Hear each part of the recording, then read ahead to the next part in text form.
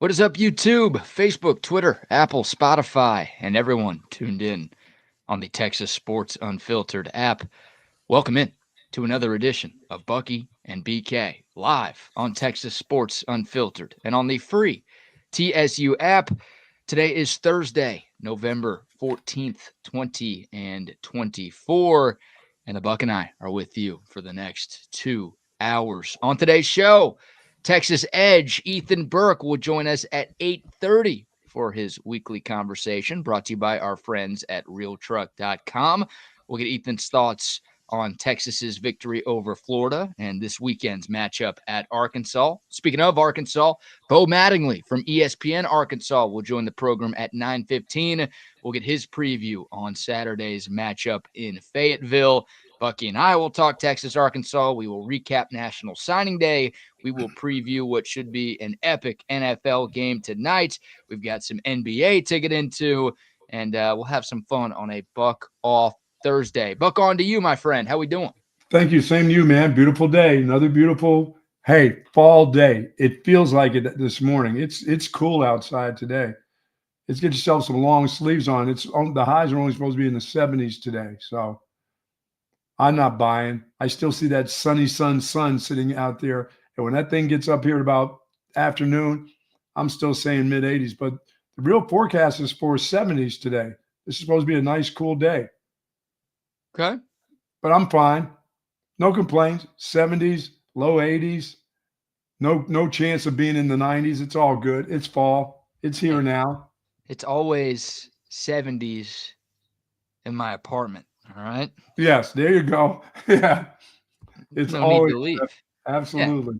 There's no need to leave, A lot of people just do all this stuff outside and they complain about the weather. It's too hot, it's too cold. Well, if you stay inside, you get to control all of that. That's true, Jerry. Just open up the curtains. Yeah, and I have blinds at my place and I have curtains at my place. So if I want to avoid the sun, I can avoid the sun. Most people can.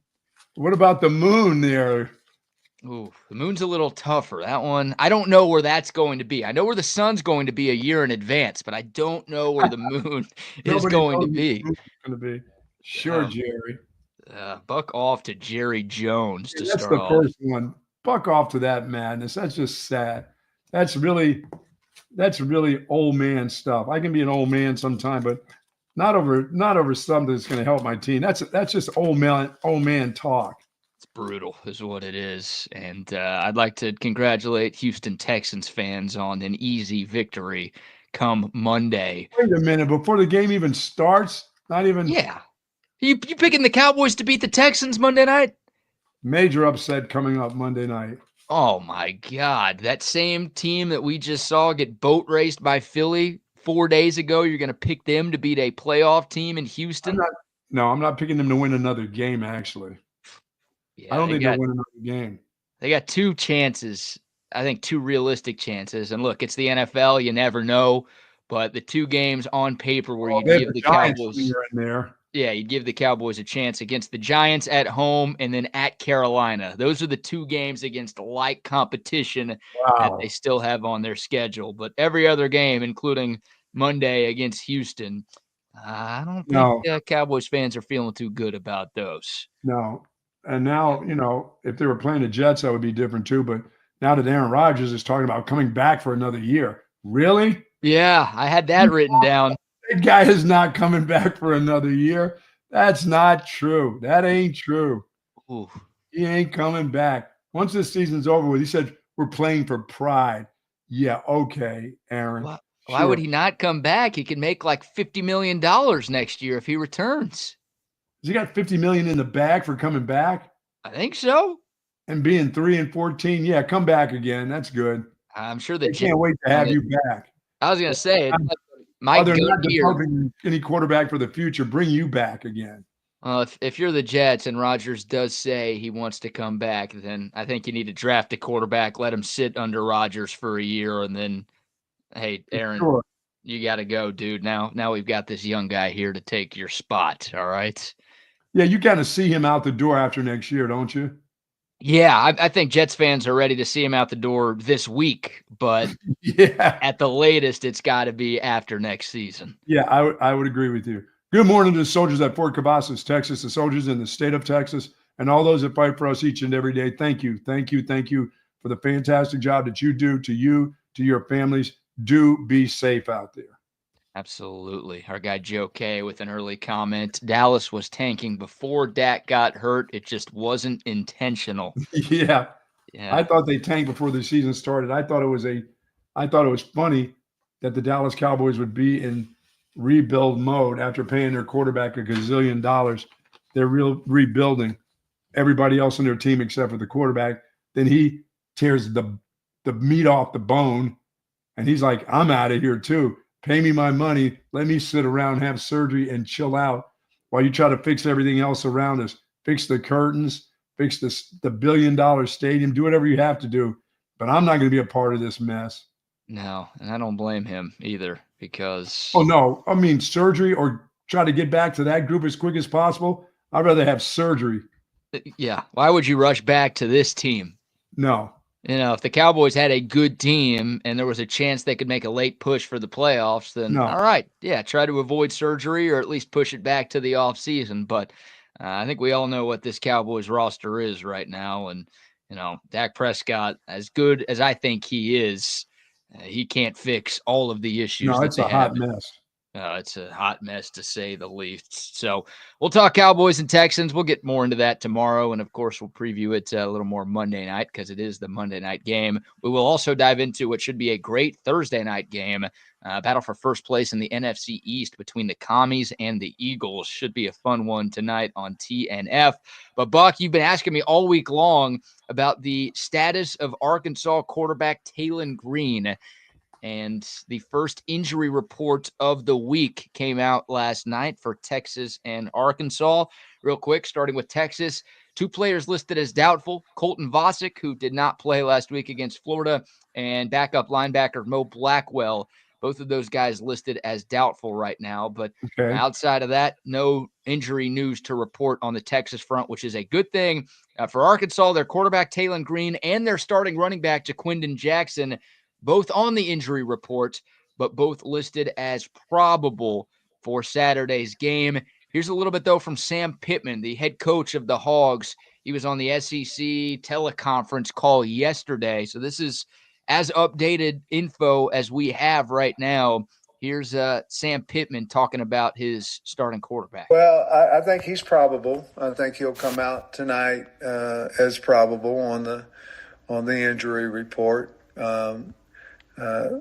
I can tell you he hasn't been, full speed last week during our practices, and he's getting better every day. But I love Taylen. He obviously gives us a chance to win each and every game, and what a wonderful kid. But I feel like he'll be ready to go. That's not good enough, Coach. That tells me he's still kind of gimping around. He's not. I needed to hear the word. Good for us. That's good, yeah, because I didn't want to hear. I thought he would say, "Oh, he's full go." No, not quite full go. We'll find out today if it comes out. There's another injury report today, right? Thursday. Yep. That's the one I want to hear. If he's still talking probable, questionable, I'm thinking he's still gimping around a little bit, so he's not going to be 100%. If I hear the word full go, I'm like, shit. I didn't want to hear full go. I want to hear keep saying probable. That's okay with me. Probable, questionable, they're all okay. The full go is the one. That's the one. How about the running back? What is he? He's probable. No full go, ready to go. Can't wait to get out there. No, I didn't cut the audio, but Sam Pitman was asked about the Texas transfer, Jaquindon Jackson, and he sounded more positive and optimistic about Jaquindon Jackson being closer to 100% than he did about Taylen Green just there. Okay. So, Jaquindon Jackson was really good. I mean, he was leading the SEC in rushing through the first 3 weeks of the season. Now, he's Arkansas, a big son of a gun. Yeah, Arkansas played Pine Bluff, Oklahoma State, who's ass, and Trent Dilfer led UAB, who's mega ass. So, mega ass. He did lead the SEC in rushing. He was averaging 8.5 yards per carry in those games, but the competition was the competition. And he's been banged up. He got hurt in that Tennessee game, came back against LSU, but wasn't the same player. And he's missed the last 2 games for Arkansas. Their win over Mississippi State and then their loss to Ole Miss before the bye. So he's had like 3 weeks to get right from the injury he's been dealing with. So sounds like he's better, and sounds like he's going to give it a go. They're both going to give it a go. They're both. Yeah. I can see them both giving it a go. Yeah, they're both going to play. They're both going to play. It's a question of how effective can they be, and no disrespect to the former quarterback, Jaquindon Jackson, but the health of the current quarterback, Talon Green, matters more for Arkansas's chances to pull off the upset. Sure. And their backup has played, Malachi Singleton. He's a solid player, put up some decent garbage time numbers against Ole Miss in the Hogs' most recent game. But, Talon Green, with his dual threat ability, presents a number of problems. And you can make an argument, and we've done this a couple of times this year, you can make an argument that Talon Green is the best quarterback that Texas has played to this point in the season. Like, we all thought it was Carson Beck. Speaking of mega ass, Carson Beck is mega ass right now. That's hard to believe. I know. And it's not, maybe it's Diego Pavia, the best quarterback that the Longhorns have played to this point in the season, but Talon Green presents a different set of challenges, I guess, that Texas hasn't quite seen. I mean, Pavia can run, but Pavia is more of a powerful runner. Talon Green's like, he'll one cut and he'll go, and he'll leave you in the dust. So who knows, because of that knee sprain, it doesn't sound like he's 100%. Who knows how effective he'll be as a runner, but if he does have most of that ability, then it's a different look for this Longhorn defense for sure. Yeah, I mean, you just at this time of the year, you get hurt, game 4 or 3 or 4, that stuff kind of lingers with you, especially with him. I think it's a knee, and that's a problem. That's not healing up from week to week. You can do everything you want to because you still got to practice, you still got to go out there, and then you get into games, and those cuts are a little bit different than they do at practice. They blow the whistle quick. Anybody comes near you, that whistle gets blown. Don't touch him. Don't push him. Don't bump up against him. Sorry, in this game, guys are going to be flying around your legs. They're going to be hitting you. When the whistle blows, you still get hit. You still get pushed to the ground. It's different than it is at practice. That whole quarterback play thing is so, dude. On a regular day at practice, the whistle blows. The coach has the whistle, and that thing gets blown so quick that you're like, wait a minute. I could have made this play. Well, too bad. Make it in the game, not here at practice on our quarterback. I don't want your helmet near his hands. I don't want his thumb to hit your helmet. I don't want any of that stuff to happen. So they get quick whistled, and all of a sudden there's no quick whistle in the game, and you're running around, and you're like, hey, where's my whistle? Sorry, same practice anymore. Yeah, you're not wearing a green penny today, Talon. No, not today. So it just doesn't. Things like that just don't heal up that quick. The next time you get to heal up, and now it's not like that because bowl season isn't quite the same. You're like going, it's like nonstop now. You just go on and on and on.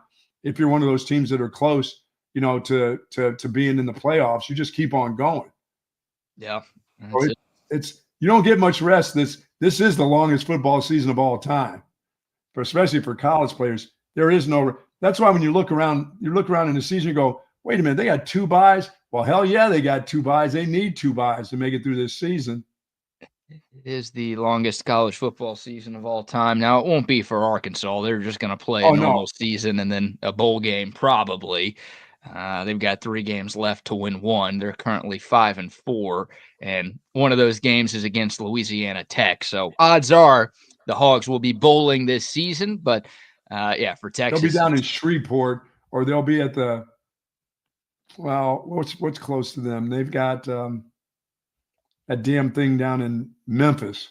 Oh, the Liberty Bowl? Still the Liberty Bowl? I think so.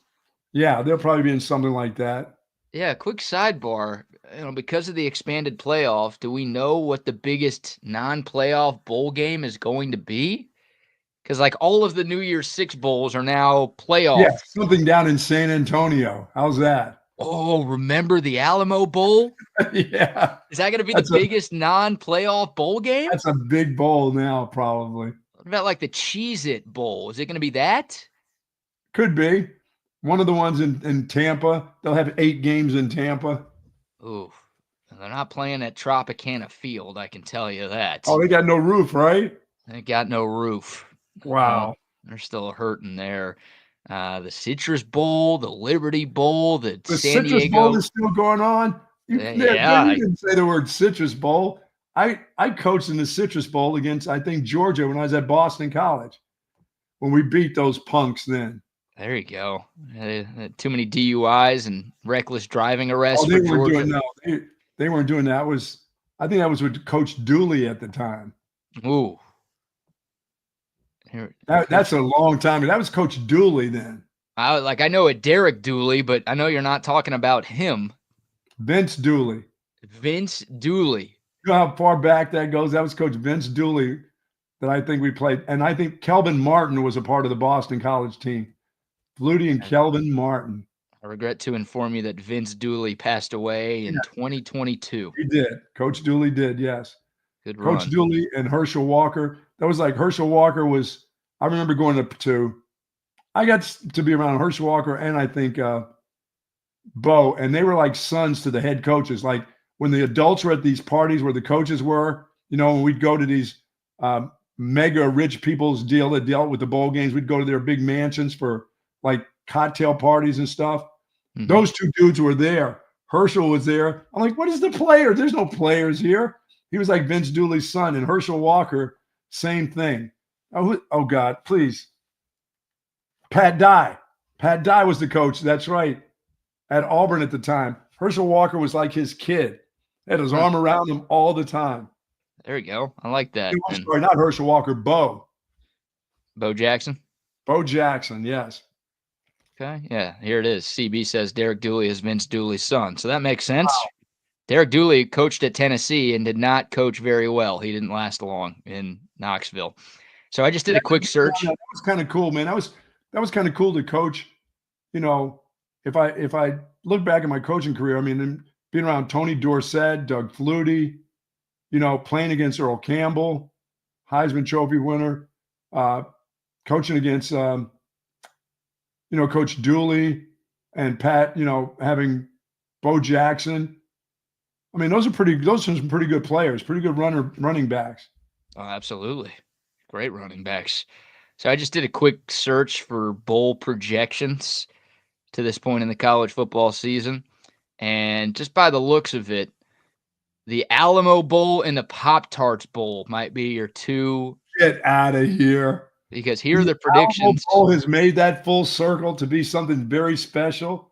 Well, according to Brett special to the Horns for a while. Yeah, I don't know if special is the word I would use for it, but it was around for the Horns for way too long.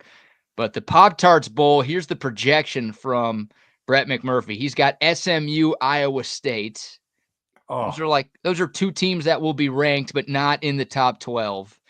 And then the Alamo Bowl, he's got BYU and Washington State. Those are two teams. I mean, BYU's in the field right now. Hell, they're the 3 seed.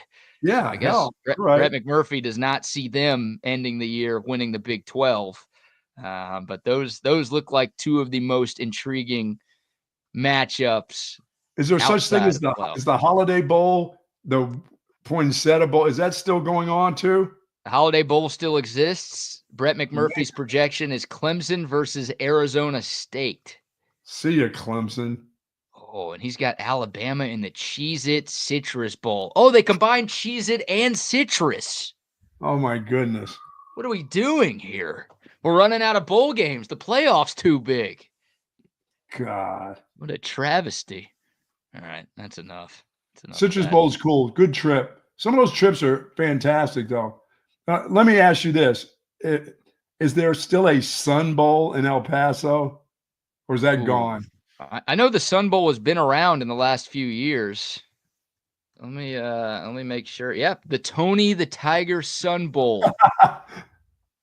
Get you a little Frosted Flakes. That game is great between Georgia Tech and USC. Way to go, Lincoln Riley. You're playing in El Paso. Yeah, welcome to El Paso, buddy. Hey, quit cheating. Maybe you'll be better. That doesn't make sense. USC cheats and they still suck. Speaking of mega ass. There's no cheating anymore. How do you cheat? Well, they got caught for this broke a couple of days ago, and I don't think we touched on it yesterday, but USC was put on probation and fined $50,000 for violating NCAA rules back in 2022 and the spring of 2023. they had too many analysts, and they changed the rule last fall. So starting in the fall of 2023, it didn't matter how many on-field analysts you had, it's unlimited. But until then, you could only have a certain number, and I guess the NC2A found that USC had passed that certain number. Well, of course they did. And even with all of those coaches, they couldn't do anything successful. Good grief. Under Lincoln Riley. So, yeah, they're cheating and they're still losing. Way to go, SC. All right. One more from Sam Pitman here, as we're kind of all over the college football world to start off a Buck Off Thursday show. Sam Pitman, about some rat cheese. He was giving Texas some love here. You know, a lot of people are critical of the Longhorn schedule, right? Oh, Texas is ranked too high. They haven't played anybody. They shouldn't be number 3. Who have they beaten? I think it was Kirk Bowles who actually asked Sam Pitman about the Longhorn schedule, and here's the Hogs coach giving the Horns some love. A lot of times critics don't know what the hell they're talking about, and I don't think they know much what they're talking about on this one either. This is a damn fine Texas team. I mean, you don't go beat Oklahoma by 31 and beat Mississippi State by 22 and beat Michigan by 19, beat Colorado State 52-0 and have a sorry football team. I mean, you just don't. And these guys are ranked 3 in the country because they deserve it. And they're a really well-coached football team. Coach Sark is one of the best in the business. There's no question about it. And they've got talent. And it's not their fault that they haven't played, let's say, a schedule like ours. You know, we played LSU and Ole Miss and A&M and Tennessee, and we played. The schedule's a schedule, and what they've done is done a damn fine job with their schedule, and they've got a good football team. Thank you, Coach. Well said. Well said. You're right. Just beat everybody they put in front of you. That's all you can do. You don't get the chance to make up the schedule. Sorry about that, but you're right about that. And the other teams that you talked about, OU and Mississippi State, they suck, Coach. Sorry. Yeah. We're revealing them because they're not good. Oklahoma's not good. A little rat poison from Sam Pitman there, Yeah. right? Praising Texas. Oh, don't worry about the critics. That's a damn fine football team. You got that right. You got that right, Coach. I don't know how many coaches would say damn fine, but Sam Pitman would be at the top of the list. If you said, oh, one coach in college football just called somebody a damn fine team, who is it? Sam Pitman would be my first guess. And yeah. Sure enough, he said Texas is a damn fine football team. I love towards the end, he's like, well, they haven't played a schedule like ours. We played this team, this team, this team, and this team. Of course. Don't fire me, Arkansas. If I had that weak ass schedule, I'd be like 7-2 instead of 5-4. So please let me keep my job because they have. Yeah, but they're a damn fine team. But they're damn. We had that damn fine schedule. Yeah, I wish we could play Mississippi State and Colorado State and Florida and Oklahoma and all of those teams. Why don't you just go ahead and schedule UMass there, Sam, like the rest of the SEC? Well, they do have Louisiana Tech next week. Oh, yeah, okay. Not quite UMass bad, but they do get their November cupcake, which Texas does not have, which I'm perfectly fine. And see if they're available this time next year. They need a payday. The Black Bears? Yeah, you keep on picking on the Black Bears. They're going to come up and bite you one of these times. Yeah. OU. That'd be hilarious. Does that mean OU has to go to Bangor, Maine next year? No. Sorry? What is it called? Bangor. Bang who? Bangor. I think University of Maine is in Bangor. Bangor, I hardly know her. What do you mean, Buck? That's what I think it is. I think it's in Bangor. Dude, I know nothing about Maine. Apparently there's a Portland up there. I thought it was on the other side of the country. Yeah, there's Bangor, Maine. There's Portland. Yeah, I've been to a place called Bailey's Island, Maine. Oh, I've been all over the place up in the Northeast. That's way up there in those New Hampshire, Vermont. I've been to Vermont. How far away is Maine from Boston? Oh, about 3 hours. Our guy Ben says it's not that far. It's cold all the time. Ben has commented it's Orono, Maine. Is that a city? Is that an innuendo that I'm missing? No, Orono. No. Okay. I don't think Oklahoma's going anywhere near Maine, whether it's No, I don't think Bangkok or so. Portland or West Virginia, whatever it is, they're not going up there. I don't think you have to worry about that.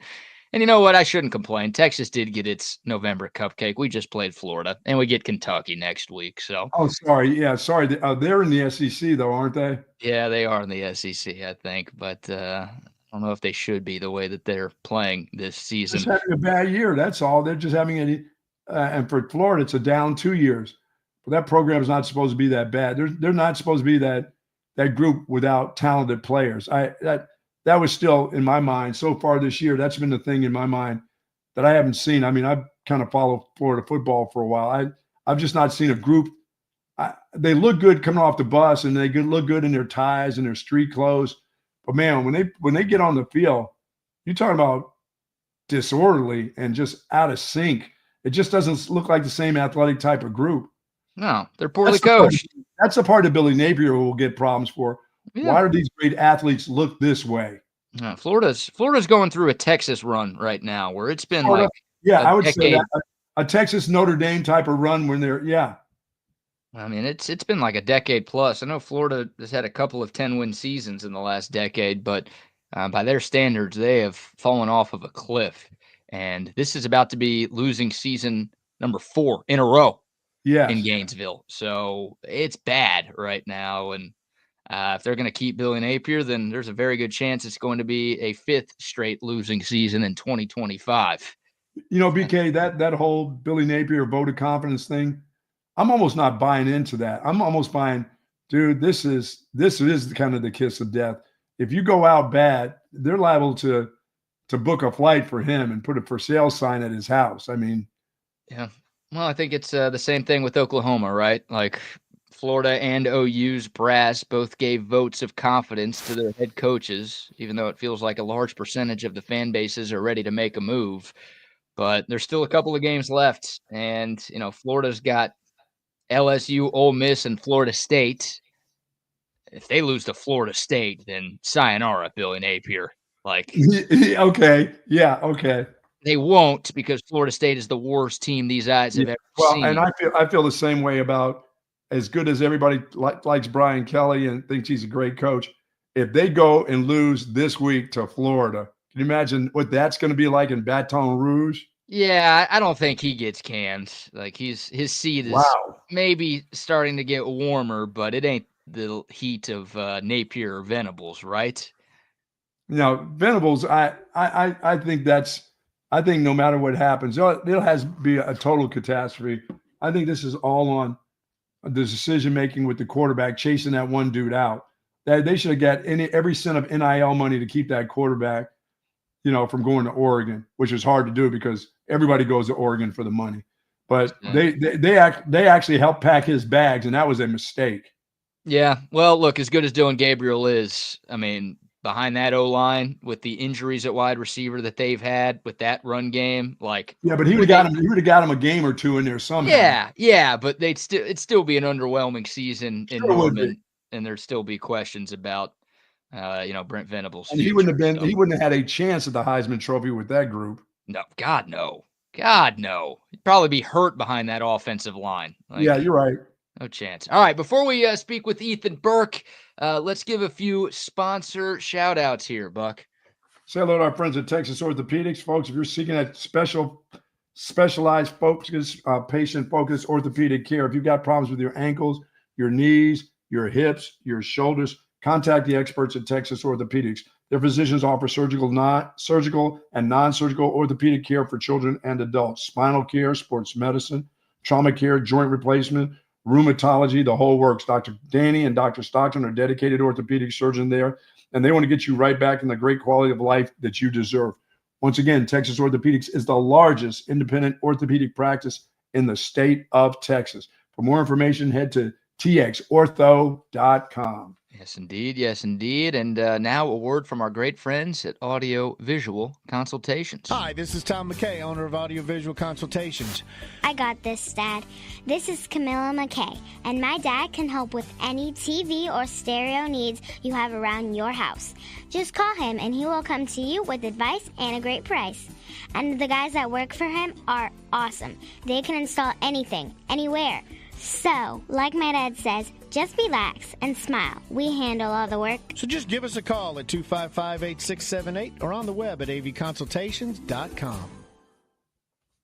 Absolutely. Love AVC. Also love our friends at centextickets.com. Hey, we've got plenty of sporting events coming our way in the not-too-distant future. If you want to be at the Moody Center for the next Texas men's basketball game this Saturday, you can get your tickets right now at centextickets.com. If you're making the trip to Fayetteville and still need seats at Razorback Stadium, you can get your tickets at centextickets.com. It's not just the Longhorns. It's Cowboys-Texans game on Monday Night Football. Texans fans, please buy those.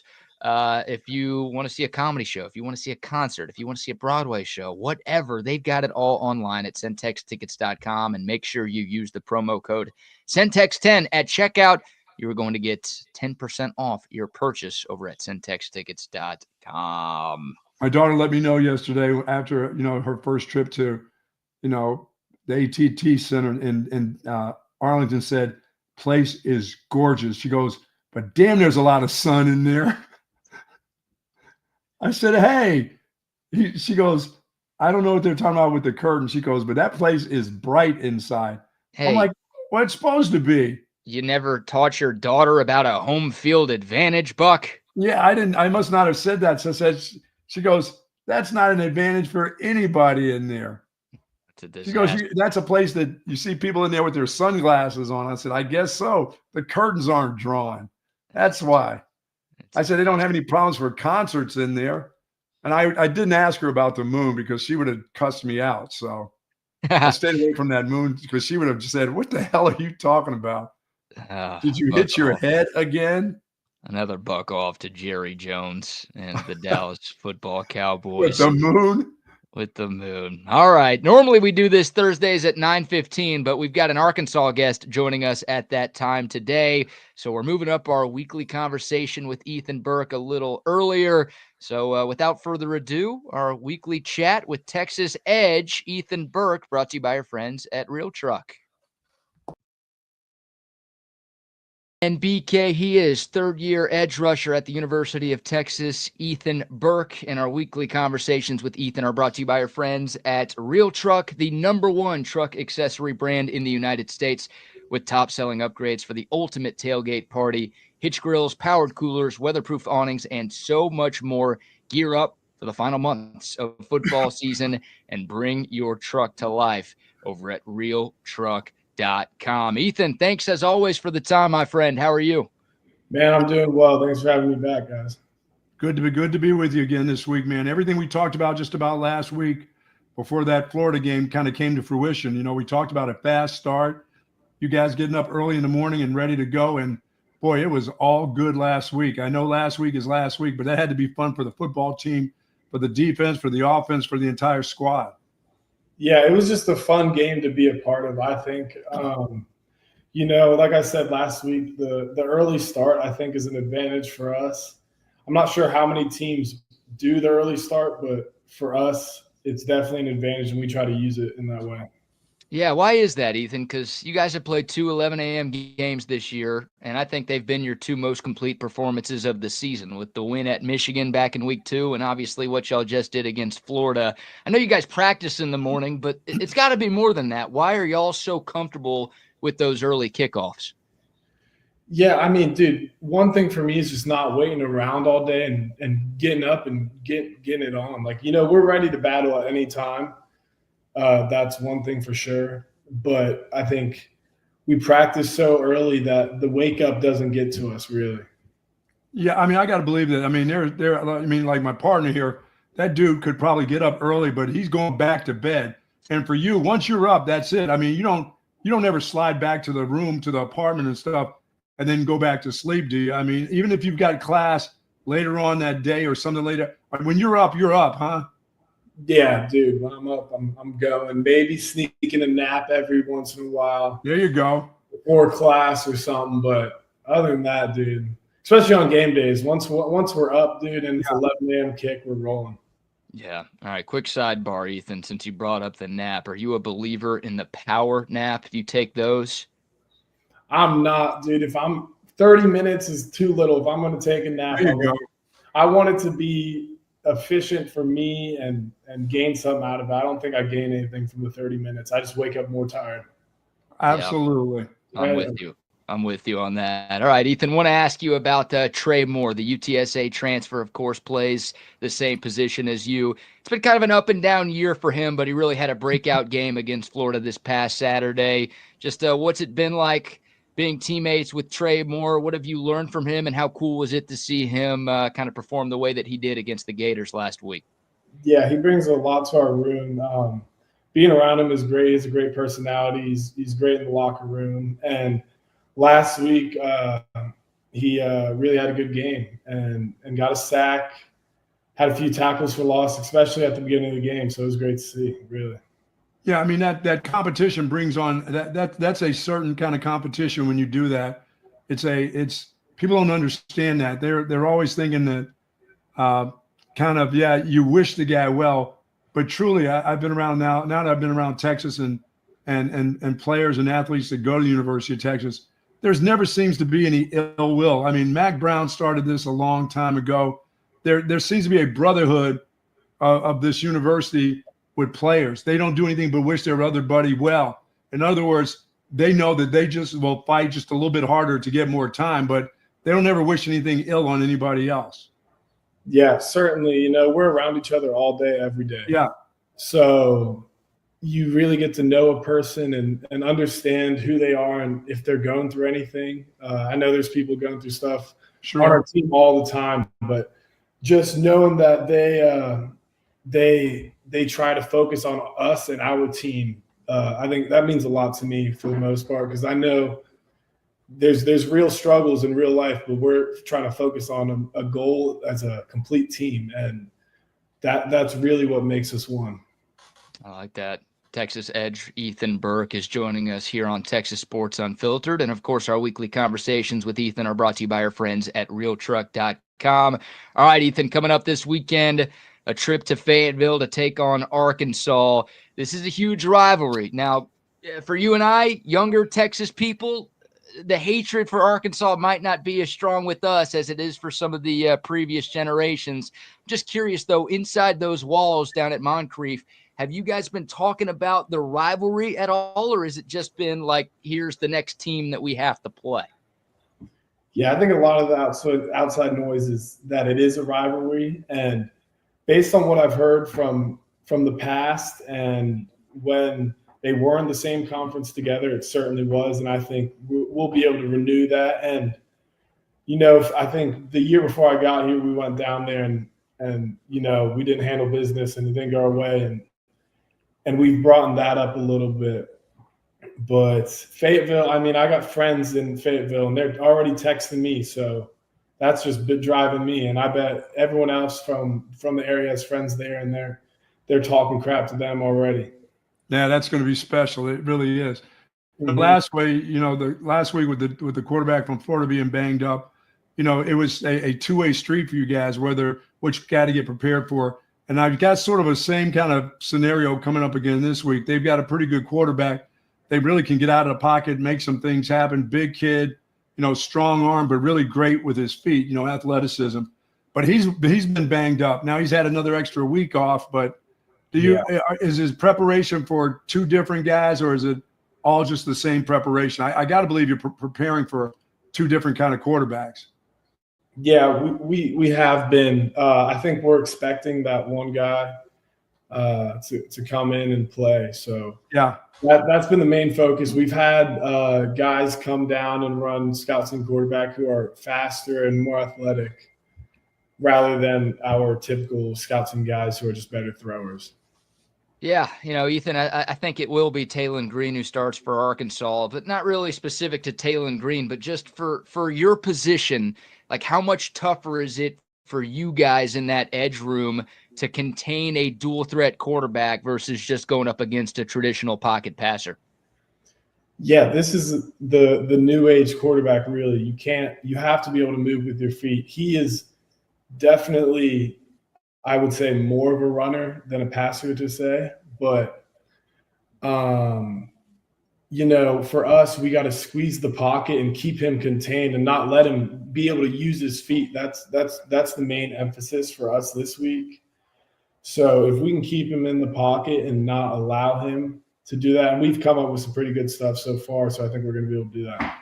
Is that one of the main focuses that you have to have as an outside rusher, as a defensive end type of guy, that you got to play within the framework of what you're supposed to do in the defense? Because I know there's got to be times where you think that you got enough makeup speed that, no, this quarterback's not going to break contain. If he does, I'm going to run him down. I mean, is that in your mind, keeping that close shoulder and not giving that up where that guy can get to the outside of you? Or is there every once in a while where you'll get lulled to sleep and say, oh, no, I got him. He's not going to – I can still catch up to him. Yeah. So it's such a vital part of what we do and being complete as a defense. We have our job, and our job's not to lose contain majority of the time. So for us, like I said earlier, squeeze the pocket, and then sometimes you see that inside move and you want to take it, but yeah, you can't. You gotta stay disciplined and stick to the defense. Yeah, they'll cheer you on if you make that play, though. They certainly will. I know. It goes through my head so quickly, and I'm like, oh, I should do it. This would be awesome, but no, you got to respect it sometimes. You're trying to get cheered. You're trying to get the ladies. You're trying to get all that stuff. You got to go make a play. What are you doing out there, dude? It's not as bad as getting ripped by PK, man. Come on. There you go. Yeah, that's why I'm not a coach, I guess, right there. Yeah. Ethan Burke joining us here. Our conversations with Ethan brought to you by our friends at realtruck.com. Ethan, just curious, because this will be a hostile environment. Now, you guys have been great on the road. As a team, you guys have won 9 straight true road games dating all the way back to your freshman season in 2022. I'll ask you about road success in a second, but just curious, what's the toughest atmosphere that you've ever played in, whether it was high school or in your first 2.5 seasons at Texas? What's been the toughest crowd or toughest place that you've had to play? So for me, I think Alabama last year was loud, but it was more fun for me. It wasn't necessarily tough, I would say.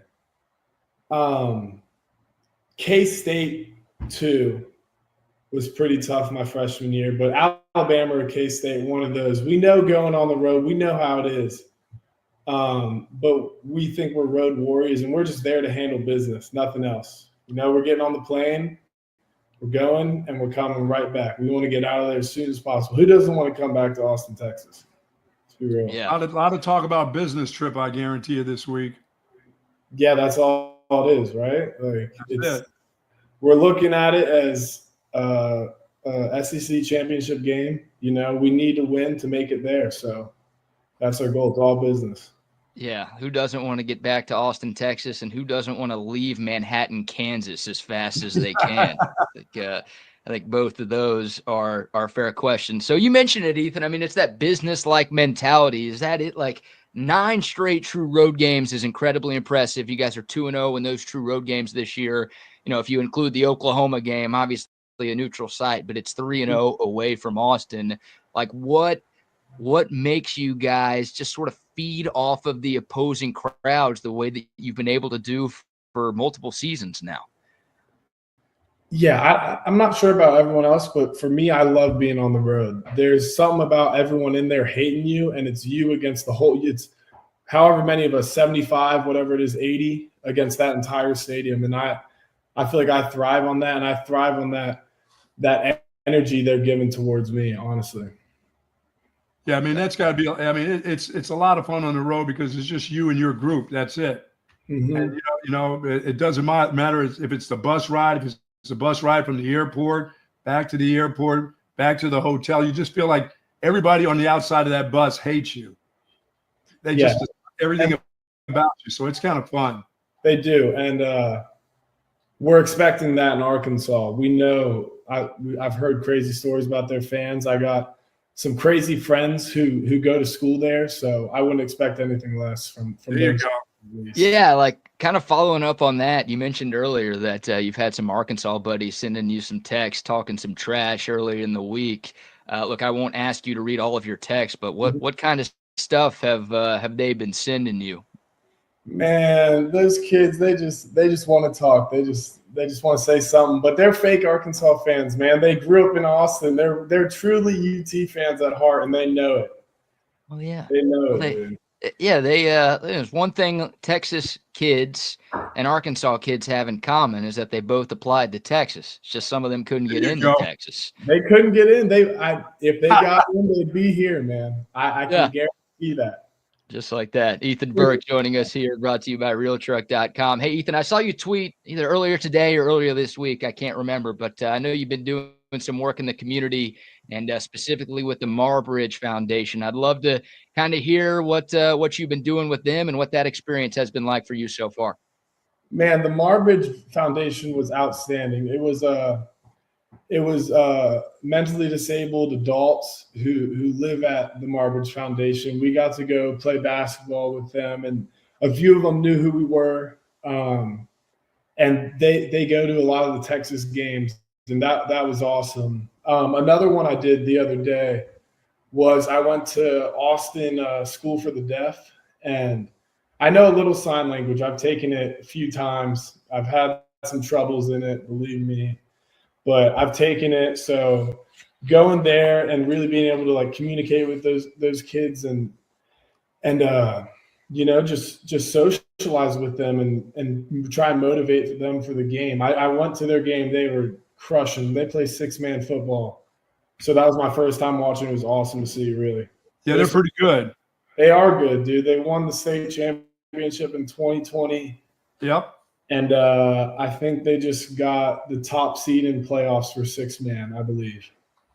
That's awesome. Yeah, really cool to see. All right, couple more from me, Ethan. One football and then one not football.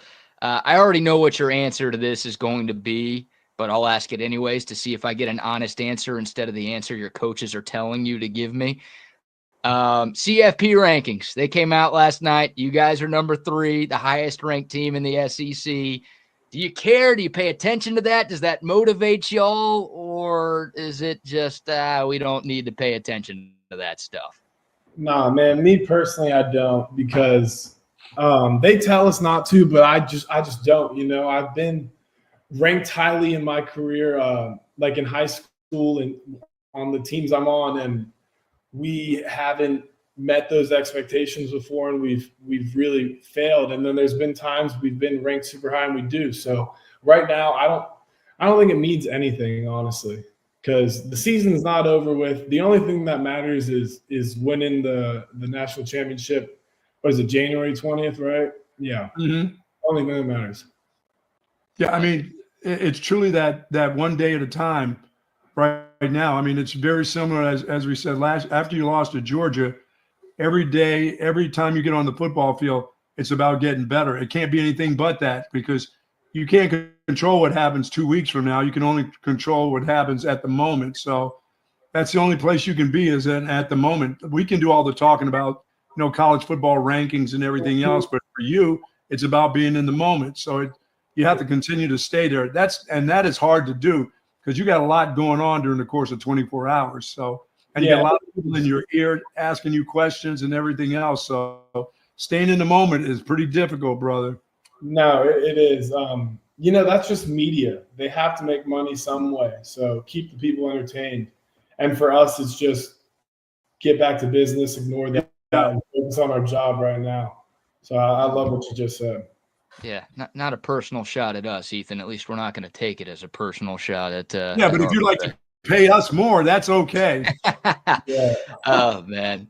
Hey, last thing before we let you go. I know a couple of weeks ago we asked about pregame meals, and you said you love a steak before a meal. That's great. But you're an Austin kid, grew up here, obviously still live here. Give me a restaurant or a couple of restaurants. Like if you ever get some time to actually go out to eat, what are some of your favorite go-to spots around town? Man, so the other day I have to tell you all this. I went to Perla's, and I'm big on – I go to Shoal Creek, and they have good oysters, but I went to Perla's, and these were the best oysters I think I've ever had. And I got some lobster pasta. Best place ever. Really, dude. It was nice. Awesome. I love South Congress, man. Wow. Was that your first time there? It was my first time. Okay.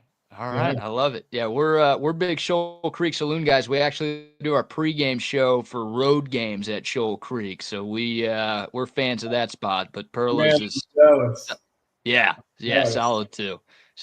Well, Ethan, always enjoy our conversations, man. Thanks so much for your time. Best of luck this weekend in Fayetteville, and bring back a dub, and we'll talk next week. Yeah, Thank you so much, Ethan. Hook 'em. Hook 'em, baby. Hook 'em. All right, good stuff there from Texas Edge Ethan Burke. Always enjoy our conversations, and enjoy him even more now that we know he's a fan of Shoal Creek Saloon. Very nice. We will be there this Saturday early in the morning. Breakfast again. Little kegs and eggs for the people. Absolutely. The 11 a.m. kick at Arkansas. Our pregame show will be there from 8:30 to 10:30. So, Dude, it'll be cool. Up. It will be fall. Hoodie morning. Yeah, actually. Yes. I got to check and see if I still own a hoodie. It's been so long. All you have to do is go over to our friends at Sue Patrick's. You can pick up a hoodie at any given time. You know what I mean? I do know what you mean. Yeah, Sue Patrick will be back there next Wednesday, but Yes, love our friends at Sue Patrick. And if you need to gear up for your road trip to Arkansas or for the next home game against Kentucky, or hey, the holidays are coming up. Yes. Little holiday shopping at Sue Patrick, right, Buck? You got that right. It's a great spot. 5222 Burnett Road, or go online, SuePatrick.com. Shout out to them. And some more love to Real Truck. Of course, Real Truck sponsoring our weekly conversations with Ethan Burke. Always enjoy the chance to chop it up with him.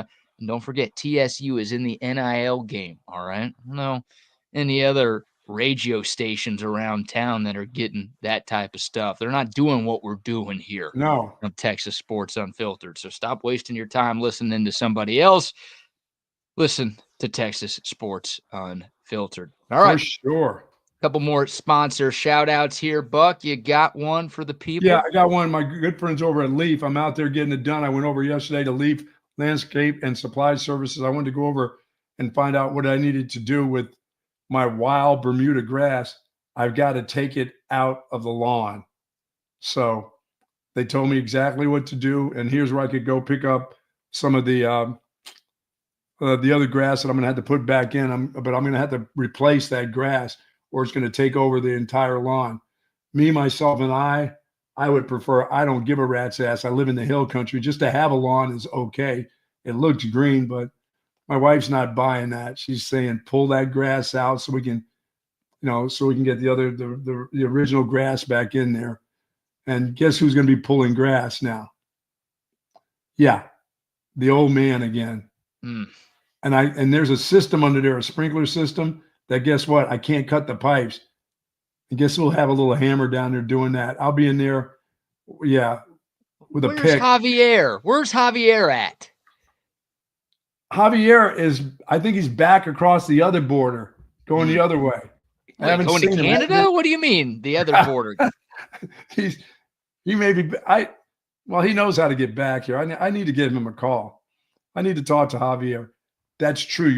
That is a great call. That has made my day. Make that call, Buck. You can't be down there. I can't. I just got over a hand injury. I can't be down there digging with a pickaxe. What's wrong with me? Now call your friend Javier. Yeah, he's been to dinner at my house. He's eaten at my house. It's not like he's not my friend. Just because I pay him to do stuff doesn't mean he's not a friend of mine. I think when 99% of the time you hang out is when you're paying him to do stuff, that means he's more of a worker and less of a really? Friend. Yeah, He's a friendly worker. He's a friendly worker. Yeah, you did pick him up outside of a Home Depot one time, right? No. True. God. All right. Shout out Leaf Landscape Supply. Love them. Monterey Oaks. Yes, Monterey Oaks and Pond Springs up north. Much love to them. Also love to our friends at passes.com. Hey, Passes is the content creator company that the Texas One Fund has partnered with. We've been telling you all about them for a long time. They give Texas fans behind-the-scenes access to your favorite teams and players that you just can't find anywhere else. And, of course, you know about the Texas One Fund, and you know what the Texas One Fund does for the University of Texas. Well, now you can donate to Texas One and get something back in return. We're talking access to tailgate parties.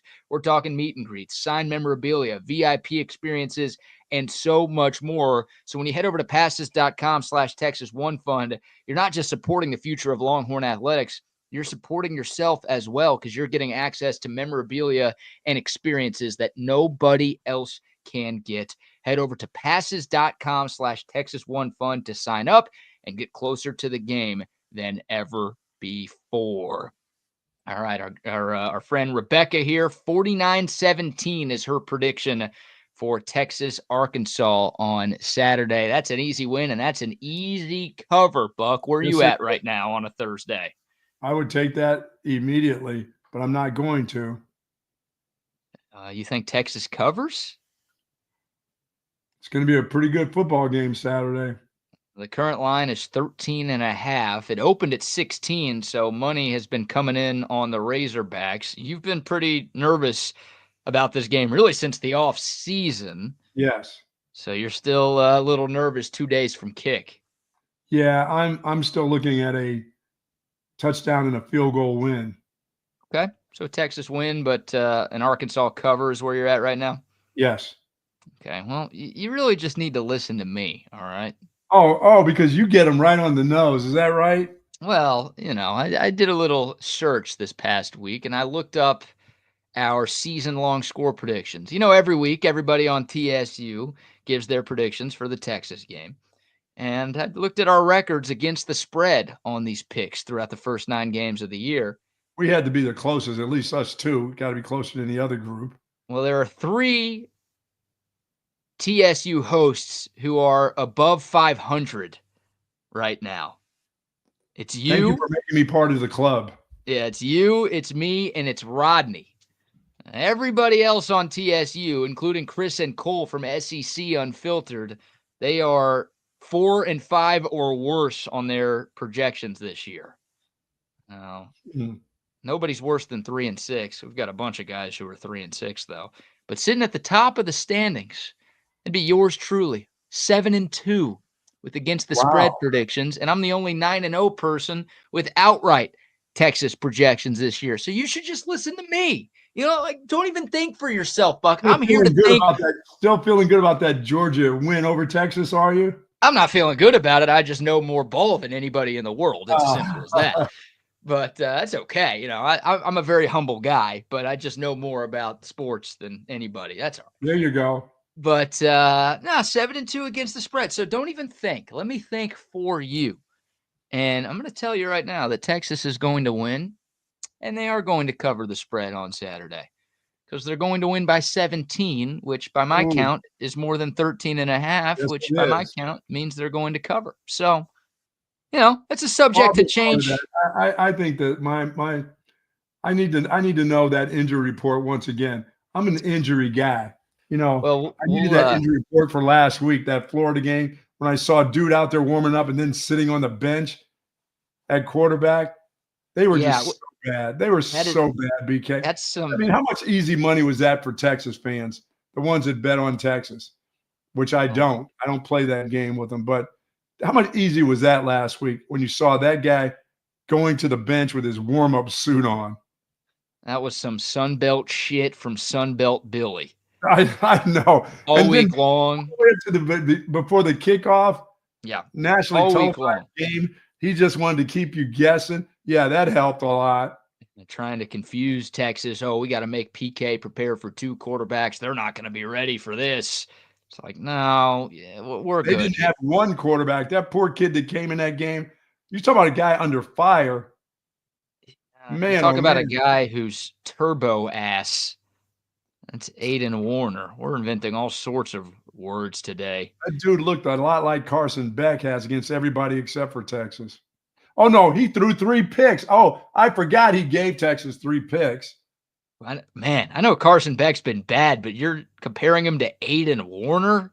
Yes. Golly. And, I was texting with a Georgia buddy yesterday, and he's like, man, I would love to see what a backup quarterback has, but Kirby's not going to make the move. No, he's not going to make that move because they're winning this week. Right? It's tough. I mean, they if they win out, which they probably will, they'll be in the college football playoff. So do you want to change your quarterback right now?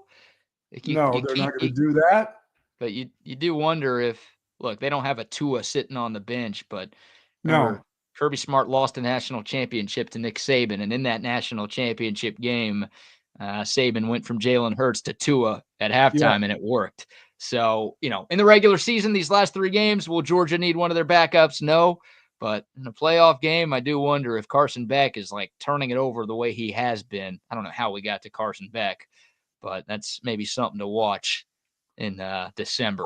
I've got a feeling things are about to change in Athens Saturday night.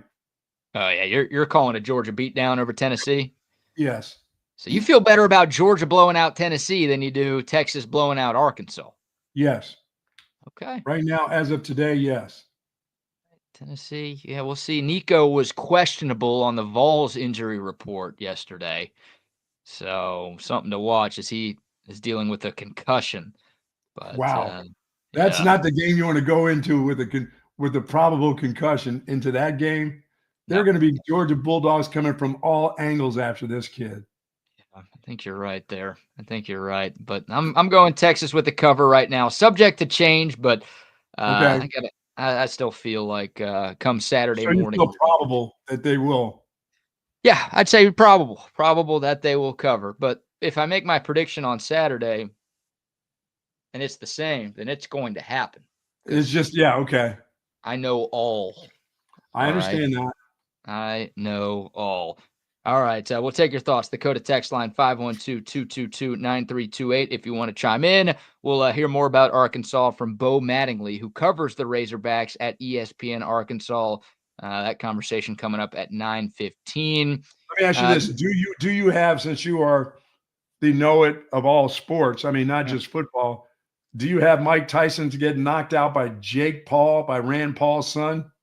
You asked me about that. You said I know about sports, but you asked me about not sports, so I don't know. It's the boxing.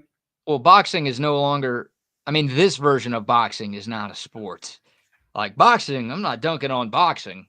Boxing was great, and I am sad that I was not alive to witness the golden era of boxing, and instead, the boxing matches that people talk about now were 58-year-old Mike Tyson against YouTube sensation Jake Paul. I hate that that's where this thing has gone, but I do too. That's where it's gone. So, I hope Mike Tyson wins. Like, if Mike Tyson lands one on Jake Paul, I think it's going to be a problem for Jake Paul. But if Mike Tyson's 80, if that guy's able to evade for like 2 rounds, then I think old ass Mike Tyson might get a little tired, and that will give Jake Paul a chance to make this interesting. So, are you going to watch this? Why am I curious to watch it? I don't want to do that to myself. You're going to pay? It's on pay-per-view. No, I'm not paying for that crap. I could send you some links where you could watch it for free, but now you're talking. You know how to link me up.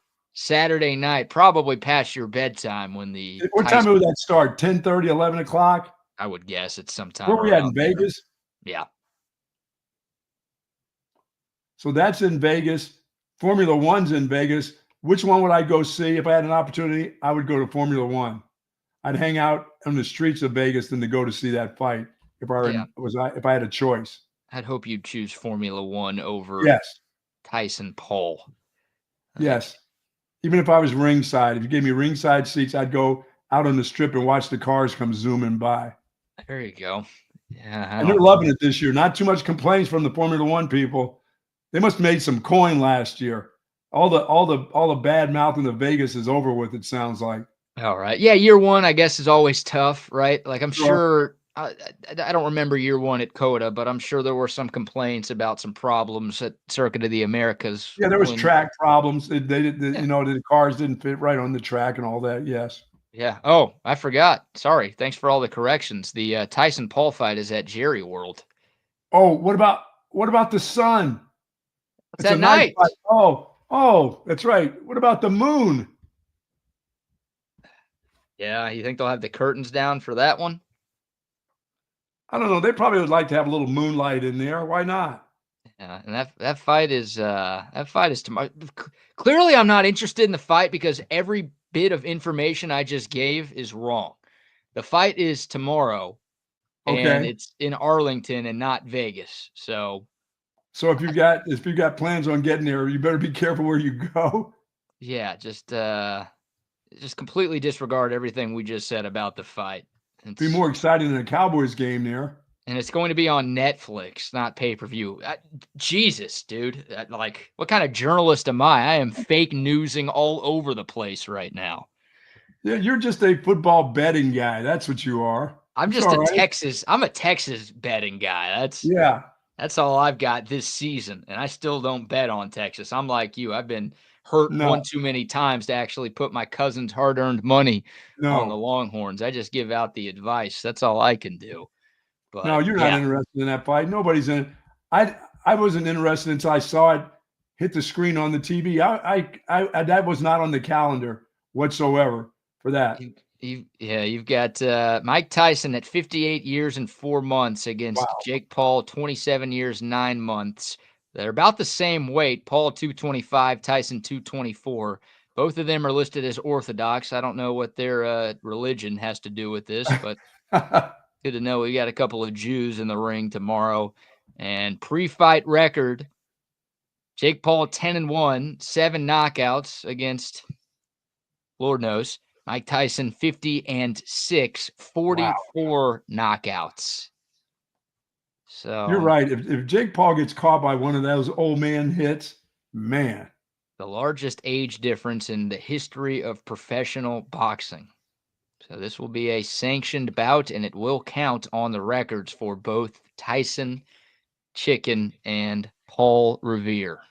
Man, oh man. That is so bad for boxing. I'm going to watch it. Dude, you got to call a high school football game tomorrow. You're going to call the Lake Travis game, and then you're going to go home and watch. That's right, because it'll be on about that time. Jake Paul and Mike Tyson. Well, how many rounds is it? Don't think it's going more than 2 rounds anyway, 2 or 3 rounds. Well, I'm going to sanction 8-round boxing match. Okay, here we go. This is not me off the top of my head. This is on Wikipedia, and you can't put anything on there that isn't true. So this has to be real. 8 2-minute rounds. 8 2-minute rounds. Yeah, so that's not even a 3-minute round, huh? Let's carry the one. That's 16 minutes of fighting right there. So pretty sure you can get your tickets at Syntex Tickets if you need them. Yeah, don't don't do it.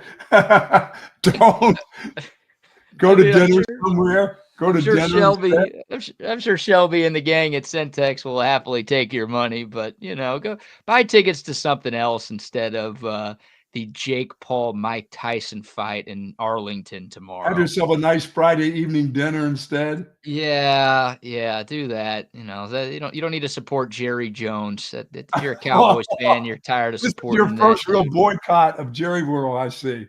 Oh my gosh. Yeah, look, I've been trying to promote abstinence from Cowboys games for Cowboys fans for years, but it'll never happen. I think the Cowboys fan base is too big, and hell, a lot of road fans are making their way to AT&T Stadium these days to go dunk on the Cowboys and dance on their graves. So that stadium will always sell out, and Jerry's going to keep making his money, which means Jerry's probably not going to change anything with the Dallas Football Cowboys. No curtains for you.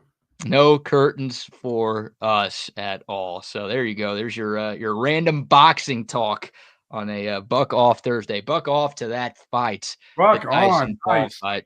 But I'll be watching it. I'm sure I'll be watching it tomorrow. I'll be at a friend's or at a bar or something, and it'll be on. Our man Bo there will be watching it. Yeah, we'll see. Well, we're about to speak with Bo Mattingley from ESPN Arkansas, and of course, Jerry Jones is an Arkansas guy, Yes. so maybe we'll get into that with Bo here in a second. But quick shout out before we bring on Bo, because he is a couple of minutes early, so we'll let him get prepped up. But first, a word from our great friends out at Covert Bee Cave. It's really a family experience. I walked in the showroom today, and everybody greeted me by name. How are you doing? What's going on? How's everything going? From a price standpoint, from a customer service perspective, just conversation when you come in, it feels no pressure. I want to buy cars here. The family buying car experience, one of the best that you will ever have. Come and experience it for yourself. Covert, born and raised in Austin. Yeah, baby. Love the Covert family. Also love the Altstadt Brewery. Hey, it is a road game weekend. If you're looking for something to do here in Central Texas, head down to the Altstadt Brewery in Fredericksburg, right in the heart of the beautiful Central Texas Hill Country. It's a super scenic drive. It's an easy drive to make from Austin, from Houston, from Dallas, from San Antonio, wherever you are in the Lone Star State.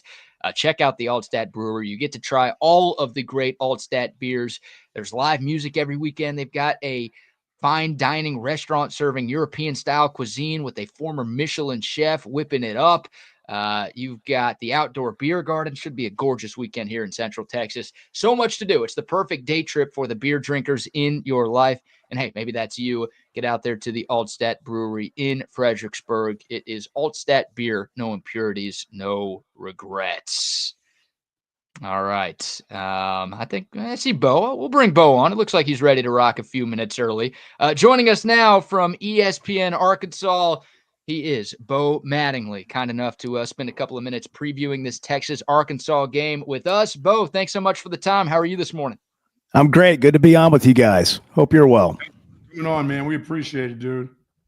Anytime. We appreciate it. So, Bo, I've seen some of y'all's clips on ESPN Arkansas this week, so I kind of know how you feel about this already, but want to get your thoughts and kind of want to get a pulse of the Arkansas fan base. Just how excited are you guys for the return of the Texas-Arkansas rivalry?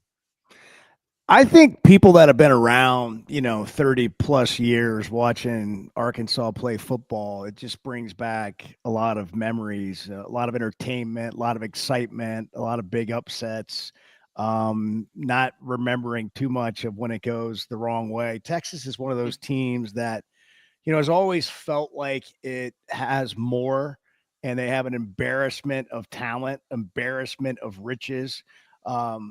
We've joked over the years, they don't recruit. They have like Saturday morning signups. We'll take you. We'll take you. We'll take you. Everybody's in line. And if they didn't pick you, you go somewhere else. And then there's so many of those players that they help other teams, compete. But Arkansas, there's a certain group of teams, LSU's another one since joining the SEC, that you feel like you've had more than a couple of upsets against them. And so there's this excitement that maybe it can happen again. And in the series over the last 12 games, Arkansas is, I think, 7-5. And I think it's 4 straight wins they've had over Texas.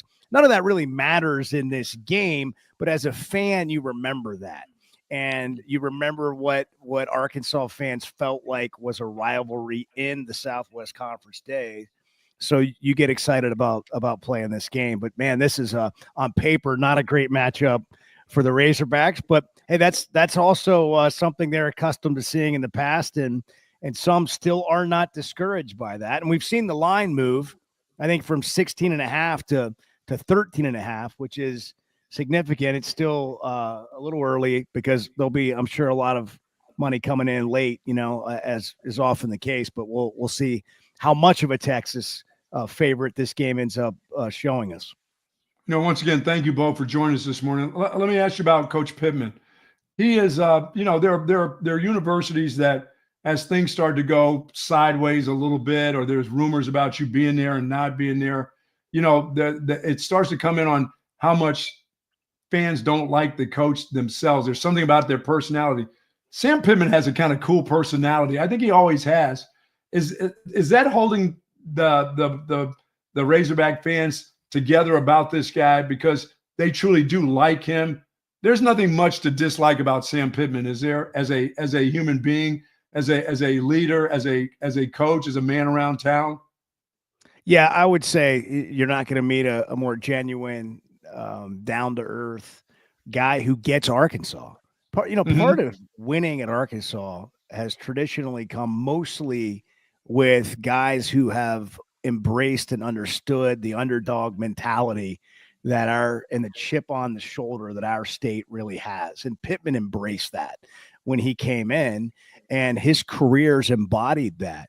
Ultimately, all fans want to win, but Sure. you do have that likability factor with Pittman. I think that gets his players, gets the most out of them, gets them to play for him. But Hog fans want to win, and in a college football playoff world, you think, man, if we can just be a little bit better than maybe we've been traditionally, we got a chance to sneak into that playoff. Everything's changed, though. Everybody's got, not everybody, but most teams have a new roster. One of the things that's impressive about Texas is how many high school players came in as highly touted recruits, have developed, and I think led to the culture and team that you're now seeing.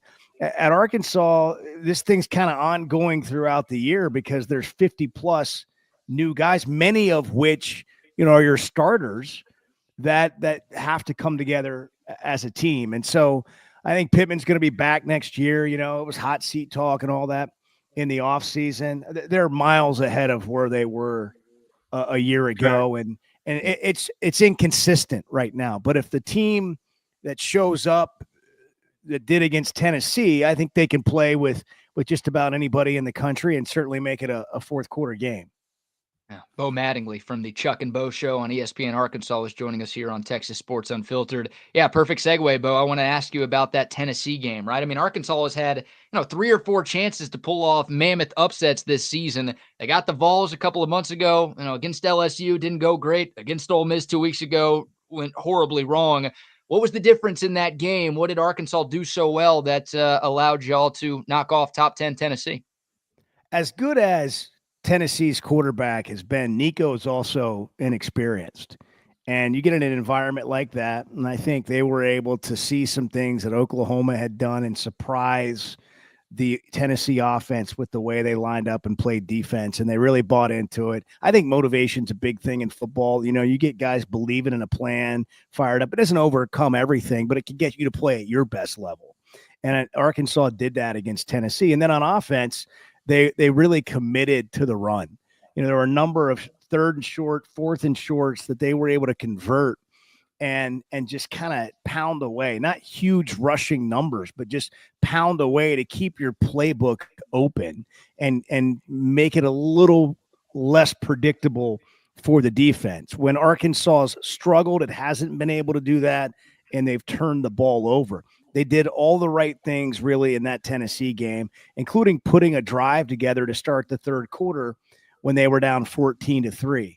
We saw Taylon Green play one of his, I think, most complete games. He wasn't perfect, but when Taylon Green's on, he's protected, which some of those things I just mentioned can lead to that.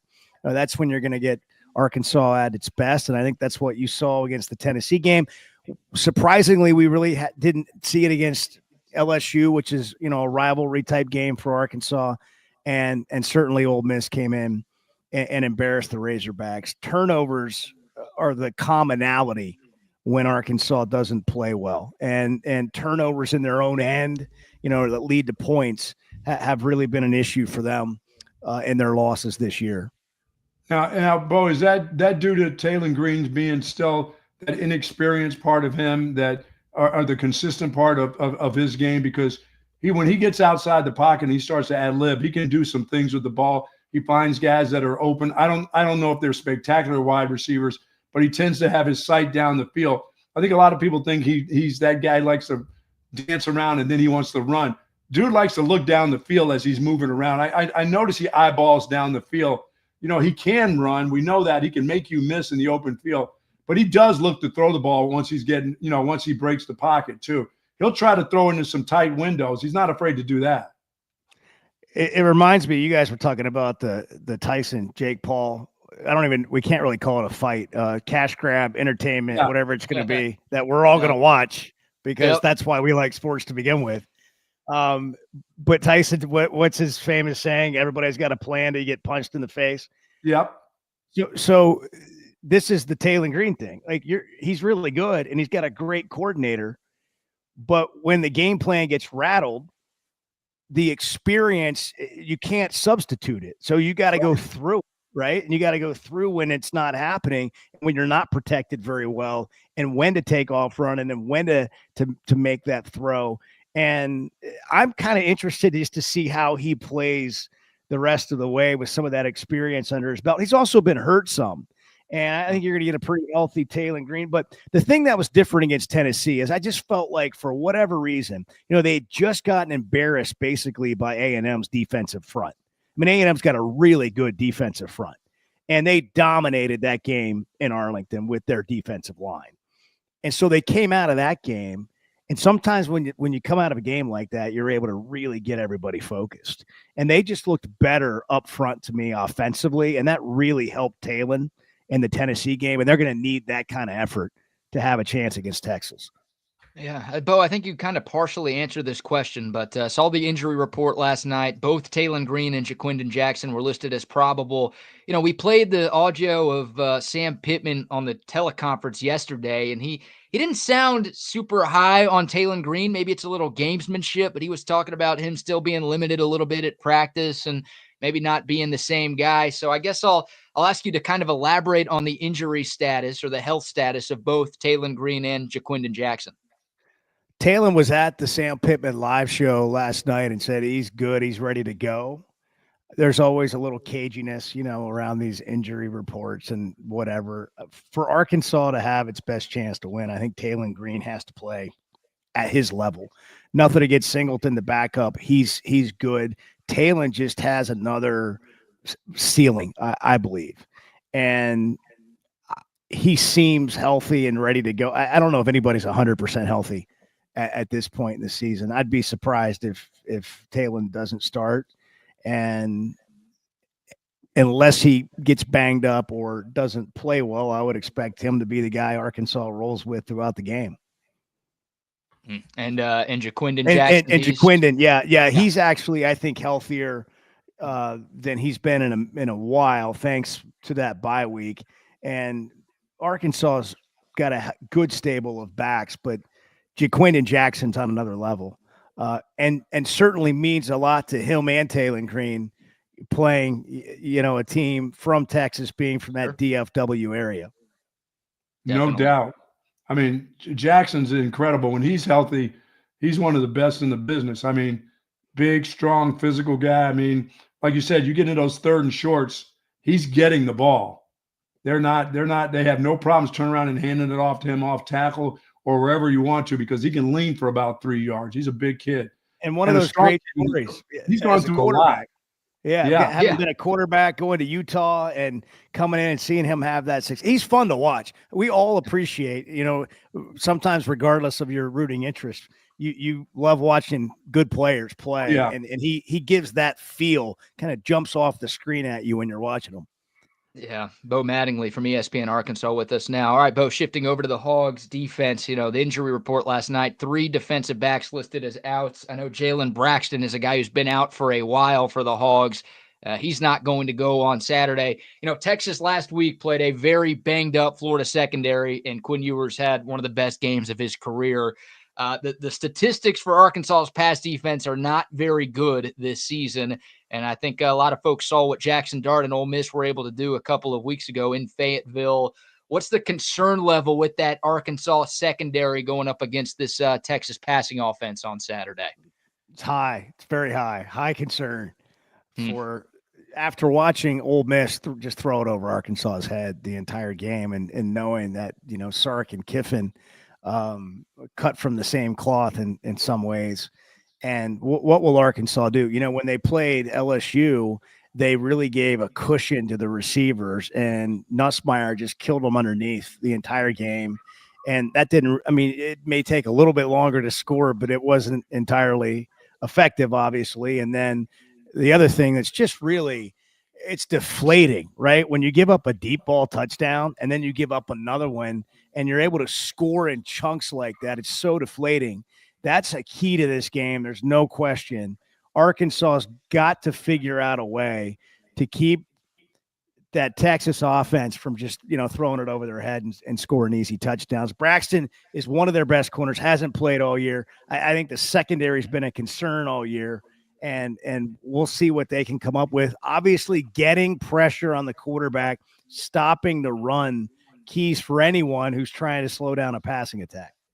Yeah, and the thing about Texas right now, Bo, when you watch them, the run game is okay, but it's the backs that come out of the backfield and the way Sark, schemes up these guys and some short passes get you in bad situations where you've got your dime guy on a running back coming out of the backfield or just lining up in the slot and going against them. They're all really kind of capable of catching the ball, and especially Blue. He's as good a receiver as he is a running back right now. And I think teams are finding out they'd rather see him come out of the backfield than to line up in the slot and get you one-on-one with especially a linebacker. That's not a good deal. And Sark finds these things out. There's a lot of eye candy immediately. And if you've got guys that are struggling in your secondary, that's where the problem comes in. It's like they say, you better not have Will on your team, because if you have Will on your defense, they're going to run at Will and pass at Will the entire game. And so Travis Williams, the Arkansas defensive coordinator, did a great job coming up with something against Tennessee. And they played above their heads, I think, defensively for what Tennessee had offensively, but it also confused maybe a young quarterback. And he missed some open guys, and you don't expect that with Quinn Ewers with his experience level. But you've had a bye week. What can you throw at Texas, if anything, that maybe does confuse them? But man, Sark is so good. And the great ones are, right? At how do you get your players the ball when everybody knows you want to get them the ball, and finding out different ways out of the backfield, formations, all those kinds of things. I mean, he's made a career of doing that, and that'll be challenging for Arkansas on Saturday. Yeah, Bo, I know you guys take a lot of calls and texts on the Chuck and Bo show. I'm curious what the trash talk has been like in Fayetteville, and if you've got a couple of funny comments from callers or texters that come top of mind when getting ready for this Texas game. Well, we have a particular caller who gives Texas a bad name and leans right into all the stereotypical Texas fan stuff, which is, just arrogance and looking down on everyone else. You've been given so much and done so little with it, is the trash talk that comes from the Arkansas side. While there's always an excuse on why it hasn't been better on the Texas side. If you're Arkansas, you can say, well, we don't have that kind of recruiting base. You don't have all the things, all the money, everything's bigger. I mean, we didn't even have a Bucky's. We're going to have a Bucky's now. I mean, you guys have had everything first. What are your excuses? And so Arkansas was like, hey, we got plenty of excuses. You don't have any. And that's the back and forth. And that's been the feeling, I think, and that's led to some of this. Rivalries are really about fans, right? Like just talking to each other. But we've got Brian in Ozark, as he calls in on the show, that he's waiting. He's laying in wait, ready to pounce and let us know about it on Monday, I'm sure. Well, we'll just let you know that we would like to thank the SEC for this wonderful schedule that we were presented with in year one, joining the conference, because that's all we hear about is what a weak schedule. I said, well, if you wanted us to join, you had to give us a weak schedule. Somebody had to get the rough. We had to give Oklahoma. Somebody had to get the bad schedule. This is the thing, too, when they talk about 9-game schedules in this league, they're not all the same. But when you add an SEC team to your already 8-game schedule, you don't know who you're getting. And that's a very dangerous proposition. That's not just some league talking about adding one more team on their schedule. And what comes around will go around in the SEC. Sure. Schedule-wise. But yeah, it is a fortunate schedule. All you can do is play the teams that are in front of you. And even though Arkansas is going to be a 2-touchdown underdog in this game, I'm sure Sark keeps telling his team, like, hey, every one of these games is a prove-it game. Yeah, you know, we love to and be you're playing kind of Florida. in a playoff now. We love to be And you don't playing really have Florida back-to-back weeks. Yeah. Well, but when you don't have the best schedule in terms of strength of schedule, Sure, it'll be interesting to see what kind of margin for error you have with this committee. We can talk about that all day, right? Like where these teams are ranked right now. It doesn't really matter because most of it will play itself out, but there'll still be a lot of controversy at the end. And if Texas is a 1 or 2 loss team and they're being looked at comparatively to a team that had a tougher schedule, it could end up hurting them. So I'm sure Sark is, maybe if he's talking about these types of things, like, hey, man, we don't have any room for error. We're in the playoffs right now. Yeah. And that's kind of been the I motto. think Texas sees it that way, Bo. I think they understand they need to get to the championship game. And hell, it's almost like you got to win the championship game. It's we were in the same situation last year in the Big 12 of after losing to Oklahoma, every week was a championship week. It's the same now. It's no different. After losing to Georgia, it's a championship week and it's week in, week out. That's just the way it goes in this conference. Until they start taking 5 or 6 teams in this conference, in that 12-team playoff, it's going to be, you can't afford to have, only the real rich with a good schedule can have 2 losses. 1 loss could get you in some trouble here. I've got a question for you guys, if you don't mind. I want to hear from a Texas perspective. I gave you sort of the Arkansas take on playing Texas, and they've upset them a few times, so they feel like, oh, there's always hope to do that again.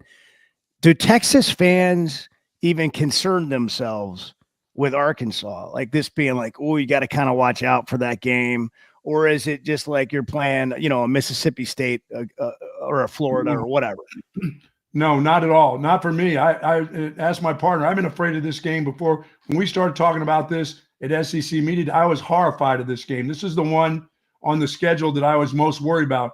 I felt better about playing Georgia at home than I did playing Arkansas there. There's just something about the rivalry and the true hate that Arkansas fans have for Texas fans that will drive that, and it permeates through the team. I mean, you have to put 11 guys on the field, but it just kind of permeates through the team, with the fans for this particular game, and especially away. I won't feel the same when Arkansas comes to Texas. I won't have that same. I can tell I won't have that same feeling about. I'm worried about this game.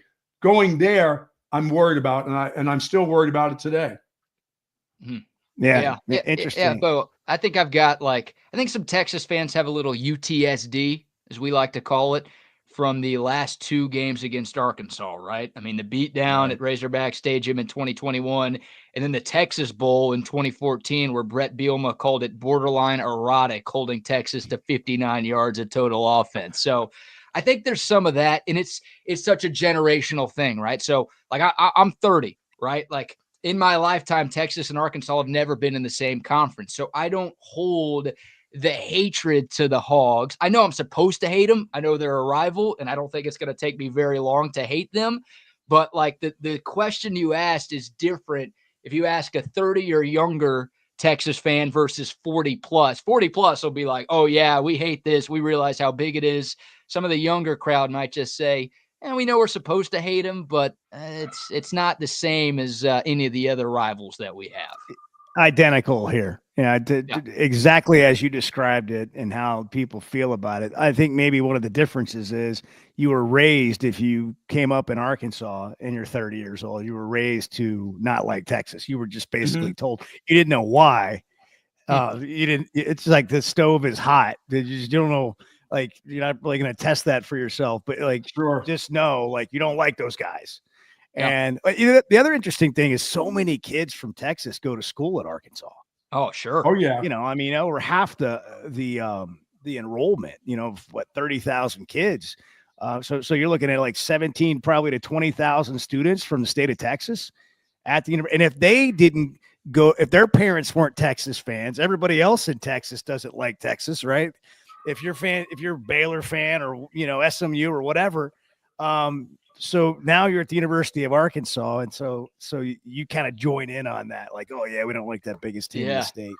We talked to Ethan Burke, who's an edge rusher on this Texas team earlier in the show, and he grew up in Austin, right? Went to Westlake High School here, and he's like, man, I've had like 7 or 8 dudes who I went to high school with who have been texting me talking trash all week long.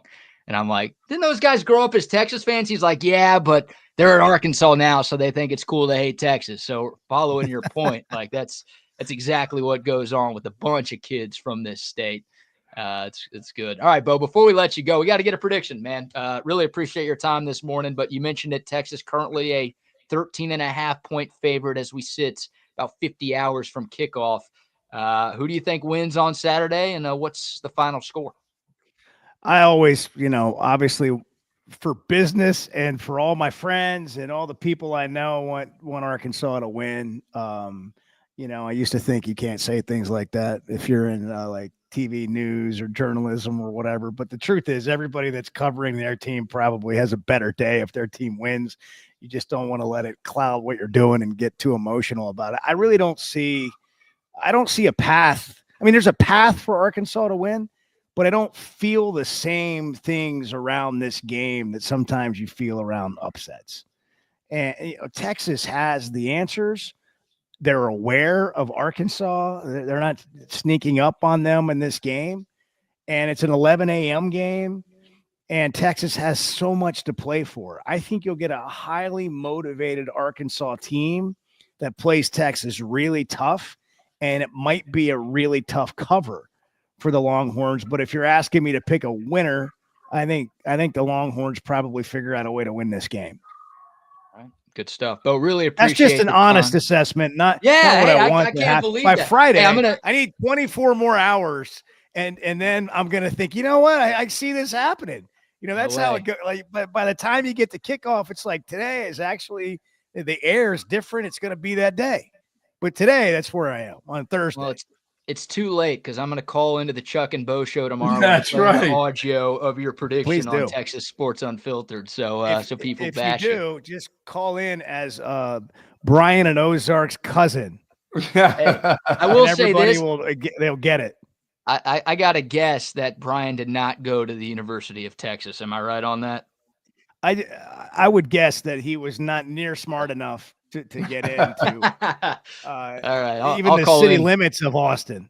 Yeah, that's gold. I'll call in as the Texas grad, but Brian's cousin. I like that. Bo, thanks so much for the time. Hopefully we get the chance to chop it up closer to the Texas-Arkansas basketball games this year, but really appreciate you joining us this morning, and enjoy the game this weekend. Thanks, Bo. It was my pleasure. My pleasure, and good luck to you guys. Thank you so much. Thank you, man. You too, brother. Thank you very much. Bo Mattingley, ESPN Arkansas. Check them out, the Chuck and Bo Show. They're on 6 to 9 Central Time every morning. So if you want to hear some Arkansas perspective tomorrow, you want to call in and talk some trash to the Hogs, you can do that on his show. But good dude, knows his stuff. And hey, I like the honest perspective, right? Like he's clearly an Arkansas guy, but he's having a tough time finding an Arkansas win, and I am too, Buck. Well, if Texas will have no problems if they don't turn the ball over on the road, and they can't have an inordinate amount of penalties. This is not a 9-10 penalty game. You can't let that get out of control. You can't let those dudes take over the game because you're grabbing and holding and jumping off sides and putting your offense in a bad situation, or Quinn Ewers is getting, everybody's still gonna try the Georgia game plan, the Vandy game plan on defense, confuse the offensive line, get some stunts out of nowhere to get to your quarterback and have your quarterback get. Hey, I don't give a rat's ass anymore about, if the ball wasn't tipped. Okay, quit having the ball tipped then. Those are still, they count as interceptions, right? They still count as interceptions. Right. A lot of quarterbacks that are shorter guys that don't get balls tipped. You can't keep going with, that ball was tipped. Okay. He didn't have one last week. He was amazing last week. Why are you harping on the past? I'm just saying they can't have the turnovers that they've had in the games, in some of these games where you give the ball to the other guy. And it can't be, you can't come back on Monday and say, that ball got tipped or that ball got tipped.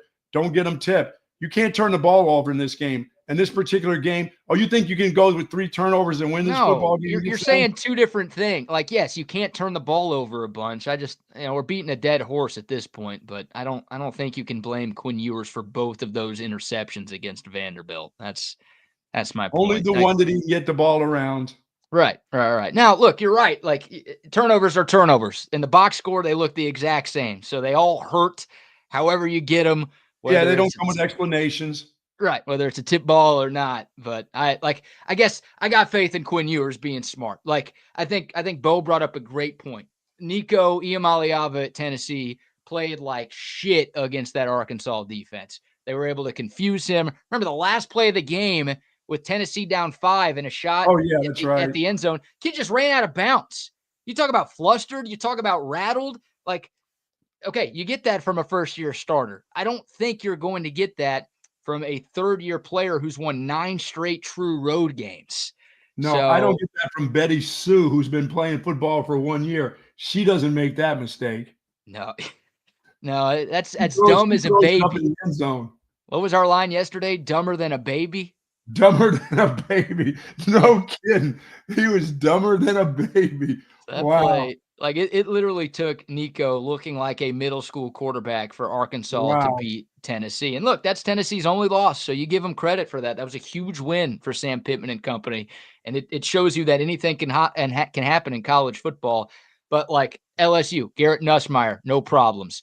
Ole Miss, Jackson Dart, a returning starter at quarterback with a lot of experience. Yes. Less than no problems against that Arkansas defense. So Quinn Ewers, if he's the guy we saw last week against Florida, then there shouldn't be any problems. Shouldn't be any problems. Like Texas is going to put up 40 or 50 plus. And look, Arkansas's offense is very good. They're top 10 in the country in total offense. Like their offense is very good, but they haven't seen a defense like this. No. And if Texas is able to get into the 40s or 50s, this defense ain't giving up 40 or 50. No, I don't think so. And they can't play catch up if Texas gets in the high 30s or 40s anyway. Right. Yeah, I'm with you on that. So that do what you did against. That means their quarterback is running all over the place and throwing bombs down the field. It's not set plays where he drops back in the pocket and finds the guy. It means he's scrambling around and breaks containment and makes big plays. I don't think they're going to have a set offense that can catch up to Texas if Texas gets out to it like they did last week against Florida. Just a quick lead. Yeah, you're right. And look, Bobby Petrino, the offensive coordinator at Arkansas. Yes, that Bobby Petrino. He's done a great job. Some of the offensive numbers for Arkansas are very, very good. But you're right. I mean, if Texas plays a first half the way that they just played and they get out to a multi-score lead, then I think that's trouble for Arkansas. They want to limit possessions, and they want to muck this game up a little bit. And we'll see if they can. Florida wanted to do that too. And they did. At home, this is a muck-up game here. It's a muck-up game. All right, we'll take your thoughts. The Dakota text line 512-222-9328. The YouTube, Facebook, and Twitter live comments are open as well. Buck, before we move on, we got some funny videos. We got to talk a little NBA. We got to preview this Thursday night football game tonight as well. Before any of that, how about a few more sponsor shout-outs? Folks, I wanted to tell you about my good friends over at Relax the Back, folks. Relax the Back embraces a holistic approach for a healthier lifestyle based on 35 years of proven expertise. If you've got a bad back, hell, if you got a good back, you need to go over there and check out some of the wonderful chairs and recliners that Relax the Back has. But if you've got a back like mine, thoracic surgery, if you've got lumbar problems, shoulder problems, please go over to Relax the Back and check out the Tempur-Pedic pillows that they have, zero gravity recliners, massage chairs. They've got the whole works over there and all the accessories that you need, like the vibrating ball. Yes, the big ball, BK. I've got the vibrating ball there I use on my hand for my carpal tunnel surgery. It's been absolutely fantastic. But the one thing I do have that I love is this chair right here. And I want to thank the folks at Relax the Back. 2 great locations at the Hill Country Galleria across from Whole Foods and in North Austin at the Gateway Shopping Center across from the Container Store. Do live pain-free like the Buck at Relax the Back. Absolutely. And shout out to Olipop. Yes, sir. I don't have a can with me today. I need to restock, but I've got the Olipop shirt rocking this morning. Love the Olipop. It's a new kind of soda. What it is great tasting soda that tastes like soda, but it's actually good for you. Inside of every can, you get 9 grams of fiber. You get prebiotics, you get plant fibers, you get botanicals. I don't know what those words mean, but I know they support great digestive health. That's the difference between Olipop and the soda that you've been drinking for a long time. And this stuff is actually good for you. Look at the ingredients and the nutrition facts on the back of a bottle of Coca-Cola. Then check out Olipop, and you're going to be like me. You're going to be a convert. I swore off soda for years, but now I'm back into soda thanks to the greatness that is Olipop. You can pick some up wherever you buy your groceries all across the state of Texas. H-E-B, Target, Walmart, Costco, Whole Foods, wherever you go, you can find Olipop. And by the way, I went to 7-Eleven yesterday, and Texas did beat Florida. Yes, they did. Yes, I got that. I saw that in the paper. Back in 1940? Oh, no, just from last week. It was good. Good. Oh, they had it? They're that updated now? Oh, they had the victory in there. Good stuff. Wow. Way to go, Statesman. They've upgraded. Good job by them. Got my little Debbie's yesterday. Got some gum, got some gas. Oh, it was great. I almost got some pizza, BK, but I didn't grab the pizza. Why not?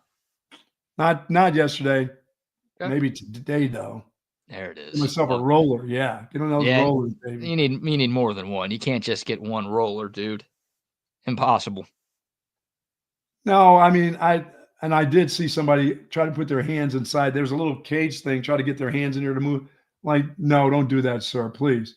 No, they don't do that there. You're lying here. Hey, you're making stuff up. Hey, you, construction worker, don't do that. You're making stuff up. No way. Our guy Ashish doesn't let that happen. No, he doesn't. He's got him behind the cage. I like that. He's got a sniper waiting just in case someone tries to go no tong and raw dog the roller there. Shout out to 7-Eleven. Shout out to Waterloo Printing and Graphics as well. You'll see the TSU hat I'm rocking. That was done by our buddy Adam over at Waterloo Printing and Graphics. If you've got a business that needs merch, signs, or both, reach out to Adam, 512-300-9641. Or you can find them on Instagram. Shoot them a DM at Waterloo Printing. Good stuff there. And a quick shout out. Who else needs a quick shout out? Shout out to Cover 3. Cover 3, if you're looking for a place to watch the game tonight. I know Chip talks about Cover 3 every day, but I'll give them some love. They just celebrated their 16th anniversary here in Austin. So go see them. Thursday night football, college hoops, the NBA, NHL. It's the best sports bar in town. Great food, cold drinks, TVs everywhere. 3 Austin area locations. It is Cover 3. Nice. Okay, Buck. Let's talk a little Thursday night football here. We'll get to some NBA in a moment. Great night for Wemby. But your thoughts on this game tonight, man? A huge matchup for first place in the NFC East. The 7-3 Commies in Philly to take on the 7-2 Eagles. Philly, a 3.5-point favorite. I guess before we dive into this game, any gold star lock on this one? I'm going to go ahead and give you a gold star lock on Philly tonight for 20,000 units. Okay, 20,000 units on Philly -3 and yeah, they're playing really well offensively and defensively right now. And, I think they'll confuse the rookie tonight. I mean, nobody has confused him, but I think in Philly tonight, I think it's a tough game. That game is in Philadelphia, correct? Correct. I think they may win once they're back to Washington, but I don't think they'll win in Philly tonight. Philadelphia's playing really well, and plus with Barkley right now, controlling they can control the clock with the run game right now in Philadelphia. Their offensive line is still one of the best offensive lines in football, so I expect them to control the ball and not let Jaden Daniels get the ball that often tonight. Yeah, the Eagles. Plus they're healthy at wide receiver. Both the receivers will be playing tonight. The tight end's back. I expect them to win that football game by at least 10. Yeah, the Eagles, after their 2-2 start, have won 5 in a row, and they've really put it together over the last couple of weeks. I mean, they obviously beat the brakes off of Dallas. I don't know how impressive that is, but they had the backups in for the fourth quarter of that game last week. So it looks like the offense has turned a corner a little bit. Saquon's been great. Jalen Hurts has kind of found his rhythm again. I still have questions about Philadelphia. Like, I still don't think they're the same team they were at the end of 2 years ago when they were playing for a Super Bowl. I still think some of the issues that plagued them down the stretch last year are still there. Yeah, I think their quarterback's much healthier. I think Hurts is much healthier than he was last year. I think he played hurt last year. I think he put himself out there for that football team last year and never really got healthy. And I think he's really healthy right now because his ability to take off and run right now, you can see the difference in the way he runs than he did last year. I mean, That guy was looking for 5-yard runs. That guy's getting down the field when he takes off now. By the way, for the Commies, they are 7-3. If they win tonight, will be 8-3. They'll be in first place? That'd be, yes, and that'd be their best start through 11 games since 1996. Wow. By the way, Washington won the Super Bowl that year as the R words. But it's been that long. Like 8-3 is obviously impressive, but it's not, that's crazy to me. That it's been almost 3 decades since Washington has been 8-3 to start a season. But it's been a while since they've been this relevant. Obviously, Jaden Daniels, the heavy front runner for Rookie of the Year. He's been the story of the NFL season so far. If you can go on the road in prime time against a very good Philadelphia team, then I think that's going to improve the legacy of Jaden Daniels even more. So there you go. It should be a good game tonight. CB says 96 Packers won the Super Bowl. Well, blame ESPN then, because I got that stat from them. I shouldn't have fact-checked that. They should be right on that. I'm not taking the blame on that deal. 96 did sound a little recent for them. So I'm going with the Commies. I'm calling the upset. I'm going wrong team favored. And the only reason why I'm picking that is because you picked the Eagles to win. So I'm going to fade the Buck because that strategy has worked. Bad move. It's worked very well for Cousins everywhere because you are down 220,000 units this season. Yeah, that's a bad move to fade me. I'm just going to start getting on a roll right now. With some great college games tomorrow. You said that like for the last month. Georgia Southern this weekend. My Georgia Southern? Why are they my Georgia Southern? I don't want them. Because every time I don't bet them, you say, "Oh, you're not going to take Georgia Southern." I'm taking them this week for a big 50,000 unit play. Do you know who they play? Right. Who do they play? Albany or somebody like that. Albany? Oh, they got some other Sun Belt group that they're going to crush. All right, and you got 50,000 units on Georgia Southern. Gayso this weekend. I am so excited about them. And now and especially that the presidents are back. Dolly Madison is back. They're starting to play. They're starting to cover now. And we are Marshall. I got some plays tomorrow. You know, like most people when they're losing bets, they change their strategy, but you just keep going back to the same well over and over again, and you keep losing money on the same teams. I'm fading my own college this weekend, and they're giving up a boatload of points. They're getting like 20. Are you doing the emotional hedge with BC at SMU? SMU is going to crush them. It's a 19-point line right now. It's going to be a 19-point line, SMU over BC. Are you kidding me? Yes, I'm taking SMU. All right. Well, we'll get all of your Gold Star locks for the weekend. Oh, I got gold. We're back this week. We are back. Hey, look. We are back this week coming up. You know, it's funny. A couple of weeks ago, those were hundies. Money left. These are 5. Those were hundies, and now it's only 5s because you've lost so much money that you got nothing left. 3 weeks ago, they were hundies. These are now 5s. That is phenomenal. I love that. They're not going to be 1s. We're never getting to 1s, folks. I'll never let you down that bad. Oh, that is great. That is great. All right, some quick NBA stuff. We didn't touch on this yesterday. I think this story dropped, Tuesday night, but I think everyone knows it by now. Greg Popovich, who has been away from the Spurs for a couple of weeks, we didn't know why, right? We heard it was a medical issue, but we didn't really get any details on what it was. We got some details that Greg Popovich suffered a mild stroke back on November 2nd. The good news is he is expected to make a full recovery. No timeline on his return to the bench. But thoughts and prayers, obviously, with Greg Popovich and his family. Those are no fun. Those are not fun. I know you know way too much about those, Buck. So we wish the best for Pop. Hopefully we see him on the sidelines sooner rather than later. And, hey, last night Spurs fans were cheered up a little bit by the 50-burger from Victor Wembanyama. A career high for him, 8 threes made in a victory over the Washington Wizards.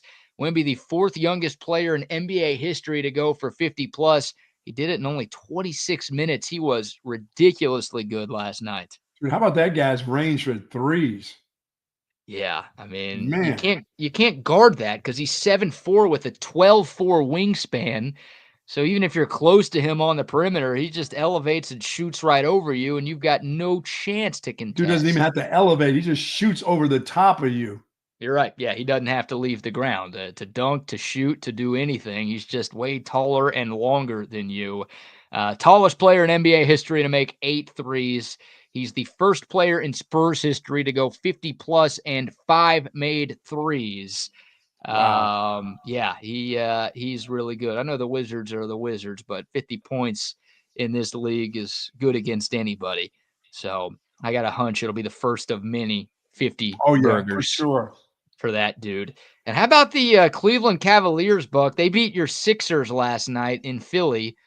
Everyone's beating them, but the Cavs are 13-0, the 6th team in the history of the league to start 13-0 or better. Yeah, I don't know if they don't play tonight, but I think they do play tomorrow. I think that stuff. I think they may have Golden State this weekend or something like that. Well, here's the next 3 games for Cleveland. They host Chicago. That should be There's a win. another win. They host the Hornets. Should be another win. But then next Tuesday, they are in Boston. See ya, streak. So you're saying it ends at 15? Yeah, you don't think the Celtics will want to end that madness? No. And shout out to lifetime Longhorn Jared Allen, who was, of course, a starter on that Cavs team. They've been the story of the league so far. Donovan Mitchell, Darius Garland, Evan Mobley. Oh, yeah. They've been great. So I don't, Boston's still the favorite until proven otherwise. But what Clee has done through the first month of the year, very, very impressive. And the Sixers are horrible. And your Sixers are ass, and it's awesome. I do want to get your thoughts, though, on the Bronny James situation. Have you heard this? Oh, is he not even playing in the D League, the L League, or whatever he's in? So, according to Brian Windhorst, who is a very round-shouldered man. He is round-shouldered. The Lakers are only allowing Bronny James to play in G League home games. They're not letting him fly to the road games. Something wrong with the accommodations there? I don't know. Like they're flying United Airlines, and I guess that's not good enough for LeBron's son. Interesting. What's the bid here? Do they not want Bronny to be good? I mean, we know he was only drafted because he's LeBron's son, and we know he's only talked about because he's LeBron's son, but like, do the Lakers not want him to develop and turn into something? Like a normal person? Right. Like they're really admitting they just wasted a draft pick to keep LeBron happy, but like they're trying to save airfare. Oh, they're saving money by doing this? Yes, that's right. They don't want him traveling. They don't want him going on the road. That's a good move by them. I like that. Save a couple bucks here. How is he not good enough to be a full-time G League player? Is that the bit? Like he's going to go on the road with the South Bay Lakers and just not play, so they want to save him the embarrassment of that, so they'll keep him at home? Probably. Should we just give him a nanny for those road trips? That is awful. We're pampering him. Like I don't understand how you let a guy develop and mature and get better. So well, that's I mean, the kid's now a grown man, and that's one of those deals where he just tells it's not the organization. That has to do with his dad getting involved here. I mean, because if you're the kid, unless your old man's been telling you what to do all of your life, even into your adult life, understand you got him on that team. We all understand that, why he's on that team. But the basic, simple things, yes, Dad, I can travel. I'm okay. I'm young enough. I got enough. I mean, that's one of those where it's like, hey, old man, get out of the way, please. Maybe, what do you mean I can't go traveling? I can't fly with that doesn't make any sense. Hey, maybe he just doesn't want to travel with the peasants. They fly commercial in the G League, so maybe they don't, Bronny doesn't want to deal with us people. Well, that's what I'm saying. That's why can't you don't want to be one of the rest of the guys? They're gonna. By the way, if you think they think of you that way in the G League, what do you think they think of you on that team when you come on, when you actually get on the court and start playing at the other level? The NBA level, those guys are laughing at you and the old man. Do you know what Bronny wants to avoid, Buck? This. But I am telling you right now, that mother back there is not real. That dude right there is hurt again. He does not want to get on a plane with that lady or condom lady or bag apes or anybody. He doesn't want to deal with that. Or the lady who pees in the middle of the floor there on the plane in the aisle. That woman who drops trowel. You got rid of that one, I think, finally. Yeah, they had to get rid of that one. Had to. All right. Yeah, so there you go. He's not making himself like a regular one of the guys. I don't get that. Why would you want to be just one of the guys? Have you been pampered all your life? I mean, that's what it makes it seem like. He's Bronny's emotional support kid. Or excuse me, he's LeBron's emotional support kid. Wow. That's why he's around. All right, before we bring on the fellas, quick shout out to our friends at McCall Custom Homes. Hey, if you're thinking about a remodel, maybe renovating that kitchen, maybe a new master bathroom, maybe a new outdoor space, finally enjoyable to be outside here in Austin, Texas, call on our friends at McCall Custom Homes, and they can make it happen for you. More than 40 years of experience here in Austin. They are custom home builders, and they are renovators that can turn your home into something truly special. Just give our buddy Mike a call, 512-633-9580. 512-633-9580, or shoot him an email, mike@mccallcustomhomes.com. It's McCall Custom Homes. We build value into your home. And Woods Comfort Systems as well. Give them a call. If something's wrong with your AC, or if the heat's kicking on and it ain't kicking on the way it's supposed to. Oh, yeah, baby. woodscomfortsystems.com. Give them a shout. Hey, I got the folks at Wood Comfort Systems help me out with getting that generator. I had that generator guy come over yesterday. I said, hey, it's gonna get a little cool here. Let's make sure this thing, if we lose power, that thing kicks on. That baby was purring yesterday. So I'm ready to go.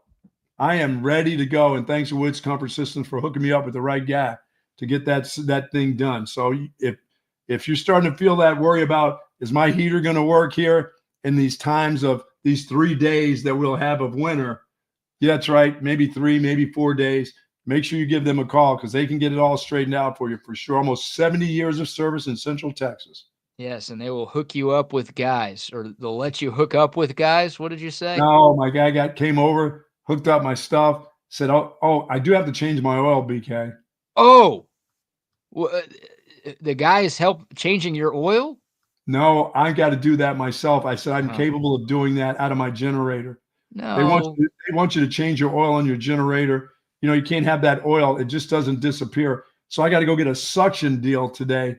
And I don't know, do I put my mouth up to that thing? What do I do, Rodney? Is there a pump that pulls the oil out? You know, in the old days, you could siphon gas. I remember those days. I remember those days with a hose. Yeah. I remember some of my hood rats that would do that. Absolutely. Yeah. That's one of the first things my dad taught me was how to siphon gas. I mean, in case you had to move it like from one vehicle to another. By the way, I didn't have any friends that died from that, but I had some to get real sick from it. No, and Buck, I drank water from the water hose. We'd like play football out there. We'd all haul ass. Yeah, I drink water from the water hose. Football practice, we drank out of a PVC pipe with holes in it. I mean, come on. And I'm fine. I mean, and I'm fine. Maybe that's why I sound like gasoline in your throat. Oh, yeah. Come on, man. Did everybody have the PVC pipe? Yeah, that was. We had one long pipe that went across, halfway across the field with holes in the damn pipe, and the water would just come out of the pipe, and we would drink from it. Yep. And you could only go get a drink when you were told to. You just couldn't go walk over and get a drink. Yeah, you couldn't say, Coach, I'm tired. I need some water. You get sued for that now. You can't stop a kid from drinking water. Back in those days, if you left to go before the water break, dude, you would get ripped so bad. You get an extra lap. We would get an extra lap. Hey, Coach, I'm dying right now. Too bad. Go ahead and die. Yeah. It was like okay, buddy. It was like, okay, you want water? You got to do 4 gassers and then you can go get your damn water. Yeah, we would if you wanted to drink water, you had to take an extra lap. That's what our rule was. Yeah, back in my day, they didn't have water at practice. We had to drink the grass. So I don't know what you guys are talking about. Hey, I want to show y'all this real quick. This is from the NBA last night. Giannis Antetokounmpo had 59 points for the Bucks, and they beat the Detroit Pistons. Here was Giannis's celebration. He hit like a dagger three, and here's what he did last night, walking down the court. Damn. How about the third leg celly in front of 20,000 people from Giannis? Gina. Is he swinging a baby arm? I didn't know if he was trying to say that he had a kickstand or a hog leg. I don't know what he's trying to say here. Is that a baby arm? Was he doing baby arm? He's letting you know he's got the baby arm rocking last night. How great is that to do that in a huge crowd of people on a televised game? That is fantastic. Don't ever do that again. Oh, man. Hey, Bucky, I've been meaning to ask you all week. So did you see, talking about all these old football things and football drills and all that, did you see over the course of the last few days, we've lost Jerry Faust and John Robinson? I didn't know that about Jerry Faust. Yeah, Jerry Faust and John Robinson, man, that's some damn good football coaches right there. Jerry Faust coach at Notre Dame and, of course, at Moeller High School in Ohio. That's what I'm talking about. Of course, I didn't know Jerry Faust died. I didn't realize that. Yeah. I didn't even know. Rodney, I'm missing out on the dead people. I missed one of the greats of all time. Quincy Jones passed away 2 weeks ago. I know. I've kind of gotten on this show. I think I've turned into Hastings, where I don't say people's name because I say people's names and it's like they pass away. Yeah, they pass away. Yeah. So I'm a Quincy Jones was a great. Rodney, can you talk about Jerry Jones today, please? Oh, that's right. I'm going to tell the life story of Jerry Jones. Wow. Today. Sit back, relax, and I'm going to tell you all about how Arkansas Razorback Jerry Jones became. There you go. Now you got him. Jerry Jones event tomorrow, guys. You remember that back in the NFL. Rodney, you will remember Quincy Jones because Quincy Jones back in the day got married to Peggy Lipton, the girl from the Mod Squad. No, I don't know. You mean you don't go back that far to the Mod Squad? I go back that far. Buck, you know who Rashida Jones is, don't you? No, I do not. Rashida Jones is Quincy Jones's daughter. She's been in the Office. Right? She's been in Parks and Recreation. She's been in Blackish. She's been in a lot of sitcoms, a few movies. I don't know who that one is. She's probably very my age. I gotta leave. She's Bucky's age. No, she's not that old. She's not that old. I can't believe Quincy Jones was once married to our old sales lady Peggy. That is fantastic. No, Peggy Lipton of the Mod Squad. Oh man, and I can't believe Quincy Jones' distant cousin is George Jones. Think it's funny. Is Peggy still there? She's still of course with us. She's still around somewhere. Oh, you love her, Wax. She was great. She was all. She's the best. Tires to you. Tires to you with Peggy. Goodness. All right, guys. All right, boys. Have a great one. I don't even know what's happening here. There you go. See y'all tomorrow. Later, brother. Hey, Throwback Thursday real quick. Bucky kept mentioning and kept saying he just wants to be one of the guys, referring to Bronny James here, right? Throwback Thursday. You guys want a movie to watch? Let's go back to the 80s. 1985 classic. Just One of the Guys. Probably the best chest I've ever seen in my life. Joyce Heiser. Fantastic. And also William Zeb. Is that how you pronounce his name? William Zebka? The dude from who that the is. Karate Kid. No. You know what I'm talking about? Johnny from Karate Kid. He's in it too. Of course, he plays a bully. He was typecast all throughout the 80s, but it's fantastic, man. Rick Morehouse gets it done, goes and fights Johnny on the beach. Awesome. Rick Morehouse. Nice. I think that was his name, Rick Morehouse. A cousin of another friend of mine named Craven Moorhead. Man, I have serious conversations, and you're like my older brother. I'm older. Never had a serious breath in his life. Just you'd have a conversation with the dude, and then he'd just take it and steer it the other way, and then all the seriousness would just leave the room. Congratulations, Double R. We like to lighten it up. Hey, I saw somebody post right there, and it's lost because it's going so damn fast, which is great because that means that we have a lot of folks that are on the YouTube chat, and of course the code of text line 222-9328 512 area code if you're out of here. Fucking ruse, dude. Fucking ruse. The 80s were great. That movie was PG-13, and you had to wait until the end of the show, but you got rewarded for it, man. And I'm going to tell you that it might be one of the most paused moments in all of TV. Have you ever seen a movie called Tomboy? Tomboy. This was a mid Tommy Boy? No. TOM boy. Tomboy. This was like a middle of the 80s movie. And I remember we went and watched this. It was like in a theater. I saw it in San Marcos over there, right around Southwest Texas. And this was pretty much like a porno film, dude, at the theater.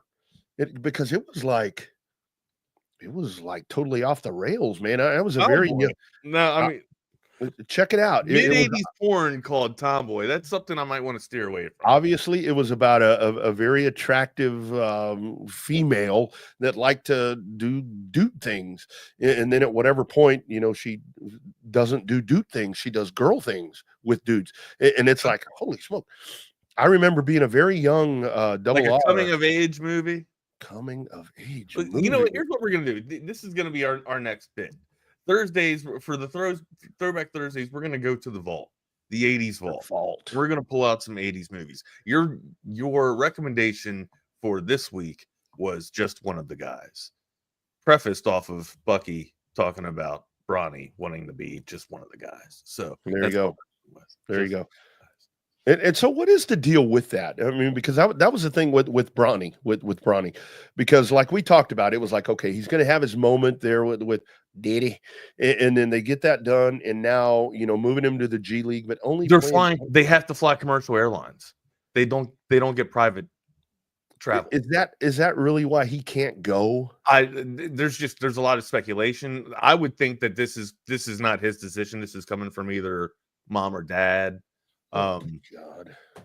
Being that he only is going to play in the home games for the G League team for LA, which is just it's a bad look. Brian, he needs all the minutes that he can. He needs all the reps that he can get. And not traveling. Traveling is part of growth, right? It's part of going through the hardships and callousing up on the road. You're not staying at the finest hotels because you're not booked in an NBA team. You're not flying in a G5 private jet because you're not in an official NBA team. You got to go through the growth pains, right? The growing pains.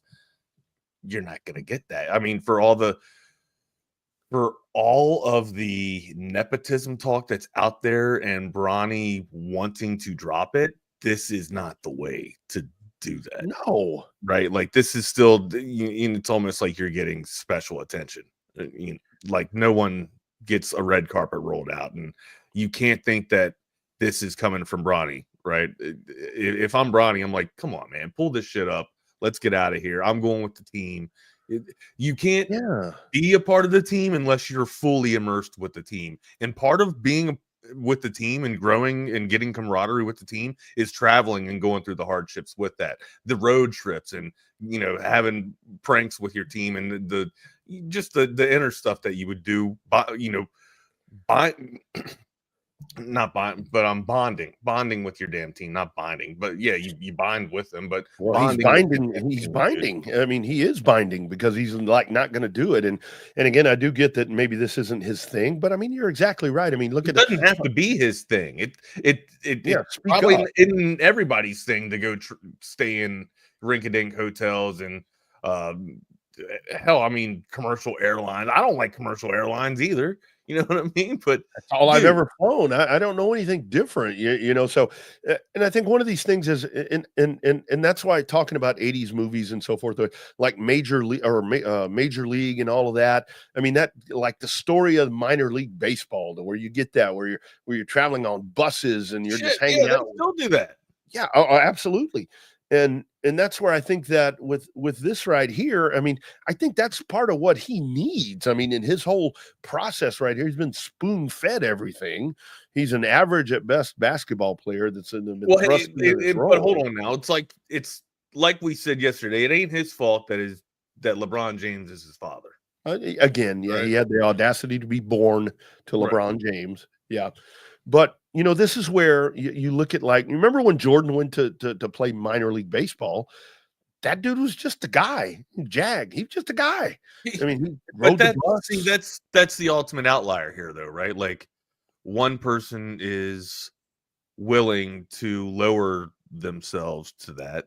The other person might be willing to lower themselves to that, but their camp isn't allowing them to do that, to subject themselves, which is which I am 100% with CB, an awful, an atrocious look for the Lakers.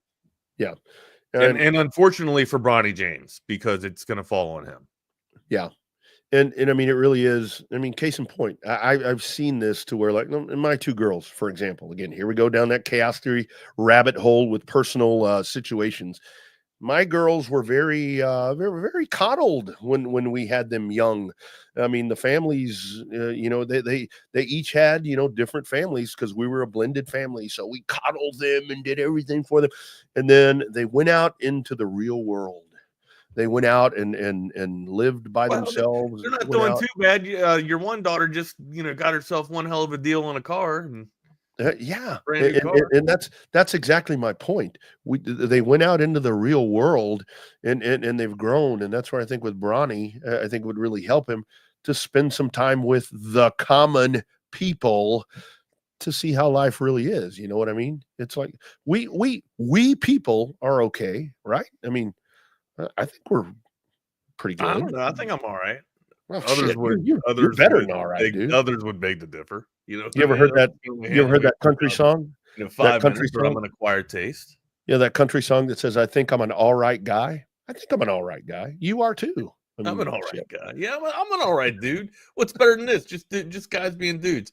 No, it is. It's a bad look, and hopefully, it kind of corrects itself and Bronny starts traveling with the team, or I don't know, maybe this is an outcry for the G League team to get better facilities and better travel partners. That's what's going to change. I mean, I'm not sure where they're trying to go with this, but let me tell you that this is not the way. Okay, this is not the way. Just watch. A miraculous sponsor is going to come aboard. Yeah, it's going to be like Elon Musk is going to be like, "Hey, let me help out this team." Right? Well, I guess he doesn't talk like that, but yeah. You just watch, and it'll fix it all. But Bronny, poor Bronny, he's like, probably, guys, I want to be one of the guys. Please let me be one of the guys. Elon's a guy that I can't do. Elon's somebody that I can't do an impression of because I don't hear enough of. I never heard him talk. It's very quiet. It's very quiet, and it's like I can't tell if it's an Austrian accent or not. He's supposed to be from Austria. I can't tell if it's an Austrian accent or not. I can't hear him. Yeah, I've seen him jumping up and down and doing different things. I kind of try not to pay attention. It's Elon's one of those guys where you either like him or you can't stand him. I'll tell you what, he does seem to use his money for a good purpose. Like helping out people in space, or I don't know the full story. I don't follow Elon Musk either. So, but he does seem to use his money for a good purpose. I will say. I was giving my race track friends a lot of hell the last few weeks because I have a lot of folks that say Elon Musk is amazing, for the different things that he's doing. I'm like, number one, you realize this dude is from South America, right? South Africa. He's from South Africa. He's from South Africa. I'm like, he's from South Africa, and his company builds that truck that y'all like to laugh at. You realize that, right? So whatever. But not a lot of Elon talk, and we're probably ruining any chance of him sponsoring Chaos Theory with this conversation, Wags. He is a horrible person, and I wish he would go away. I don't know Elon Musk. I know that it seems he's using his money in a decent way, though. Yeah. Our man Ben Johnson offensive coordinator of the Detroit Lions, checks in and says, Elon is one of those hyper intelligent guys that presents as socially awkward sometimes. Well, does he have autism? People do. Maybe this is just a rumor. I heard he was autistic, but it could be. He could be, or had a hint of autism. But actually, my wife and I were having this conversation this morning, Wags, where it's like famous people or people of influence or whatever you want to call it.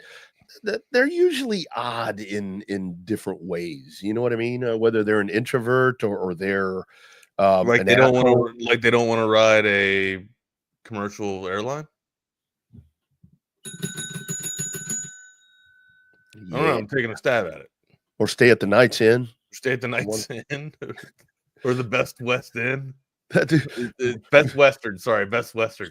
I'm thinking of Best Chest in the West still. Joyce Heiser. I wonder. I'm serious, folks. If you have not seen that movie, go check it out. I don't know what scene or what the minute mark is, but it's towards the end at the beach scene where they're having the fight. And she's got to make a confession to Rick Morehouse. He's like, "No, I'm a girl." What? And he thought he was gay. He thought that she was gay, but no, the confession is that she's the girl. And to prove it, she opens up her shirt and shows her lungs. So yeah, man. That's a good bit. It was an awkward scene because it was one of my first pair that I saw, and it was on HBO, and there's no pausing back in the day. You know what I mean? I was watching with my grandma. No pausing. There was no pausing. It was on live. It was on live cable. But yeah, I was watching with my grandma, and it was so awkward because it was the first time I ever saw a naked woman, and I remember looking over and being like, I'm sorry. She goes, You didn't know. What are those? What is that? That doesn't look I know like what I saw. Oh my God. I know what I saw. I can see Bronny like on his first trip, if they ever do this and they put him at the Best Western or the La Quinta or whatever it's called. And like, yeah, the La Quinta, the Ramada, put him at the Red Roof Inn or something like that. And he would have like his first stay, and he'd call LeBron and say, Dad, you ain't going to believe, I just discovered something that I've never seen in my life. I've never heard of this thing that I saw tonight. They call it a cockroach. Yes, son. Man, that's bullshit. Cockroaches are everywhere. It don't matter how clean you keep your house, or at least, man, we had field day inspections almost every damn day, or not every day, but every week, every Thursday, you would have to, pledge down your house and, make sure everything's been sanitized. And hell, you do a daily cleanup every day. But I mean, this is an absolute, like, bleach the floors, clean everything, and it doesn't matter. Cockroaches still find a way. It doesn't. They will, nuclear bombs and World War III, 4, and 5, and cockroaches will still be there. They outlive it all, man. They're like an armadillo, but little. They will just outlive everything because they are badass. Why do we not have a franchise called the Cockroaches? The Roaches. I'm sure there's a team out there called the Roaches somewhere. There's probably a minor league team called the Roaches. Yeah, I remember one year at Westwood, they had this badass linebacker, and his last name was Roach, and I started calling him whatever, the Roach, and he was like, "Man, I'm not sure I like that name." I'm like, "But you squash everything, dude," and he's like, "Oh yeah, that's good. So it stuck. Squash the Roach, the Roach. But basketball talk. By the way, you all, 23 minutes in of whatever this has been. Elon Musk and everything else talk. Welcome to Chaos Theory on a Thursday. That's what we do, man.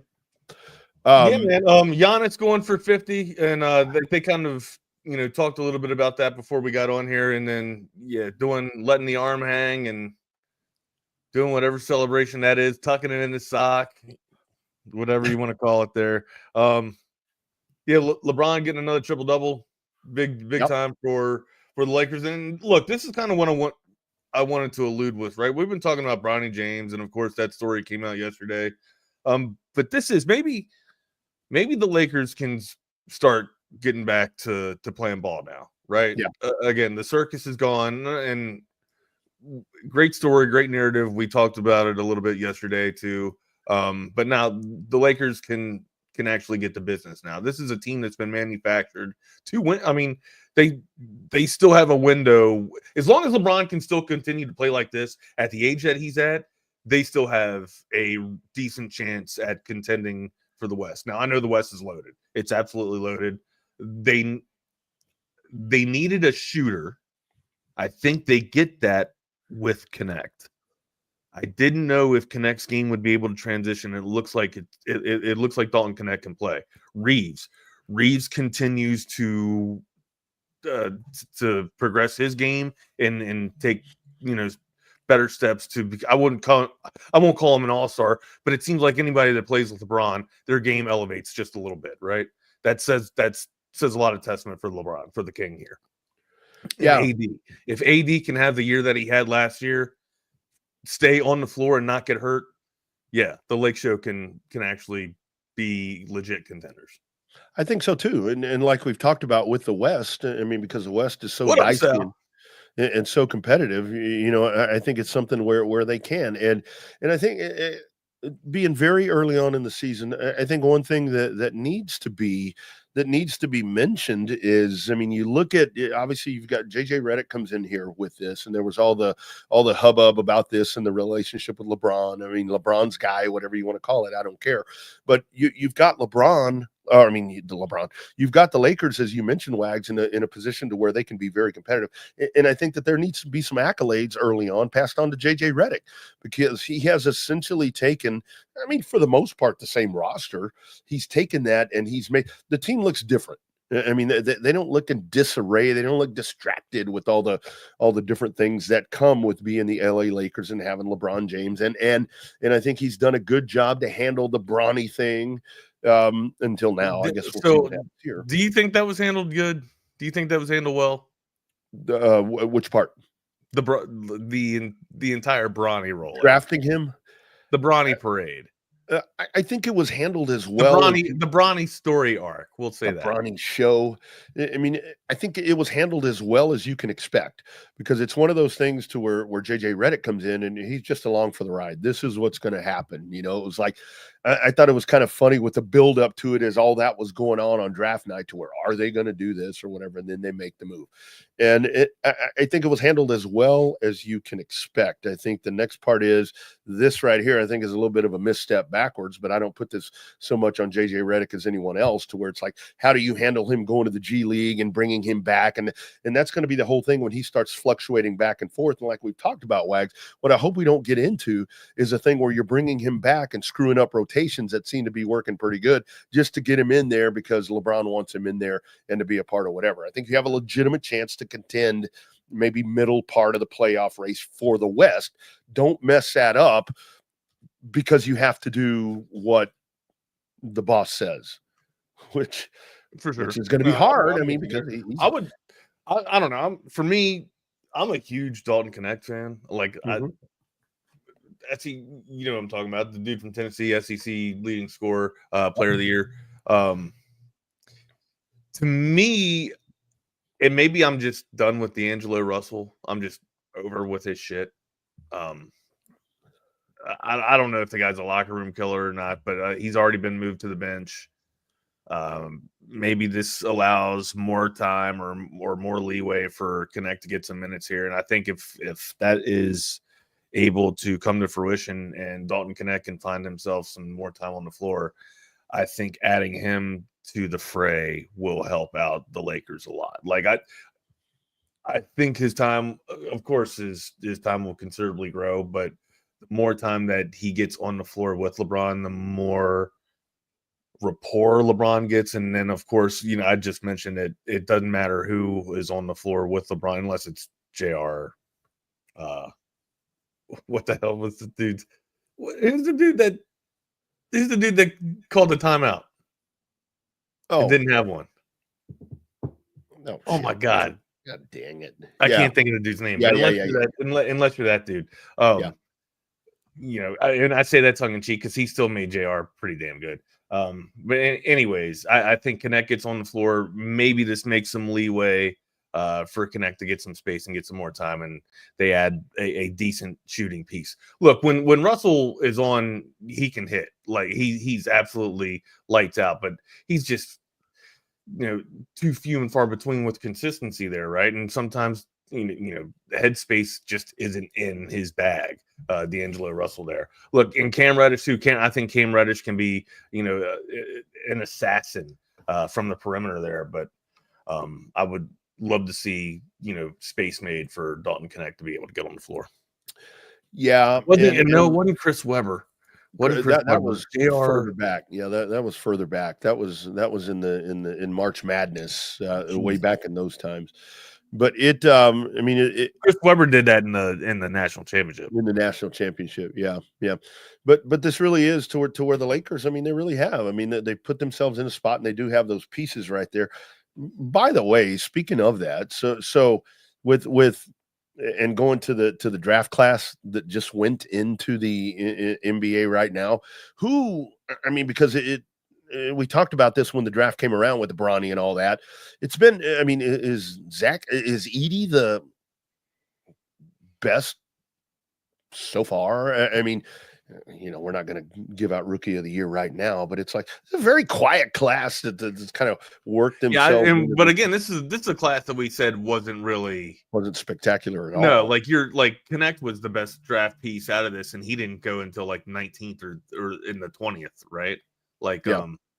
And even the lottery pieces weren't good. So Jared McCain, okay, that's a good, maybe, yeah. That is the thing to where it has been, where it's the perfect time, but yet not the perfect time for Bron with everything that's going on with Bronny, because Bronny's the focus of all the attention, and he's slipped into a draft class that really hasn't been spectacular. Well, this is the only way that Bronny would have gotten drafted. Of course, I'm serious. I'm not trying to be an asshole, but this was a very weak draft class, and that's why it was a calculated decision for Bronny to come out now and be. You think he had stats to be a one and done at USC? Yeah, dude. Let's be real.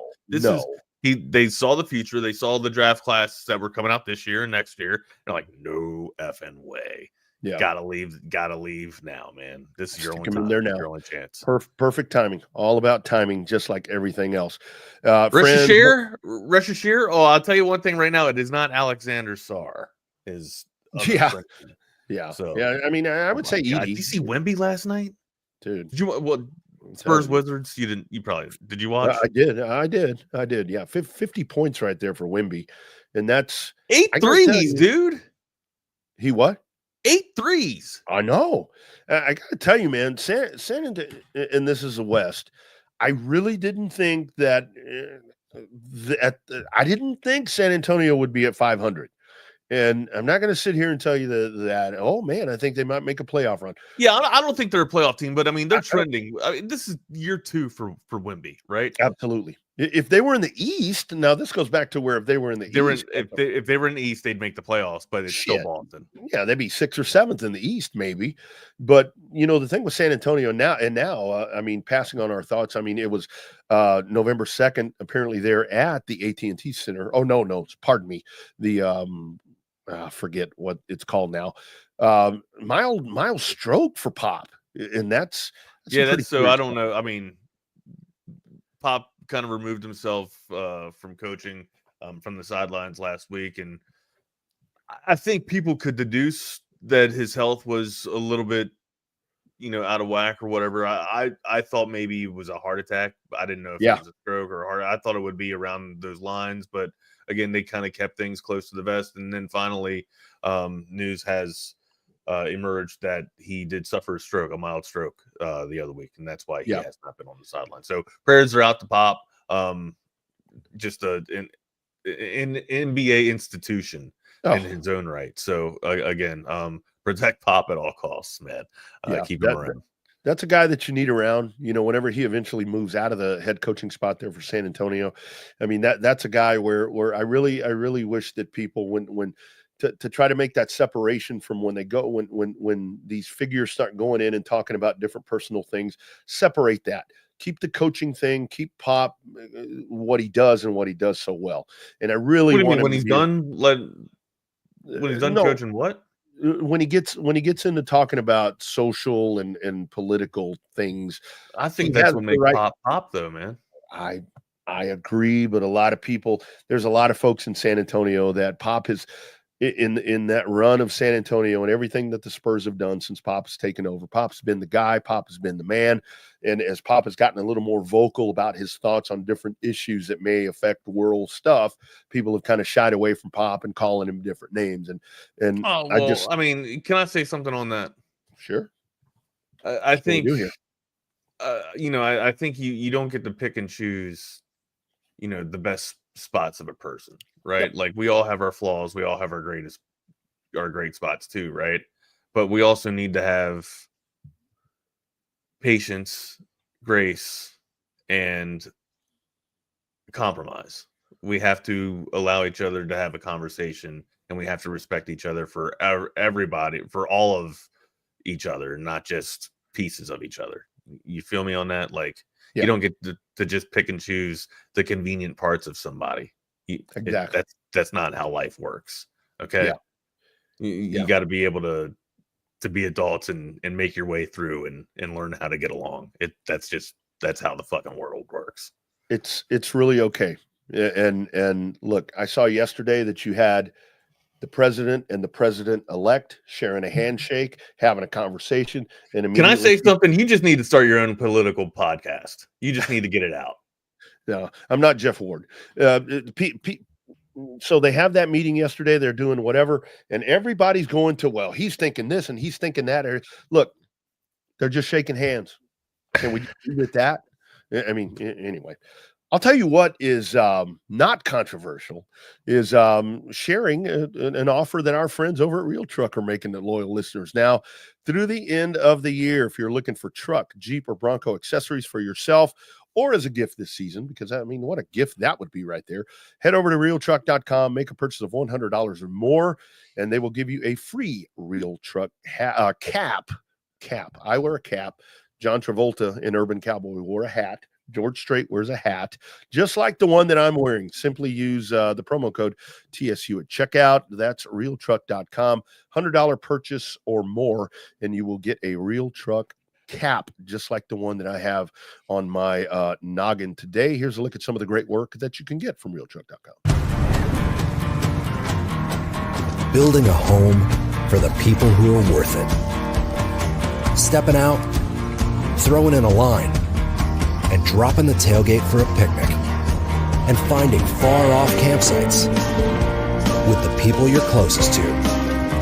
Upgrade your truck, Jeep, or Bronco with over 1 million parts and accessories, and bring your truck to life.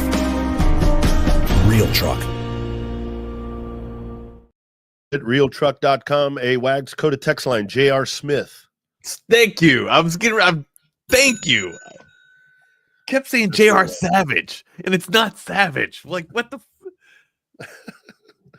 Who the hell is J.R. Savage? Sounds like a pro wrestler. It does sound like a pro. I went to school with a Jamie and a Ryan Savage. Yeah. Maybe. Who the hell is J.R. Savage? Maybe J.R. Savage is on that card tomorrow at AT&T Stadium with our man Mike Tyson. God, don't bring that fight up. We're not giving that any time. I figured we'd do a full preview tomorrow, my man. A full breakdown. No, something's. And you know what, Troy? Last time we talked about this, Troy brought a really good point up, and this happens to people when they get old. And just because it's Mike Tyson doesn't mean it's not happening to him, right? Like, I was worried you were talking about me. Okay, go ahead. But you get old, like your bones get brittle, right? Your bones break easier. You bruise easier. Hell, just at 43, I bump into the damn trim of a door, and I get a bruise all up and down my ribs. I'm serious. Like, shit just happens to you when you get older, right? Your body goes through changes.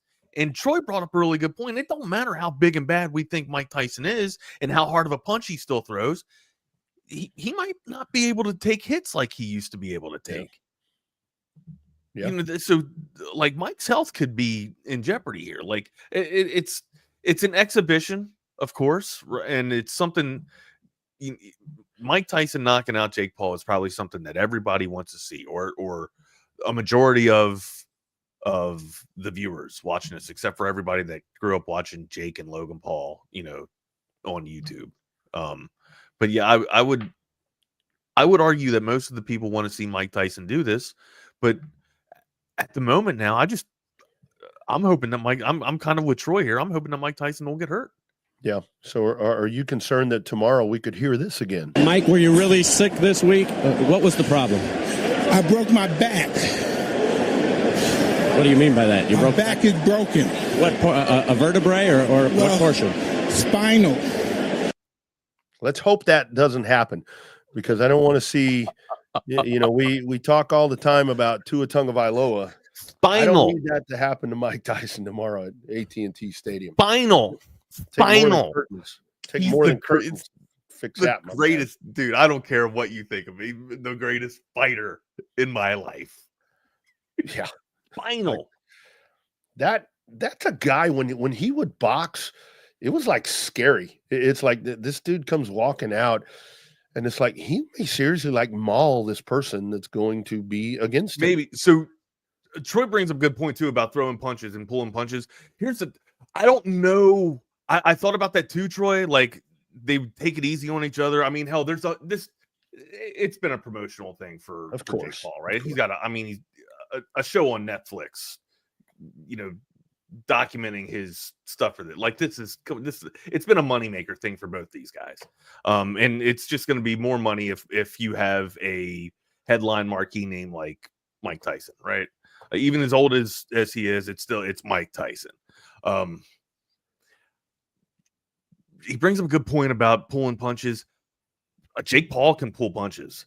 I don't know if Mike Tyson knows how to pull a punch. Like I'm sure he does. I think he gets so into the heat of the moment. Sure, he'll agree to do it, but ultimately, like even if he pulls a punch, like have you ever heard the story of the dude Shawn Michaels from WWE, WWF, talk about when Mike Tyson hit him in the throat? No, I mean I remember that event, but no, I haven't heard that. He just told Mike Tyson to get somewhere around his face, and Mike Tyson supposedly pulled the punch, and he hit Shawn Michaels so hard still in the throat that it damaged his vocal cords, or what, like he had trouble talking, so almost fucking killed him. So look, man. Again, I think it's going to be entertainment. I would love to see Jake Paul get knocked out, but I'm kind of with the same sentiments of Troy here. I hope everything goes smoothly and seamlessly for both these men. I'm gonna watch it. I mean, I seriously am. I know that there's a lot of back and forth about, you know, is it going to be for show or whatever. And I just say, could this have happened at a different time other than right now that the Dallas Cowboys are in such a shit show? And here this is happening at AT&T Stadium. But again, you can't control the dates. And we figured Dallas was going to be, you know, the number one team in the NFC by now. But yeah, I mean, this is bringing the venue, man. Help pay for CD's paycheck and Dak's paycheck, right? And I bet Jerry's paycheck. I bet old Double J going to be right there in the middle of everything.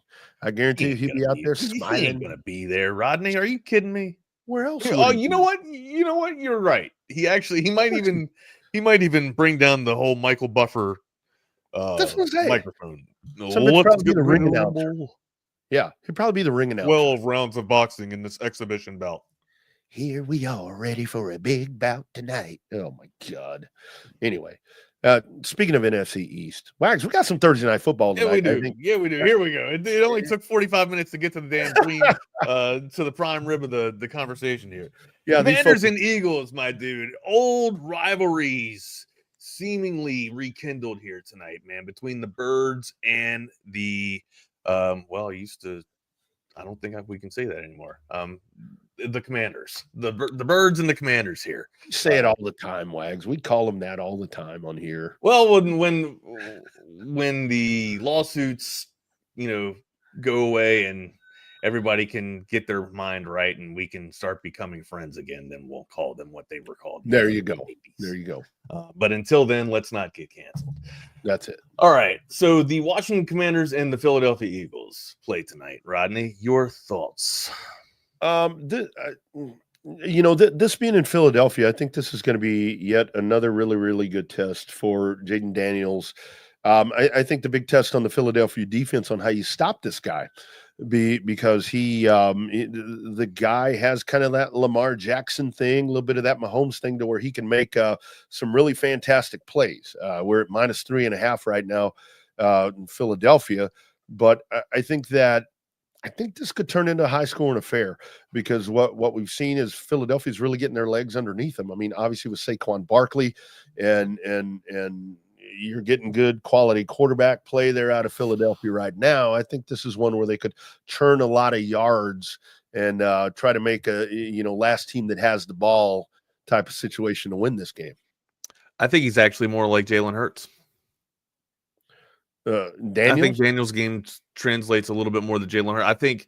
I think Daniels kills people more with his arm than he does with his legs. I think he extends the play with his legs and allows the team to be able to stay on the field with his legs. But I think he absolutely puts daggers in you with his arms, or with his arm rather. A lot of people are trying to give him the comp to Lamar Jackson just because he's at an MVP level here.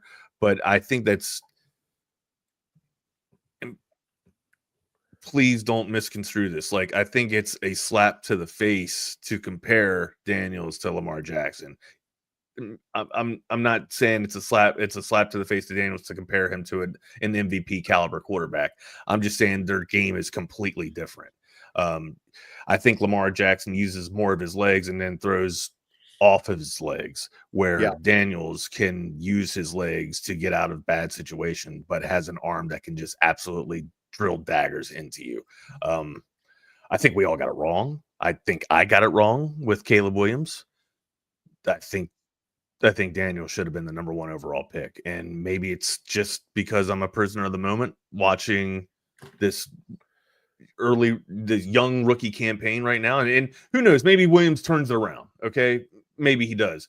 But based off the argument, and again, we talked about this a couple of days ago, based off the argument of, I still feel like there's a lot more pieces, and Caleb Williams is surrounded by more talent and toys than Daniels is. You just had a brand new head coach and a fire sale essentially go down with the team. You have new ownership, and ultimately pieces need to fall and just align perfectly for things to happen for success like this. In spite of all of that, Daniels is playing at an exceptional level. What's he got? 2 interceptions, 9 touchdowns, 2 interceptions. He's only thrown 2 picks all year long in his rookie. Yeah, let's go. I'm on the Daniels parade here.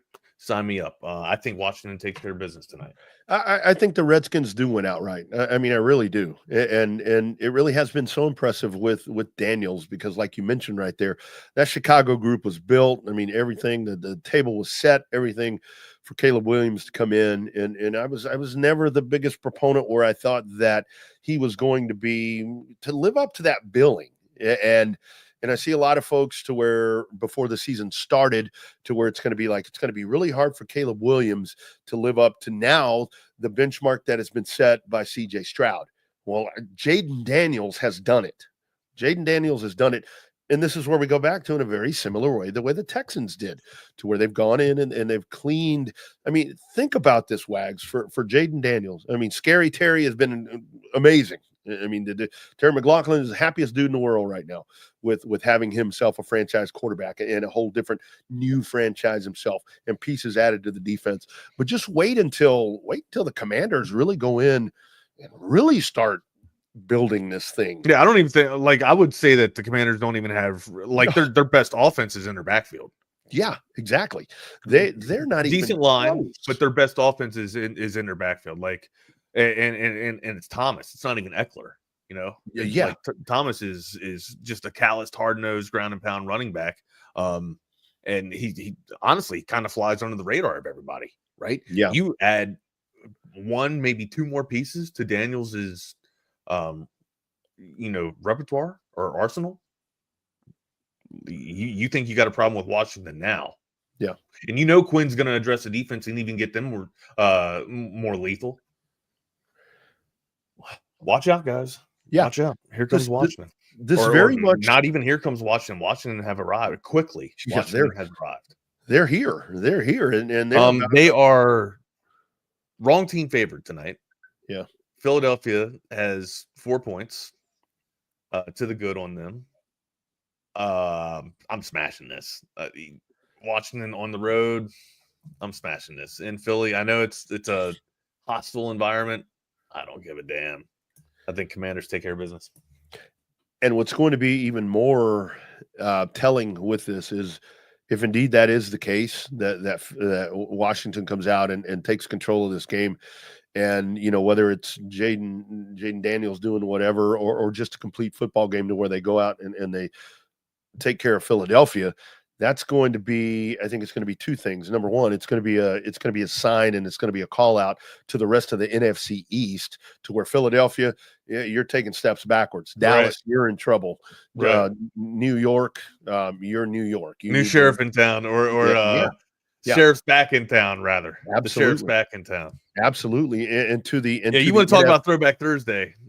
The 80s were ruled by Washington. Yeah, those Joe Gibbs teams. I mean, the Theismann and the Alvin Garrett and Art Monk and all those, what they call them, the Fun Bunch, the posse, man, the posse, dude. Yeah, and those Gary those Clark, Art Monk, Hogs, and Ricky Sanders. and you had the Hogs, and then you had that defense with Darrell Green back there. I mean, remember Dexter Manley? Dexter Manley, He was he was so good. Dude, you had Lawrence Taylor and Dexter Manley. You want to talk about two dudes that could actually just wreck your backfield, and both of them powered up by the powder. Yeah. You had Dexter Manley, then you had 77 Big Darrell Grant over on the other side. And I remember, man, it's clear as day as a Cowboy fan. I remember those games at RF. Yeah, absolutely. Those games at RFK, to where it was like NFC championship games where the Redskins or the Commanders are beating Dallas or whoever they may be to go to the Super Bowl. And those fans are in there wearing their Hogs heads, and they're jumping up and down. And those stands are moving, where those people are just. Washington was. That's the funny thing. The only real defensive back from the Commanders or from Washington that I remember is Darrell Green. Like, I can't remember like a crazy safety that kind of sticks out of my head. Like, the safety that kind of stick out of my head from the 80s is like Steve Atwater, Tim McDonald, and Chuck Cecil. And Chuck Cecil, just because Chuck Cecil got hurt, it wasn't that he was that great. But no, man, I go back to those days with the Skins. I mean, way back when they had like Chris Hamburger, number 55. I mean, that was a dude, in the 70s where this was. I think those times are coming again, and it's and the second part of that is it's going to be a call out to the NFC, where if they do come out and take care of business tonight, which I think they're going to, I really do think they're going to. I'm with you. I mean, it's like, there's a lot of talk about Detroit and Minnesota's kind of fallen back a little bit, and Green Bay's still in that conversation, and the 49ers are ready to make I can't dismiss the 49ers, right?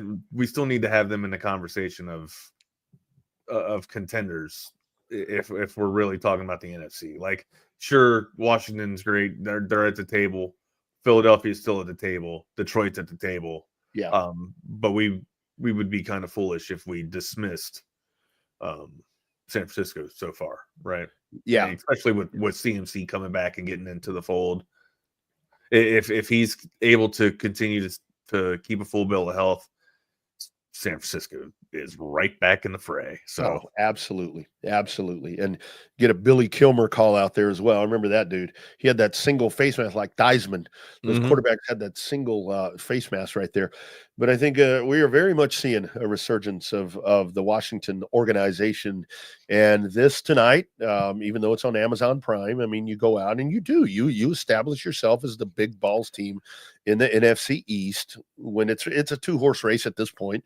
I mean, you take care of this, and you think for Washington, this is their first meeting with Philadelphia. If you're able to go win there, and get the victory here, you think you'd be able to take them both, right?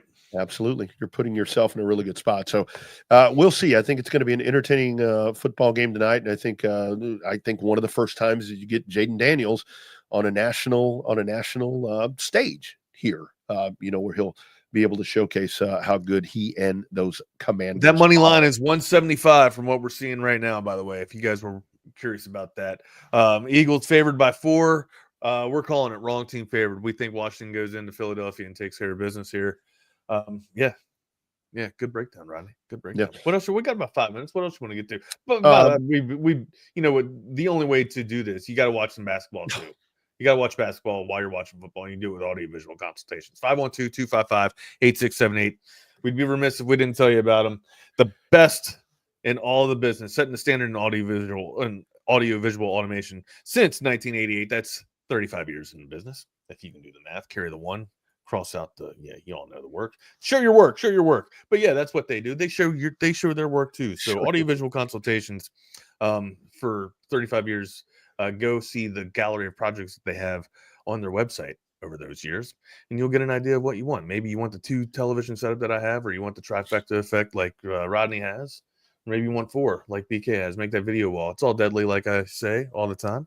Just give them a call, 512-255-8678. That's avconsultations.com. Always hated that. Please show your work. It's like, show my work. I'm copying. I can't see her work over there. I only see the answer down at the bottom. Using my calculator. Yeah, that's right. I'm just so brilliant here with my D in math that, I don't need to show my work. It throws me off. Guys, if you're a Texas fan and you haven't been over to passes.com, you might have to get over there today because you are definitely missing out. Passes is the content creator company that is partnered with the Texas One Fund, giving Texas fans behind-the-scenes access to your favorite teams and players. We're in the basketball season right now. The men's and women's groups are off and rolling. So it's not just football right now. Volleyball, volleyball's doing what they're doing. You've heard of the Texas One Fund, and now you can see what they're doing for the University of Texas. You donate to the University of Texas or to the Texas One Fund and get something back in return. You get access to tailgate parties, spotlight access, VIP experiences, just a lot of really, really cool things. So head over to passes.com/Texas One Fund to sign up to get closer to the game than ever before. Again, that's passes.com/Texas One Fund to take your fandom to a different level as never seen before. Check it out today at passes.com. Jose, I appreciate your comment here, man. Wags, I hope the Giants draft Quinn. He's the answer to your woes. Sucks to see you have to look at Daniel Jones daily on the active roster. Sal and I both kind of, go through this. We're thank God we get to suffer together. We have each other's company here. Misery does love company. At least we get to have each other's backs, but not. So I don't know if Quinn's the absolute answer. I do think we need to address the offensive line struggles too. Here's the thing: like Daniel Jones is way more. He's got his faults, but he is way more mobile than Quinn Ewers is, right? You throw Quinn Ewers in there, and you could have a Derek Carr situation or a David Carr situation, rather, to where he just the confidence absolutely exits every part of his football mentality, right? And his football body. It never able to get it back and never can get it right. And that's what I worry about if Quinn goes to the Giants. If the Giants take any type of quarterback, it's got to be a mobile quarterback until they get their line able to be able to keep a quarterback upright here. It seems like Daniel Jones is constantly or consistently running for his life. I don't think that's schemed by Dable. But yeah, it sucks you're right. It sucks to look on that roster and not just see Daniel Jones on the roster, but then you go down and you see Drew Lock too, and you think that Drew Lock might even have more talent than Daniel Jones, and then ultimately, you see DeVito on there, and DeVito's had the most success. So you're just like, man, what the WTF, bro? It's purgatory. It's QB purgatory here. But I think it like anyone will tell you, it starts up front. You address the vulnerabilities up front, and I think you get better quarterback play. It's not all on Daniel Jones, but it is bad quarterback play by Daniel Jones. You're absolutely right. Quinn can spin it, that's for sure, but my concerns with Quinn is his footwork. And Quinn, with that, I mean, what have we talked about? A lot here on Texas Sports Unfiltered 2 years, I guess it's been. He doesn't make it through a season without an injury, and you put him into something like that, and I mean, you're going to have a dude that's going to get beat up, and that's definitely what you don't want. I don't know if I think the Giants would. It sounds like this could be, Daniel Jones going to the Pine for the rest of the year, to where they're going to try to neutralize him and use him to try to get rid of him somehow. I don't know who wants to assume that. Can he give the money back? I know, right? It's like, can he give some of that money back just to let the team help build? Can we get Saquon Barkley back? Well, I keep hearing that quote when Dak was in his negotiation, where, man, Jesus, did we screw that up or what, man? Well, I mean, I'm right there with you. There's a dude on my team that's got a meat off the bone and a foot that was foot turned the other way, and that's the future of that right there. Saquon Barkley's like 9, is he? Yeah, he's like 9 yards away from 1,000 yards. So six tutties on the season. Yeah, I don't know if you're the Giants at this point. Again, this quarterback draft that we're about to see in the draft coming up in March or April of next year.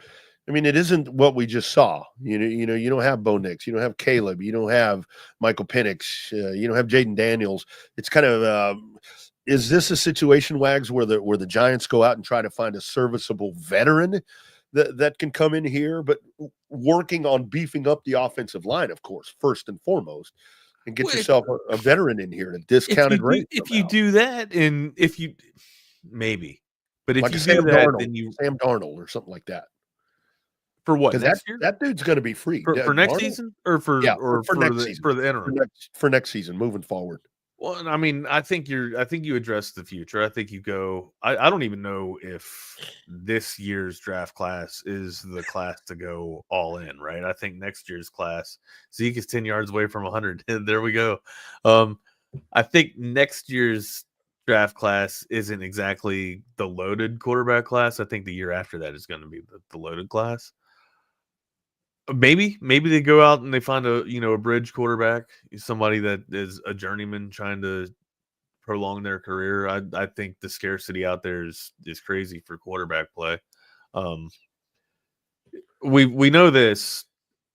When you take your quarterback, you got to hit. You absolutely got you. If you missed, you're doing a disservice to your franchise and setting yourself back 3, maybe 5 seasons. If you're taking a quarterback that early, or if you're taking a player that early in the first round, you absolutely got to hit on him. You or have enough draft capital to be able to make up for your miss, like San Francisco did. But I mean, that was absolute fucking luck. Taking Lance and then having Purdy as Mr. Irrelevant end up being arguably playing at an MVP state. And of course, he's not putting up the numbers like an MVP does, but he's got his team playing for championships. That's what's around him too. I mean, that's a lot. Correct. Of that. Correct. Yeah. He is in an excellent system. This is the same system. Sam Darnold did fantastic in spell of Purdy when he had to. When Sam Darnold, this got Sam Darnold the job in Minnesota. Was this system, was Shanahan's system. So, well, I mean, clearly it was. You got to have the execution, but it goes hand in hand, right? Like. Great, he fit great with Shanahan's system, which most people do. Most people do well in Shanahan's system. Yeah, I mean, dude. Well, I'll tell you one thing that could happen. The quarterback that plays across town from the Giants, They asked him yesterday, "You going to play in 2025?" He said, "I think so." Bring that dude over. Absolutely. Bring Aaron Rodgers. I would absolutely take 2 more years of misery for Arch Manning. Like that is I've kind of visualized this already. Tried to make this the future for the Giants. It would be fantastic. But you got to know that Jerry has got his eye on Arch too, right? Like Jerry knows all the hype. And if there's a guy that's about hype, it's Jerry. And Arch Manning will be the hype of hype in that draft class. So you don't think Jerry Jones wants to splash that? You know where I think it'd be really cool for Arch to play. But yeah, I would take 2 more years of purgatory, 2 more years of hell, Rodney, for Arch Manning. I think it'd be really cool if Arch Manning, and this would be a win in so many different ways. I mean, obviously, we don't know how his career is going to go. We think he's going to do really fantastic things here at UT once he takes over. But I got to say, if Arch Manning became a New Orleans Saint, if Arch Manning jumped in where his grandpa was, they love the Manning family. Yeah. 100%. Like he would imagine that. I mean, you thought Drew Brees saved New Orleans after Hurricane Katrina? This dude slides in there. That is a story that only a storyteller can. Damn. Jose's all it. I would cut Dak right now and trade Micah for Arch. I would too, bro. Can Dallas make a deal with Texas right now? Look, damn, that's you know what? That's not you just got to spin it a certain way. It's not disdain and it's not hate for Dak or you're just done with Dak and Micah. It's the fact that you love Arch that much. You think that highly of Arch. That's what you would do. Yeah. In spite of how much you love Dak and Micah, that's what you would do. God. That whole thing with Arch, though, I got to talk just a couple of minutes to Archie at Manning's when we were in New Orleans for the bowl game, and just little just casual stuff, and that was in the back of my head. It's like, man, and seeing everything there with the Manning family, it's like Arch Manning becomes a saint, and holy shit, is Archie still there? What do you mean? Like you said, you had a conversation with him. Yeah. Like, okay. Oh, yeah. Is he still sharp? Yeah. Because sometimes when you see him, he does that. He does that like like your granddad kind of goes off into senility, right? Yeah. No. I mean he seems sharp as a tack to me. I mean, I was about 6 beers in, so I could have been talking to somebody that couldn't talk at all. And then you probably don't even know how sharp you are. Welcome in the boys. Gents, how are we? How sharp are you all today? I'm feeling good, man. Sharpest. That's where we are. The sharpies of sharpies. Like it. What's on the slate? What's on the agenda? Archie Manning's 75, so I feel like 70 is the age. If you clear 70, then you can do whatever the hell you want at that point. I feel like you can write your own ticket. Yeah, you're allowed to do. You're allowed. You've put up with society for that long. You can. We'll go mow the yard in your drawers. Yeah, have at it. Yeah, you earned it. Absolutely. I do that now. You want to just go out there and just tuck it in your sock? Fine. Hell yeah, man. That's what I'm saying. DJ Dog, that's pretty par for the course. Yep. All right, gentlemen. Yeah. Y'all have a great program. Thank you, Rodney. Thank you, Wags. Back to part 10. Y'all be good. See you. See you guys. There goes the Chaos Theory crew. He is Jordan Scruggs. I am Jeff Howe. It's only an hour. Just a reminder, I'm out tomorrow. Jordan, you got a fill-in host for tomorrow, or? Yeah. Tomorrow's show, the entire show, 11 to 12, will be me and Hank South of Horns 24/7. Going to talk a lot of recruiting, a lot of football, a lot of Texas high school football. Maybe some shit talk. He's a Westlake alum. I'm a Lake Travis grad. Maybe something there. They are on a collision course to meet in either the third or fourth round since they're in the same 6A Division I bracket this year. Since Austin High beat Bowie or Bowie beat Austin High or whatever it was in week 11 or week 12, that's what forced Westlake up. So I expect a lot of different topics. Yeah, I expect Hank to have a dissertation ready on are actually just why he's going to profess his undying love for Nick Foles. So I'm looking forward to hearing that back on the replay. Jordan, let's talk Texas and Arkansas. The SEC injury report came out last night for Texas. Pretty good. We know the 4 guys that are out for the season. Colton Vasek doubtful. I think he's dealing with a back issue. I don't think that's been confirmed yet. And then Mo Blackwell is on there. Both of those guys are doubtful. The big news for Arkansas, and Sam Pitman has said he expects both these guys to play. Taylon Green's probable. Jaquindon Jackson's probable. So seems like Arkansas is going to have their 2 big guns on offense. Texas, all indications are, with the exception. Blackwell's a core special teams guy. We know he's big on third down in their third down package. You know, Vasek, whenever he plays, he's productive. I was floored, Jordan. I was looking at the numbers last night. You know, he's only played 59 snaps this year. Vasek? Yeah. And he's got 2.5 tackles for loss and 2 sacks. Yeah. And I mean, I don't want anyone to start, getting curious or skeptical or whatnot. But I mean, let's think about it. Who are you going to take off the field to play him? True. Because Barron Sorrell, Ethan Burke, Colin Simmons, Trey Moore are all in front of him. And something to think about. We've talked about how with the running back room, Jaden Blue hasn't really put himself in a position to be drafted. So we don't have any intel regarding this, but the expectation for us to at least is that he's going to come back because, let's be honest, unless he's going to go crazy these next few games, he needs to come back to be drafted or drafted at least where he wants to be. Right. If that happens, attrition is likely. That's just the way college football works, especially at big-time programs. But something to think about that I started thinking about this week, 2 weeks ago, Barron Sorrell is the only guy that's really set to leave the edge room. Yes, Trey Moore could leave, but I think he's in a very similar situation to Jaden Blue where he has to come back another year to get drafted or at least drafted where he wants. So,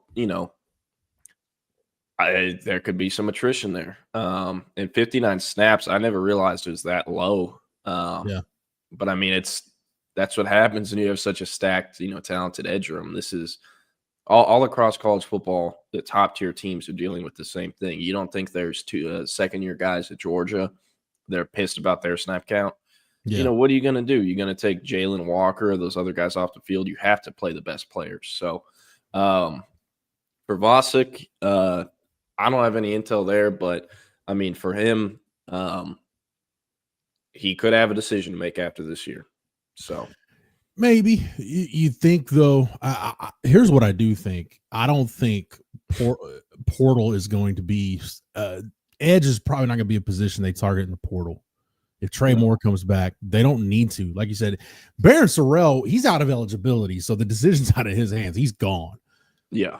But, if you come back next year and you've got, your top 4 now, I'll say this too, the other guy that could have a decision, I don't know how close he is to graduating. Justice Finkley has another year left. I'm very curious what he's going to do. Yeah. I don't know where he's at with his degree, and we know he wants to go to medical school. And is that at Texas? Is it somewhere else? I don't know, but that's when you're talking about numbers and getting down to 85, those are the kinds of decisions guys have to make. I'm not saying they would run Justice Finkley off. That's not what I'm saying. But it's about looking out for yourself at that point. CB, that would be speculation on the Vasek injury. I don't know the severity of it or what the deal is. So is it the same thing? Is it a different thing? I don't know. So until I know, anything is pure speculation. But you think about it, Jordan, even if you lose Sorrell, you go into 2025 being 4 deep at edge with Vasek, Burke, Colin Simmons, and Trey Moore, especially with Michael Williams and Jalen Walker going to the NFL. Tell me a better edge room in the SEC. James Pierce Jr. is going to be gone. We'll see how Ole Miss reloads. Think of a better edge room in the SEC off the top of your head. No, it's hard. I mean, Bama's got Keon Keeley, who was a number 3 prospect coming out of high school at edge still, and I don't think he's played a snap this year. And I mean, they flipped him late from Notre Dame, and that kid was one of, if not the best player. Or I'd say he's probably the best player at All-American Bowl Week in San Antonio back in January. He was the best player there, not named Jeremiah Smith. Yeah. Jeremiah Smith, I mean, that it was kind of I'm not trying to glaze, as the kids my age say. But I mean, when Jeremiah Smith walks in that room, like, you know, he has a kind of a commanding presence. And when he's on the field, even more. Like, it was kind of a surreal experience seeing him do what he did to the entire All-American Bowl roster. Yeah. Because he was clearly going half speed the entire time, too. And he just did whatever he wanted to whoever he wanted. He was unstoppable. And he came in that weekend as the number 1 overall recruit. We were looking for every single reason to bump him off that. Receivers don't really go number 1 overall in the draft. But he was so good that week that he solidified, and there's no one else. So, yeah. I think of guys that I've seen in those all-star settings, like a Ronald Powell, Christian McCaffrey was that way, Derrick Henry was that way, where, man, on a field of really talented guys, you're just so much better than everybody else. Like, yeah, and I brought up Keon Keeley with Bama. Georgia's got another kid coming through the pipeline named Damon Wilson. Yeah, who actually had Texas in his top 5 back in the day. But I mean, man, I remember I saw this past offseason some videos of him working out.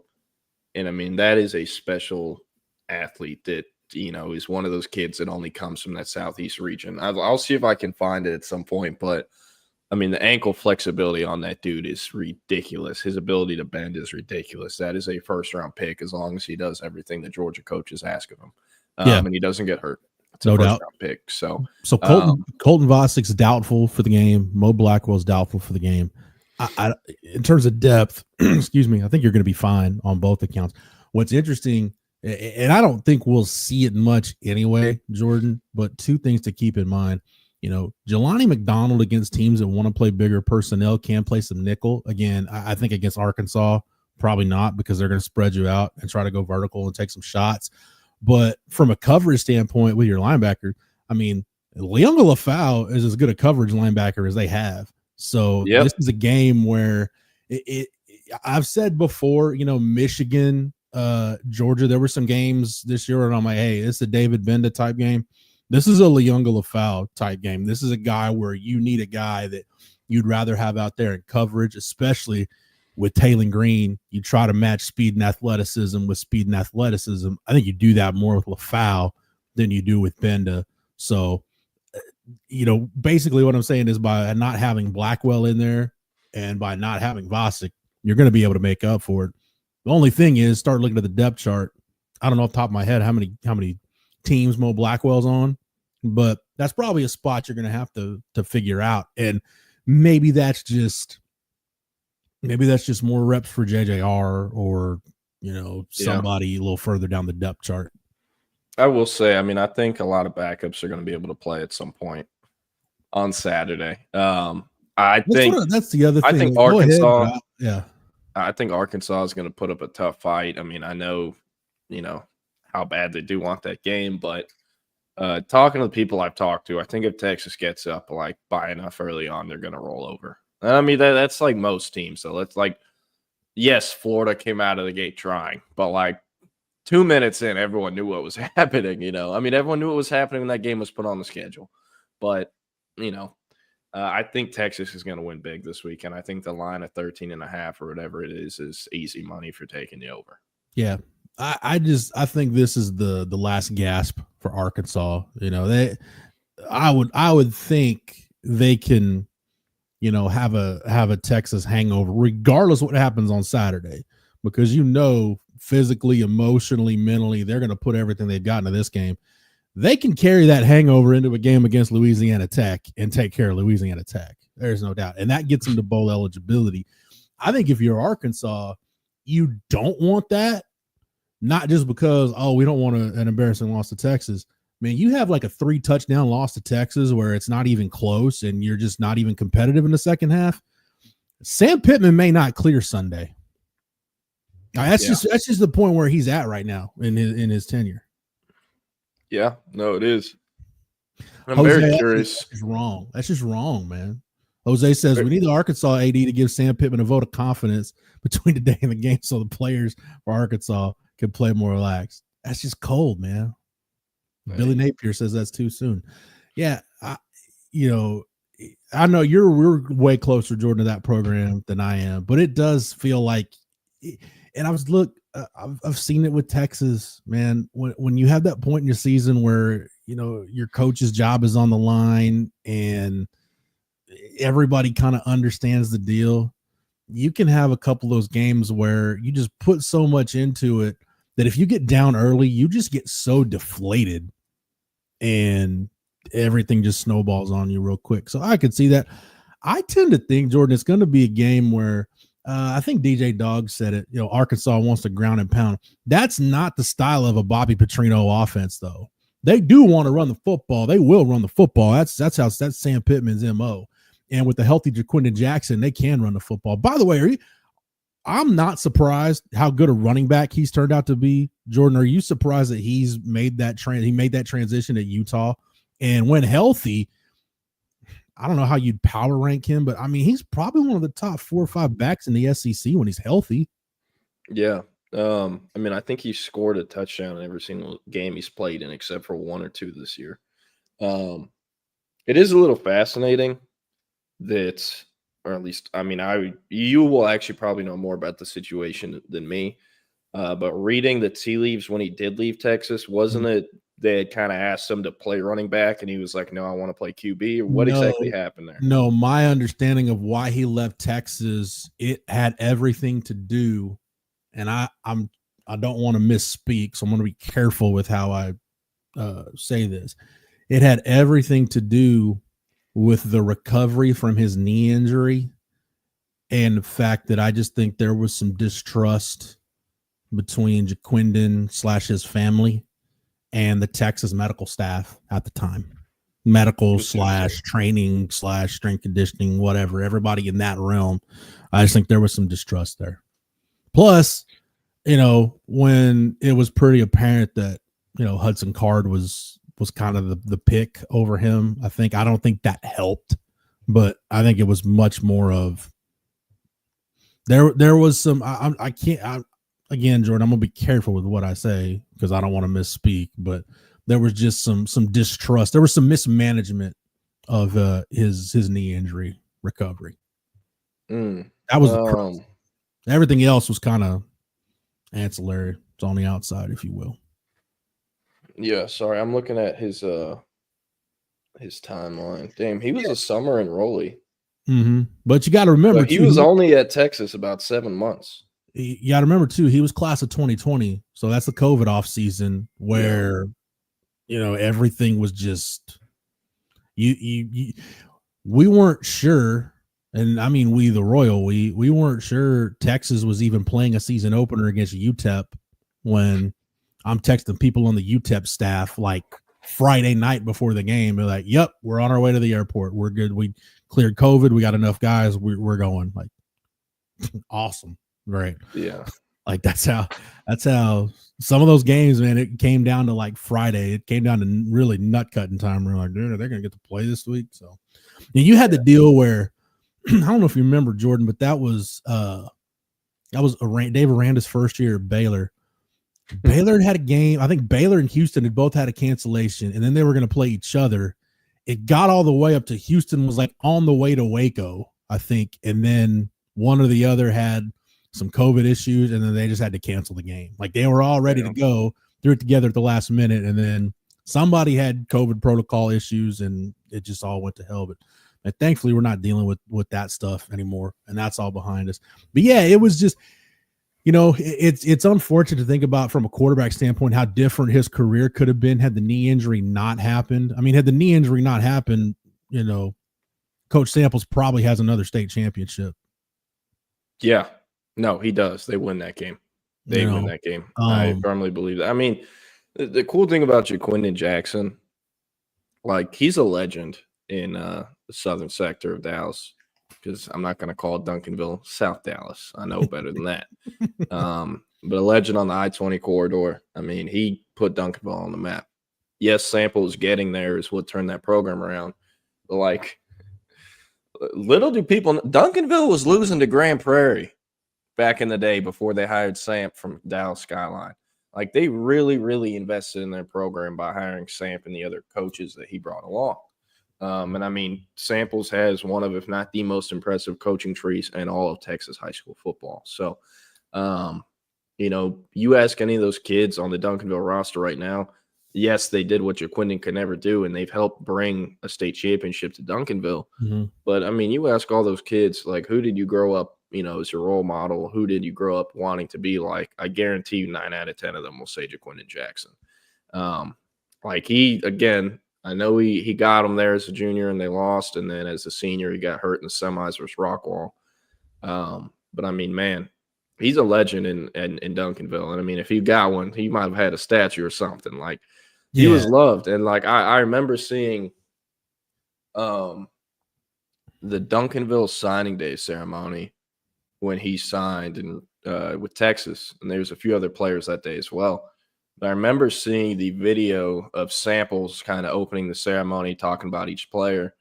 And one of the things he said was, yeah, Jaquindon, he's done for the year. He can't play on Saturday. And that was the Wednesday right before the state championship game that Saturday. And I remembered, if I'm not mistaken, I remembered hearing like almost like screaming and like, oh, in the background of like the people that were there. Like that's how much people in Duncanville were riding for him. So, you know, I'm very happy he's been able to have success at Utah and Arkansas. And I mean, I think he can be an NFL draft pick at running back. If you take it to local teams, it's kind of what like what Todd Reesing was at Lake Travis. Todd Reesing didn't win a state championship, but he got you to the point where you were a respectable program and got you on the cusp of being that type of program. Same thing with Sam at Westlake. Todd Reesing walked so Garrett Gilbert and the Brewers could run. Jaquindon Jackson walked so Keelan Russell could run. It's the same thing with Sam at Westlake. Sam didn't win a state championship, but it was a much better program from the time he got there until the time he left. Yeah, for sure. For sure. So if he hadn't had the knee injury, maybe things are different for Jaquindon Jackson. Hell, can you imagine? Like I was fascinated by the thought of, because they were in the same recruiting class. Like, man, in Tom Herman offense where the quarterback can run the ball 10, 15, 20 times a game, a Tom Herman offense with Jaquindon Jackson at quarterback and a Bijan Robinson, Roshan Johnson backfield. Holy hell, man. That is scary to think about, sir. The 2020 class is kind of ridiculous to look at. It really is. It wasn't Bijan is the top guy. Obviously, we know what happened there. Alfred Collins was second highest ranked. He's still in Austin. He's going to be Jaquindon Jackson. Yeah, Jaquindon Jackson, now at Arkansas. Hudson Card, now at Purdue. Fifth highest ranked is Prince Dorba, who actually is getting some legitimate PT at Arizona State. He's playing a decent amount. Jade Barron is the sixth highest. He was obviously a late addition. You know, got out of his letter of intent when Matt Rule went to Carolina. Keaton Crawford right behind him. He's now in Nevada. Could have a shot as an NFL special teamer. I mean, as long as he gets a combine invite, I think someone's dumb enough to draft him to be special teams, because I mean he's probably I'd say he's probably the best special teamer in the Mountain West, and I have absolutely no intel regards to the other people, but I struggle to believe there's someone in the Mountain West who is 5'11", 200 pounds, and is athletic as he is. So, I mean, I don't know, I might be wrong. The cat from Plano East that went to Texas and then Tech, Tyler Owens, that said he doesn't believe that the earth is round or he's a flat earth or something. He said something stupid. He tied the record for the broad jumper, either broke it at the combine too, and he still went undrafted and tested like a freak. But I mean, I think he's either on the P squad for Washington or he's on the 53 man. But yeah, he went on a little flat earth diatribe during his media session. But I was saying, so if no one's going to draft Tyler Owens, maybe I'm tripping about Keaton Crawford getting drafted, but I think we'll have a chance. Xavier Alford, the landlord, now at Arizona State. He was in this class. Jaron Thompson, now at Auburn, is in this class. Vernon Broughton, potentially could be one of the highest paid players in NIL next year if he comes back, but that seems very unlikely. Very unlikely at this because point. he does. I think we've talked about this, but I'm almost positive Vernon Braun has a kid. I know he's married, but he might have a kid. And obviously, we've seen players like defensive tackle Malcolm Brown back in the day. That'll help, push him into the draft instead of coming back, regardless that NIL is a thing. Jalen Garth is in this class, who's actually now at UTSA. And he actually played Texas earlier this year. Logan Parr is in this class, who is, for whatever reason, one of the higher rated players in CFB 25. He goes to SMU now. Yep. Andre Karich is in this class. He is now a starting guard at Tennessee. Mm-hmm. Kelvonte Dixon, Moochie Dixon, is now a starting receiver at SMU. He's in this class. Troy O'Meara is at Arizona State. I don't know if he starts, but I know he at least rotates in. Another guy that just injury bug just would not stop biting him. Jaden Holaby, who's no longer with us, rest in peace, was in this class. Ended up transferring to either New Mexico or New Mexico State. It was New Mexico. New Mexico proper. Passing away. And his little brother is at Tech, Landon Holaby. Jake Majors, Prosper. Obviously, we know he is still starting in Texas. Dejon Harrison, who transferred to UConn, Hutto kid. Brennan Marion is actually the main reason he was able to find a spot at UConn. They did a lot of they actually, Texas, I think, always does at least a better job than most other schools for the guys that are leaving, helping them actually find a home. Like I do know for a fact, because I heard this through various sources, like Sarkisian and other members of the Texas staff are on the phone with other staffs about Malik Murphy because schools were asking questions and they were telling them. It's the same thing. Like Jeff Traylor spoke very highly of Trey Moore and on his behalf when Trey Moore was in the portal and schools were calling Traylor having questions. He told the truth and said everything. And that was his best player last year. He literally won defensive MVP of the conference, and he was still speaking highly of him and saying everything he needed to know. But not every coach is like Traylor or Sark. I'll say this to back up what you said in defense of Coach Traylor. Ever since the portal became a thing, when he got the UTSA job, Coach Traylor said, "Hey, if you wanna try to recruit one of my players, at least call me and let's talk about it." Yeah. So, yeah. But Dejon Harrison went from Texas to UConn. He's now at Utah Tech, still playing. Sawyer Gorham Welch at a Longview, who actually didn't transfer till, it wasn't last cycle, or was it? It was one of the more recent cycles, but I know he's at Coastal Carolina now. And then the lowest ranked player in the class, Jalen Ford, now playing in the NFL for the Saints. It's pretty nice when you can be the lowest rated, lowest ranked player in your class, and you end up being an All-American, help win a conference championship, playing a college football playoff, and get drafted. Yeah, the cool thing about this entire class, and you might be like, huh? But every single kid in this class is still playing, except for obviously Jaden Holaby, who's passed away. But you can't say the same about the 2021 class. Keithron Lee is, I believe, in prison, or at least I know he's not playing football anymore. But geez, man, go look at that 2019 class. That is a dumpster fire. Oh yeah, but if it wasn't for Jordan Whittington and a couple other guys, dude, that thing would have been. Whew, that was rough. Yeah, it's Jordan Whittington and Roshan that saved that class. Everything else is. Yeah. Actually, can you put that up real quick? Because I always 2019. I try not to rip. While you're doing that, Jordan, it's this point in the show where you see the logo there on your screen, that Real Truck logo. This episode of It's Only an Hour is brought to you by Real Truck, the #1 truck accessory brand in the United States, with top-selling upgrades for the ultimate Texas tailgate. They've got hitch grills, powered coolers, weatherproof awnings, much, much more. Texas is still truck country. Bring your truck to life at realtruck.com. Hook 'em horns. Get it right. You got the Kentucky game next week. That's your last home game.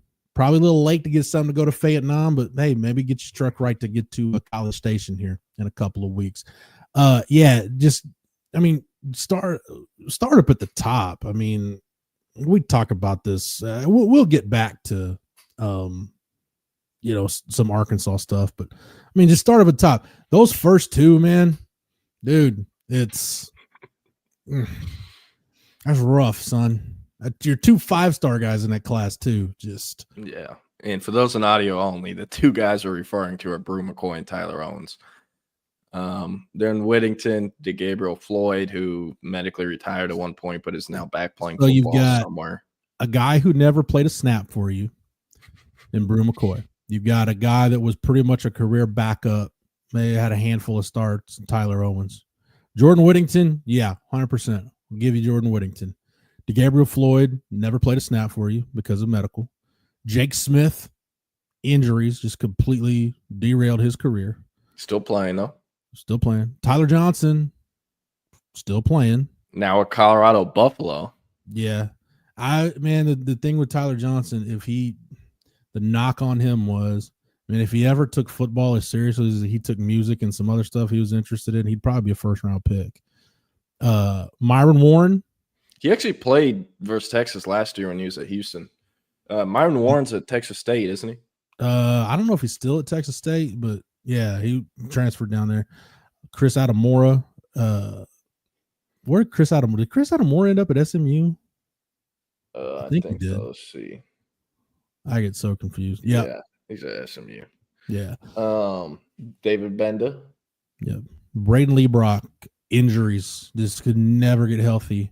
Did he medically retire? Or did he portal? Nah, he medically retired.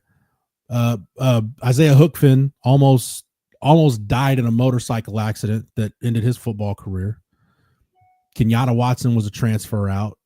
He's actually still playing. He went to Georgia Tech, but he's not at Georgia State, and his dad is on staff at Auburn as like some support staff title. It's either like ADPP, Associate Director of Player Personnel, or like Player Development. It's some support staff title, but he basically is the role Chris Gilbert has, where it's like that's kind of Auburn's closer in recruiting. They assign him on all their top targets. Yep. Marcus Washington played 1 year for Sark and then transferred to Nebraska. And his career is just unfortunate because he was in his last year, got injured, and that's how his career. You're seeing a theme here with the 2019 class with knowing how many guys had injuries in this class. Javon Shepard, that his career went exactly the way I thought it was going to go. Where I said, hey, man, in 3 years, he's either going to be a first-round pick or we'll never hear from him again. And unfortunately went the wrong way. What exactly happened to him? He just had a rough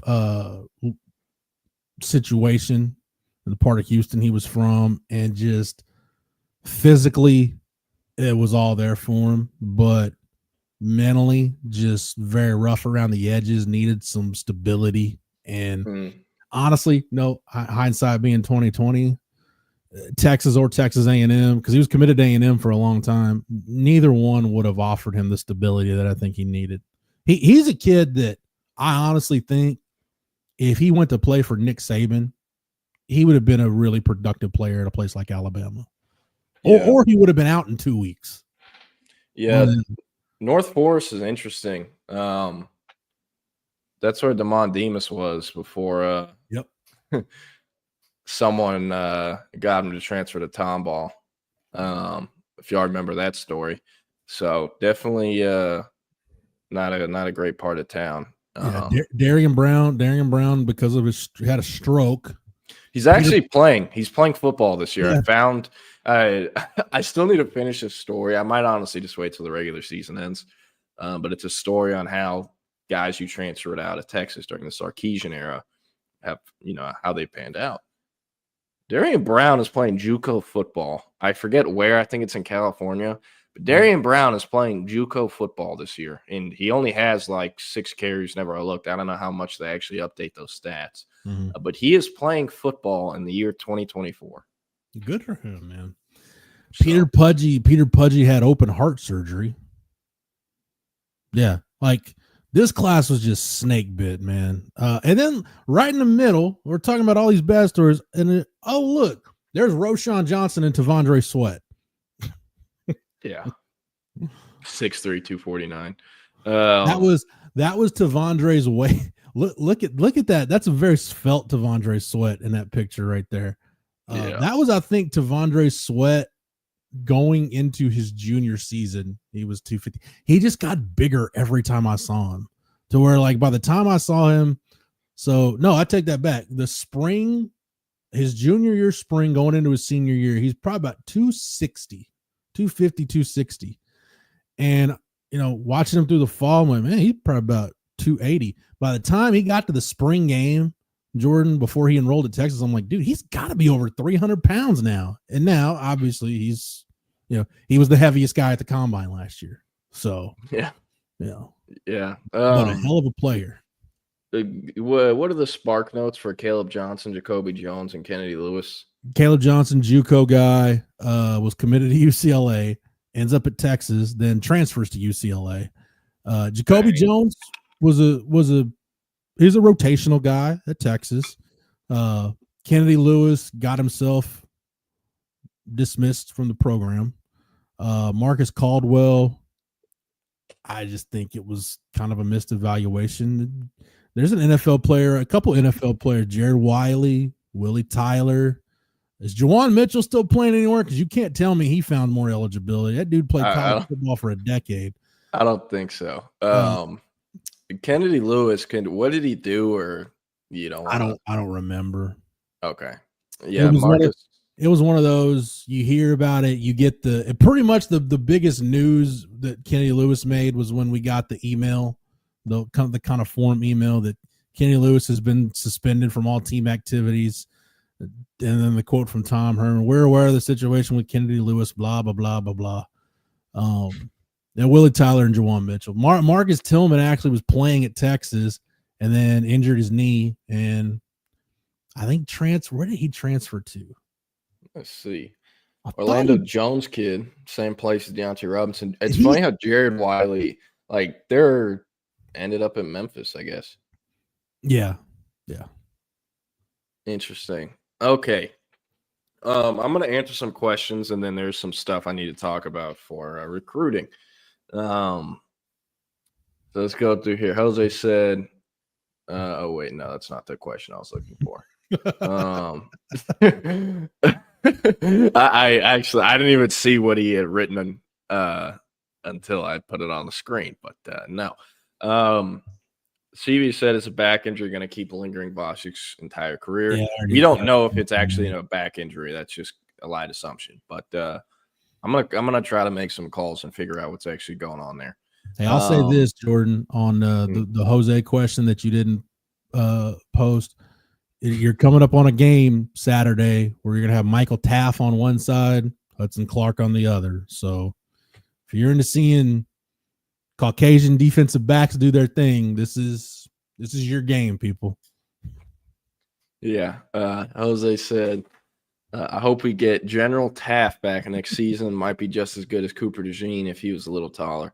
So going into this year, I thought, Michael Taft was going to leave after the season no matter what.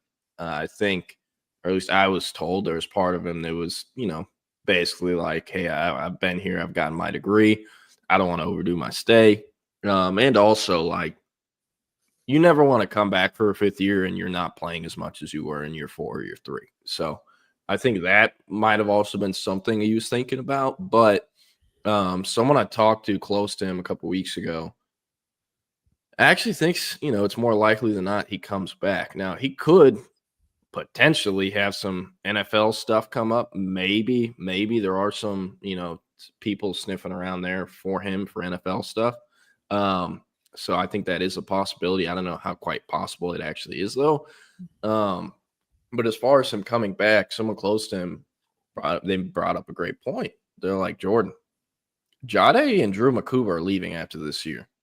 Yes, it's a really cool thing that, it's 3 Austinite DBs that have all known each other going back to high school. And, they all have very unsimilar stories as to how they got to Texas. Yeah. But, it's something cool, and it's something that's helping them as far as name, image, and likeness. Now, once Jade Barron and Drew Makuba leaves, it's just Michael Taft, and all the attention's on him as kind of, the hometown hero, all that, which, he could make more next year potentially if he does things the right way marketing-wise than he might ever make in the NFL.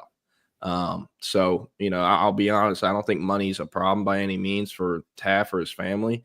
But, in today's day and age, NIL, that is something to think about. So, because of what that person said and making that point, I need to check back in with them.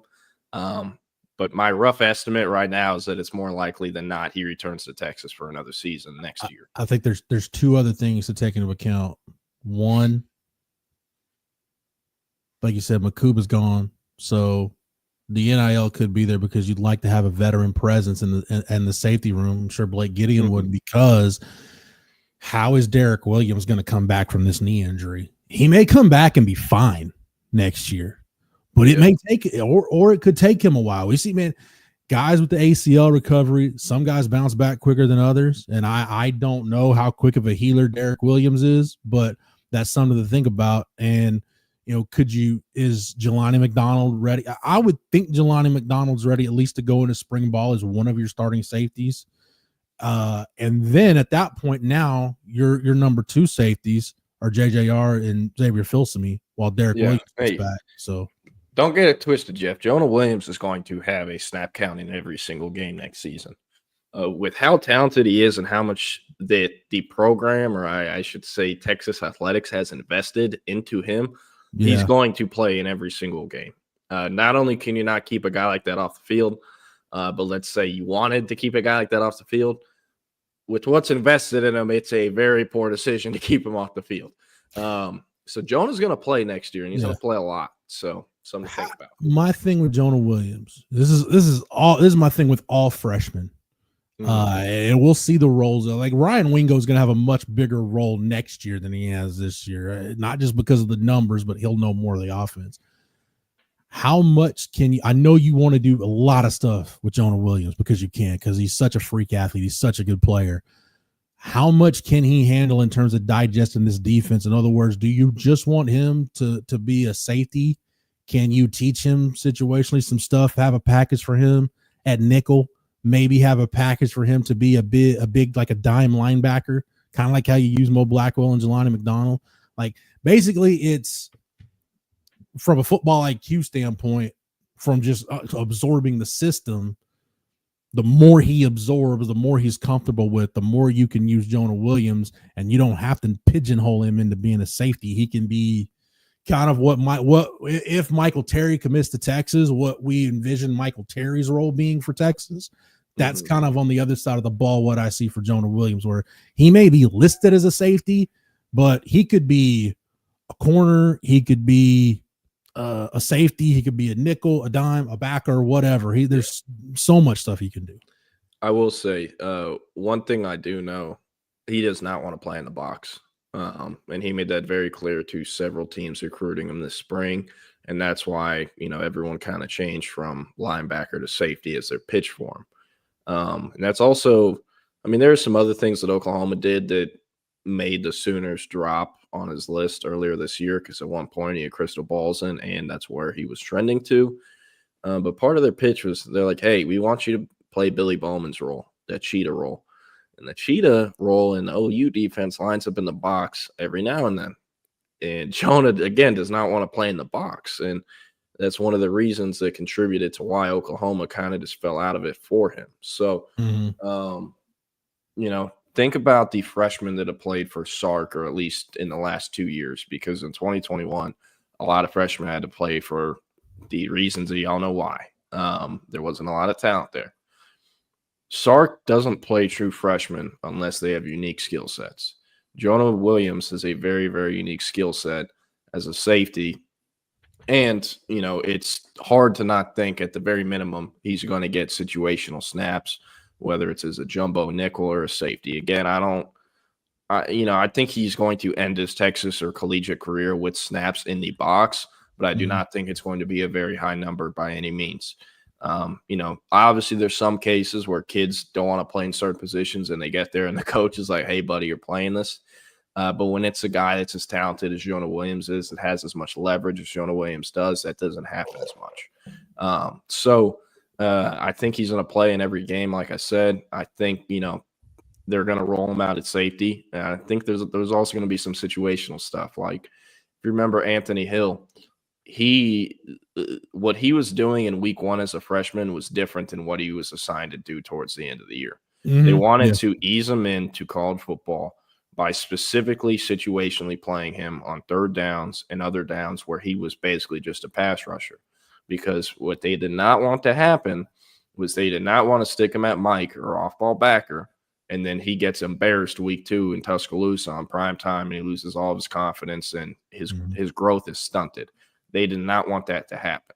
So, is Jonah going to be eased in like Anthony Hill kind of was? I think so, yes. But I think the snap count and the snap count of different positions will be increased by a big amount between week 1 and week 12 or week 13 next year. I'm so glad the program is in the shape that it's in, because I remember, the 2015 class, if you just look man for man, that class produced a lot of NFL talent, a lot of dudes that are still getting paid money to play football. And I remember hearing stuff like, man, we would love to redshirt Charles Omenihu, but we can't because he's one of the best edge guys we have already as a freshman. And they knew that Charlie Strong staff knew he's not anywhere near developed, but we have to put him on the field. That first game against Notre Dame, you would have what you did with Ant Hill, you'd have loved to have done that with Malik Jefferson. But Connor Williams was a spring and rollie. He was a walk-in starter at left tackle, kind of like Kelvin Banks was. And you roll them out there against Notre Dame, who was like 11th in the country in South Bend. And like, there is no situational stuff. It's like, all right, have at it, kid. Best of luck. Yeah. It was just and it was also funny for Malik Jefferson because, like, in high school, basically they were like, hey, you're going to be on the line of scrimmage and you're going to sack the quarterback or tackle whoever has the ball. You're going to tackle that guy behind the line of scrimmage. And then he gets to Texas, and they're like, all right, buddy, week 1 in South Bend on the road, you're playing off-ball backer, and you're going to act like this is a position you've been trained to play your entire life. And Texas fans got mad at him when he played like ass. Like, what do you expect? That's how things are going to happen. But I want to move on because Can I just read you a couple names off that Notre Dame offensive lineman in that 2015 team that Texas played? Mm-hmm. All right, on that offensive line, 4 names: Nick Martin, Zach Martin's younger brother; Mike McGlinchey, that's a former 49er, Jordan; Quentin Nelson, and Ronnie Stanley. I mean, you think Malik Jefferson walks out for that first snap, he's seen anything like any one of those guys, let alone all 4 of those guys that just tell me at Mesquite Petit, he didn't see anything like that. He didn't see anybody look like Quentin. There were no all pros in that district. I guarantee you. No. But hey, we're gonna move on because I want to hit on some recruiting. But I'm gonna go through these questions real quick. Jose said, who's better, Jordan, half-speed Jeremiah Smith or half-speed Ryan Wingo? Half-speed Jeremiah Smith, like, steals Ryan Wingo's lunch money. Easy. Like, Jeremiah Smith is just a one-of-one. I don't know how to describe it any other way. That kid is going to be a top 5 draft pick at receiver, if not number 1 overall. That's how good he is. He's also going to make 7 figures next year as a receiver, and not just 1 or 2 million, but more than that. And it might not be at Ohio State either. So something to think about. What else we got? Man, this reminds me of the Vandy game and that we should handle business, but if we turn it over, ... could be tough. So I was looking at the schedule because last year I was at the TCU game. This year I'm going to the Arkansas game. Both games were the 10th game on the schedule for Texas in each respective season and kind of have similar vibes. Now, I will say coming off of a curb stomping of Florida is different than coming off of barely getting out of that game versus Kansas State alive the week before TCU. But kind of similar vibes where it's almost trap games. And as we remember from that TCU game, they needed an adjustment from AD Mitchell late to catch that ball on third down to get out of Fort Worth alive. And I mean, that was the part of the season where Texas was trying to give away the game to the other team for like 4 weeks in a row or however many weeks in a row it was. So, I expect it to be a little different, but just one thing I did notice, it feels very similar vibes kind of to the TCU game last year. So, by the way, this is the point in the show, since you mentioned the TCU game, where you have to say Xavier Worthy owes Jonte Cook X amount of dollars per year for the rest of his life for whiffing on that block on the screen pass. Man, I remember I was in the press box. That was like I was in the press box for like 2 minutes of that entire game. But I remember being there and like Chip, because you know how it is in the press box. You're not supposed to react or do anything in any way or, be unprofessional. And Chip turns to me and he's like, do you ever think they're going to realize that those guys aren't going to work for like screens? And I was just like, but yeah. So what else we got here? You were like, you pretty pissed off about that. Like I'm selling that appropriately, right? Like for anybody that doesn't know, like Jordan was hot about that for a while. Well, it's the same thing as like the Savion Red thing. Like, how are y'all practicing this multiple times a week in practice?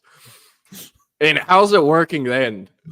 Yeah, against the defense, it's just playing like scout team or dummies. Or if it does think it's work, gonna work if it does work in practice very well, like, well, okay, well, why the hell can't it translate to the game? Or I don't know. It's not good. But Rex said, getting back to Arky game, Hog defense has given them 900 yards passing in the last 2 games. Forget trying to run, come out passing to get in front, lead on the run game to shorten this game in the second half. That's agreed. That's the identity of this offense. Yeah, we talked about it yesterday. That Arkansas defense gave up 694 yards to Ole Miss. Yeah.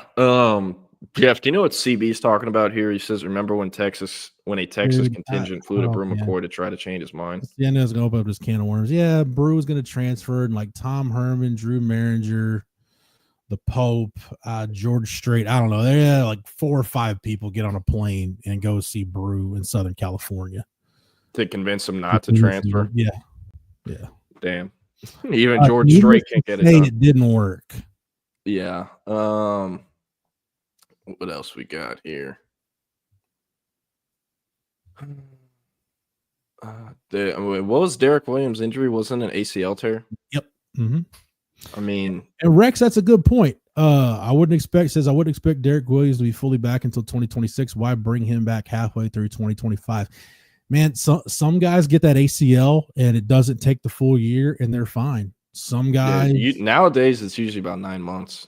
Yeah, I mean, you're looking at Jonathan Brooks needing almost a full year from the injury to the time he gets back. I will say, if I'm getting injured in college and my draft status is on the line because of that injury and how I come back, I'm not rushing it, but I'm taking my rehab very seriously as I can to come back as soon as I can. Now, if I'm in the NFL, I just got drafted in the NFL with a torn ACL, and I play on a team as dog shit as the Carolina Panthers are, especially one team that just gave 2 ridiculous contracts to running backs before they drafted you in April, I would be taking my time as well. So I'm not saying or accusing Jonathan Brooks of lollygagging, but if I was in his shoes, I 1,000% would be lollygagging. They just gave Chuba Hubbard that. That's what I'm saying. Yeah. That just happened. Like, so why the hell? And it's not. This is one of those deals where you talk about it. It's not a problem with the player. Jonathan Brooks deserved to go where he went. It's the organization that drafts him. Like, if you knew you were gonna extend Chuba Hubbard or you had an inkling, why would you spend a 2nd-round pick on a running back? Yeah. But then again, the Panthers are the Panthers, which sucks because Jonathan Brooks and JT Sanders are both there and having to deal with that. Hey, Jose, we'll come back to that because I want to talk about Grayson Littleton. Now, Grayson Littleton is a 2025 top 100 cornerback prospect out of Tampa, Florida, that is. He goes to Wiregrass Ranch High School in Tampa. He transferred into that school spring of this year. Previously, he played at Wharton High School, which is about 12 minutes away from Wiregrass Ranch, also in the Tampa area. And he spent his sophomore and junior seasons at Wharton. His freshman year, he was playing in Kansas at Goddard, Kansas. That's where he's from. He's a Kansas kid. That's where he grew up. And then for whatever reason, ended up moving to the Tampa, Florida area before his sophomore year. As far as he goes as a prospect, he holds 40 offers. He's taken 4 official visits: Clemson, Penn State, Michigan, Texas. He actually had 5 official visits scheduled back in the summer, and then took the second one to Clemson and committed on the visit, left that visit committed, went public shortly after the visit ended or either while he was still on the visit.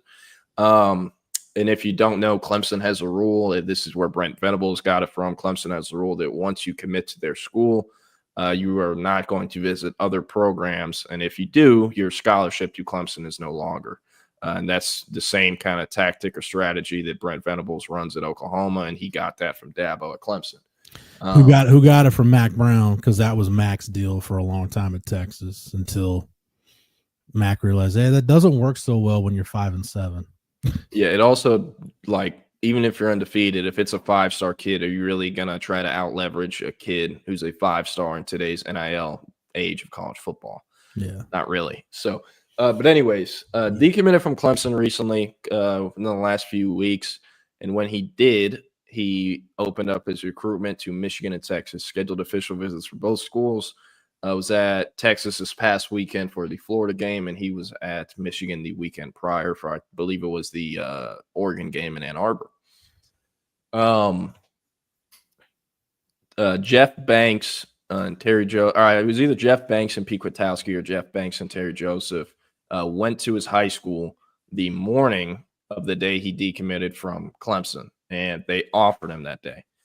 Grayson Littleton was a kid that Hank South and I have had many conversations about back in the spring. We thought he was very talented, but for whatever reason, Texas would not offer him. And he told us and several other people in the media and the Texas media market, Texas would either be the school he goes to or be super high on his list if he ever got an offer from there. So we were like, maybe they should offer this top 247 corner, because they're probably going to get him if that happens.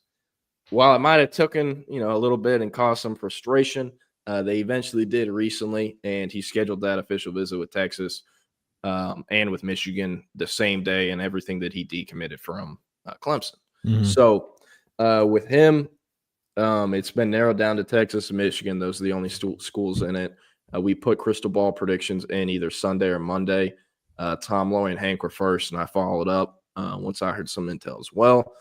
Feel super confident about Texas getting this one done. In fact, I think we will actually see some fireworks sometime later today, potentially in the afternoon here in a few hours. As far as the prospect goes, I really like this kid.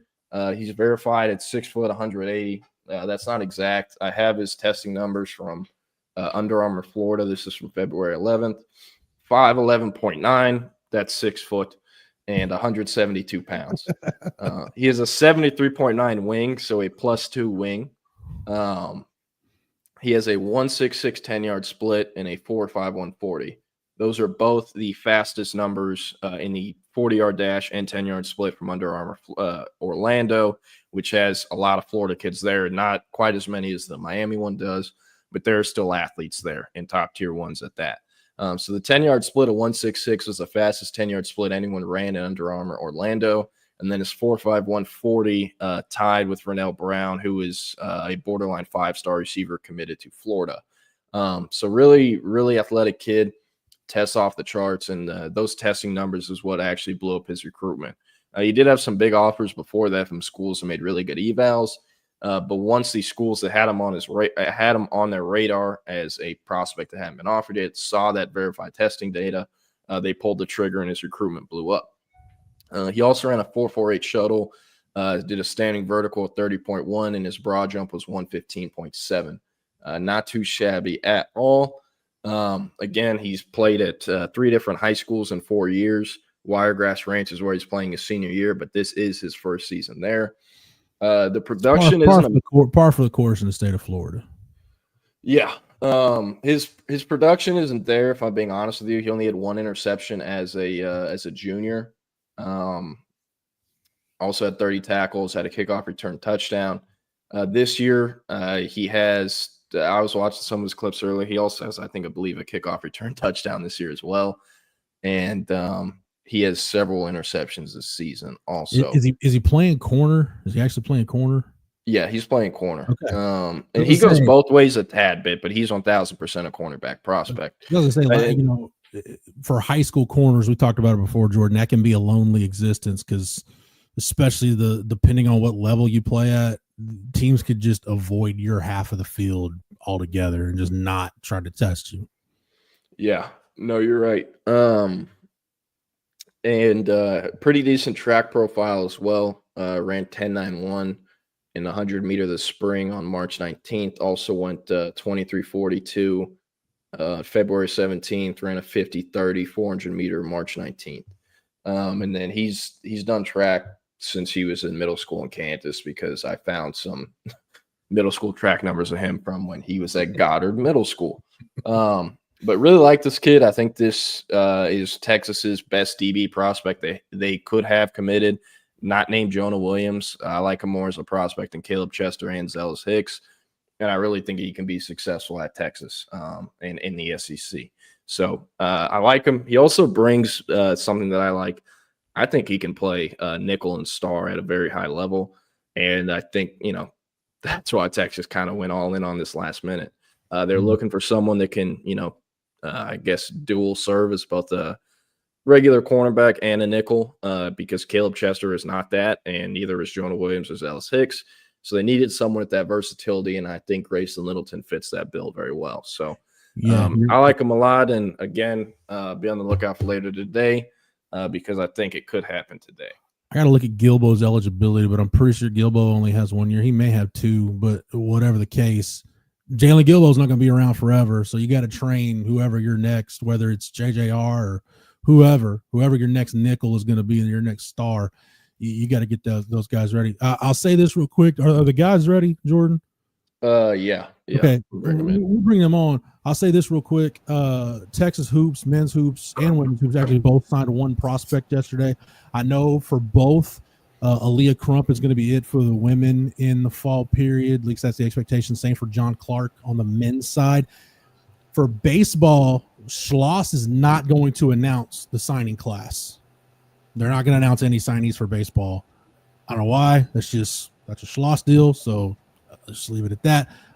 It is a freaking insanely talented class, though. I mean, there's going to be a few guys that are going to get drafted high enough to where they're going to leave. But man, with baseball NIL, with you basically getting to, and going to 34 scholarships and everything else, it's going to get, those decisions are going to be much harder for some guys, whether you take that, you get drafted high enough to take that pro signing bonus, or if the NIL stuff can cover you. So for first round guys, probably not. But if you're later in the, let's say the 7th through 10th round, and then if obviously you're going after that, you're planning on going to college anyway. But by the way, these are stats for Grayson Littleton this year. For whatever reason, it says he's only played in 9 of Wiregrass Ranch's 10 games, but 23 solo tackles, 25 total tackles, 2 tackles for loss. He also has 1 interception, 7 pass breakups, 1 fumble recovery, and he scored 4 touchdowns this season, 1 from a scoop and score fumble recovery that he had, 2 punt return touchdowns, and another kick return touchdown. And then last season when he was at Wharton, he also had a kick return touchdown. So could potentially maybe be a special teamer, returner for potentially Steve Sarkisian and co., but perhaps not. They do have other really talented guys in this class as well that'll also be able to return kicks. So Keenan, Jordan. No, go ahead, Eric. Go ahead. Jordan, you say Grayson Littleton was at Wharton last year? Yeah. He's at Wharton as a sophomore and junior, and is now Wiregrass as a senior. In his freshman year, he was at Goddard in Kansas. That's where he's originally from. I do not know why the family moved to Tampa from Goddard, Kansas. And Goddard, by the way, for those curious, is in the outskirts of Wichita, Kansas. But yeah, I don't know what happened, dude. Do those Tampa schools recruit out-of-state kids, or do you think his family got a job or something? So I laugh when Jeff Howe made it that snickered at Florida high school football, saying, "Yeah, that's not uncommon to be playing at one high school each year." Jeff, do not knock the recruiting efforts of Mark Tanner, my old high school coach, Mark Tanner, who I texted this morning trying to get him on the horn to talk a little Grayson Littleton. Now at Wiregrass Ranch. That is not a Jordan, not stunning that you bounce around from school to school. And yes, you do get some opportunities. Like you see a lot of it in South Florida, like a lot of them medical field and stuff like that. You'll see like, oh, such and such's mom just popped up with a job at the hospital, and there's some like you'd see a ton of that, right? So that was kind of the deal there. But yeah, no, I laughed because I didn't know he was at Wharton. And that goes to show you like how kind of wild the Wild Wild West of Florida high school recruiting is Wharton is on the other side of freaking town. Like, that's not like. Yeah, I looked it up. It's a 12-minute drive from Wharton to Wiregrass Ranch. It's a 12-minute drive, but you got to understand, like, I guess I'm trying to put this in perspective. Wiregrass is on the edge of a different county. So, like, you would never have a reason if you were at Wharton to go to Wiregrass outside of the fact that they're just near each other. It's like, I don't know if there's like Dripping Springs is analogous to like, oh, I play at Lake Travis, because of different counties, but it's just insane that you get someone to go from Wharton to Wiregrass. It's actually comical. Yeah. Yeah, no, good point. I'm going to try to speed run through these questions real quick. Well, hey, just real quick, Keenan, because I got to run, but I just want to get Keenan's thoughts on this. Are you more intrigued? Like, Texas has a game tomorrow against Mississippi Valley State. I don't know if anybody's looked it up, but it was brought to my attention. Mississippi Valley State is butt naked last, dead ass last in Ken Palm. I don't know about you, but I'm like, we were talking about it on our message board last night. I'm like, so basically what you guys are telling me is like Mississippi Valley State's like the 92 Duke of bad basketball teams. Like, it's like they're bad. They're really bad. Yeah. Is that intrigue you to play someone that bad? Chicago State's bottom 15 also. Hey, Chicago State's 348 right now. RT and Texas men's basketball is scheduling non-con games. Like, they got to make the college football playoffs or something. I was saying this yesterday. It's just kind of you don't get a lot of information out of these games. They're glorified scrimmages for the fans, essentially. They're going to win all of these games by 40 points just by virtue of talent differential. You don't get a lot of information. I mean, Zariq Onyema looked like Dwight Howard against Chicago State, and like not against Zariq, but did he look like David Robinson? Has Preston Clark played at all? Yeah, he got.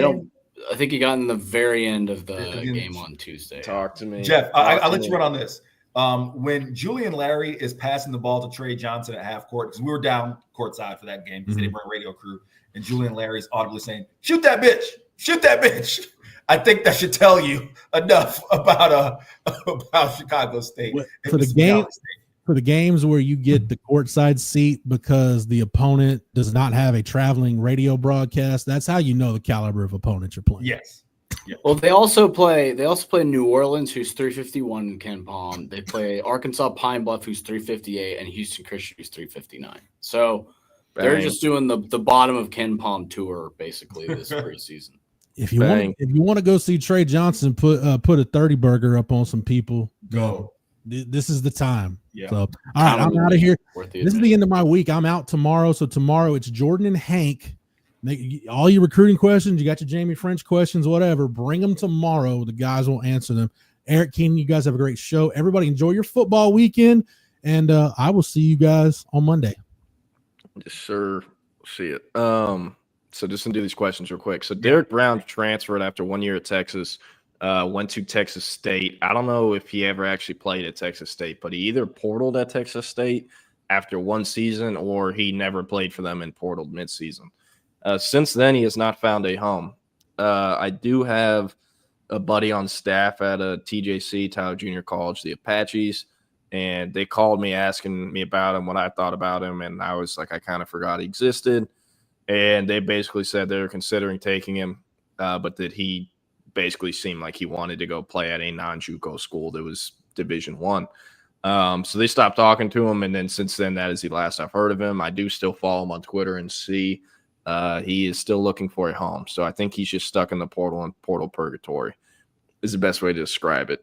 Jake Bayless, should we be any worried about French? I'll say this. I myself am personally worried.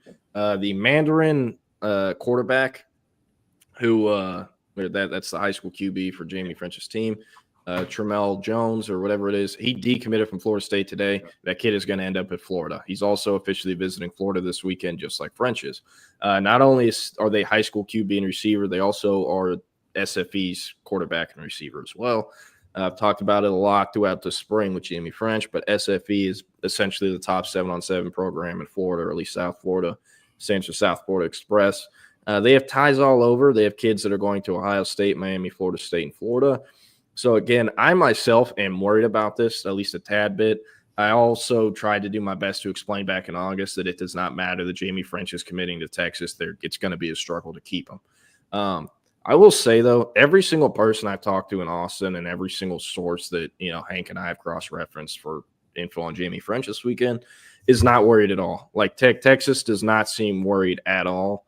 So maybe I'm just, over-worrying, I should say, but I think it is significant he's visiting there. And Myron Charles is as well. I know that got reported yesterday by various outlets.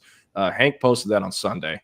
And he posted French on Sunday as well, that both those guys are visiting Florida. But not super worried about Charles, more worried about French. But again, folks in Austin do not seem concerned at all.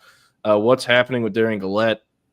He was a kid who played two-way ball. He played receiver, running back, quarterback, and literally any position you could think of. It was always going to be a projectable type of guy as a project. He needed a lot of work, a lot of development. The fact that he blew out, I believe it was not only his ACL, but his MCL too, playing pickup basketball in the summer going into his senior year. He was never going to be able to play year one, and that kind of pushed him back with other guys that were also in the 2023 class. It was kind of a tweener as either a undersized edge rusher or kind of bigger, slower linebacker, and he's kind of now been converted to a true an off-ball linebacker. So we'll see if he's able to play it at a school like Texas and maybe crack the starting lineup. I know everything that the coaches ask him, he does, and they're a big fan of him as a person and as a player. So could still have a lot of potential at Texas, but it's hard to ask to put that guy on the field when you have guys like Anthony Hill, Deongle Lafau, David Benden to Anthony Smith, et cetera, et cetera. But that's kind of what's happened with Gillette. But Jordan, that's all I got. Can you stick around for 2 minutes? Keenan, I want to ask Jordan one quick recruiting question. I'll just do it on our show. This is something I've genuinely been curious about. I get questions from people back home that's like, oh man, Texas, SEC, how are they going to recruit this area? They're going to recruit Florida, recruit Georgia. I've kind of, and maybe because I've been here now for a year and a half, taking the position that Texas doesn't have to have a ton of wins in Florida or Georgia, or they can pick, like if they can get guys like Jamie French and Myron Charles, great. But I've taken the position that they don't have to have a ton of wins. In essence, Jordan, they could keep the recruiting base that they had in the Big 12, as far as, the areas they're recruit the hell out of those really well and still be an SEC team. Do you see that as fair or foul?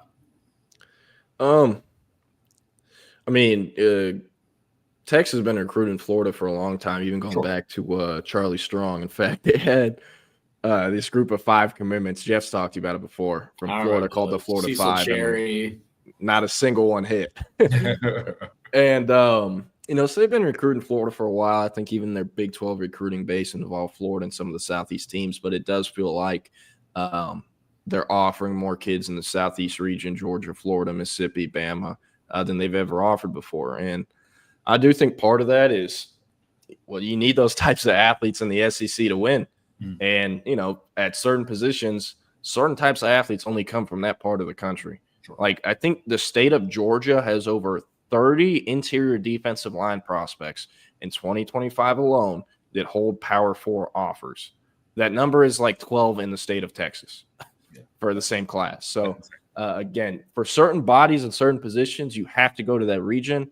I also do think that part of them recruiting more in that region than they've ever done before is not only because you need those types of athletes to win in the SEC, but also because you don't want the SEC teams you're playing against to have those guys, So it's the same thing as why A&M and Texas will go so hard for even a 3-star prospect sometimes, is because, he might not have a super high chance of panning out, but if he does, that's a top draft pick, and a top draft pick you might have to play for 2 to 3 years in a row, considering how well he develops. So, yes, I do think they're offering more kids and recruiting that area harder than they've ever done before, but I wouldn't say it's entirely new. I also think part of it with this year, Kenny Baker's from Georgia. Right. He's from the Atlanta area, and having Tashard Choice there as well helps a lot.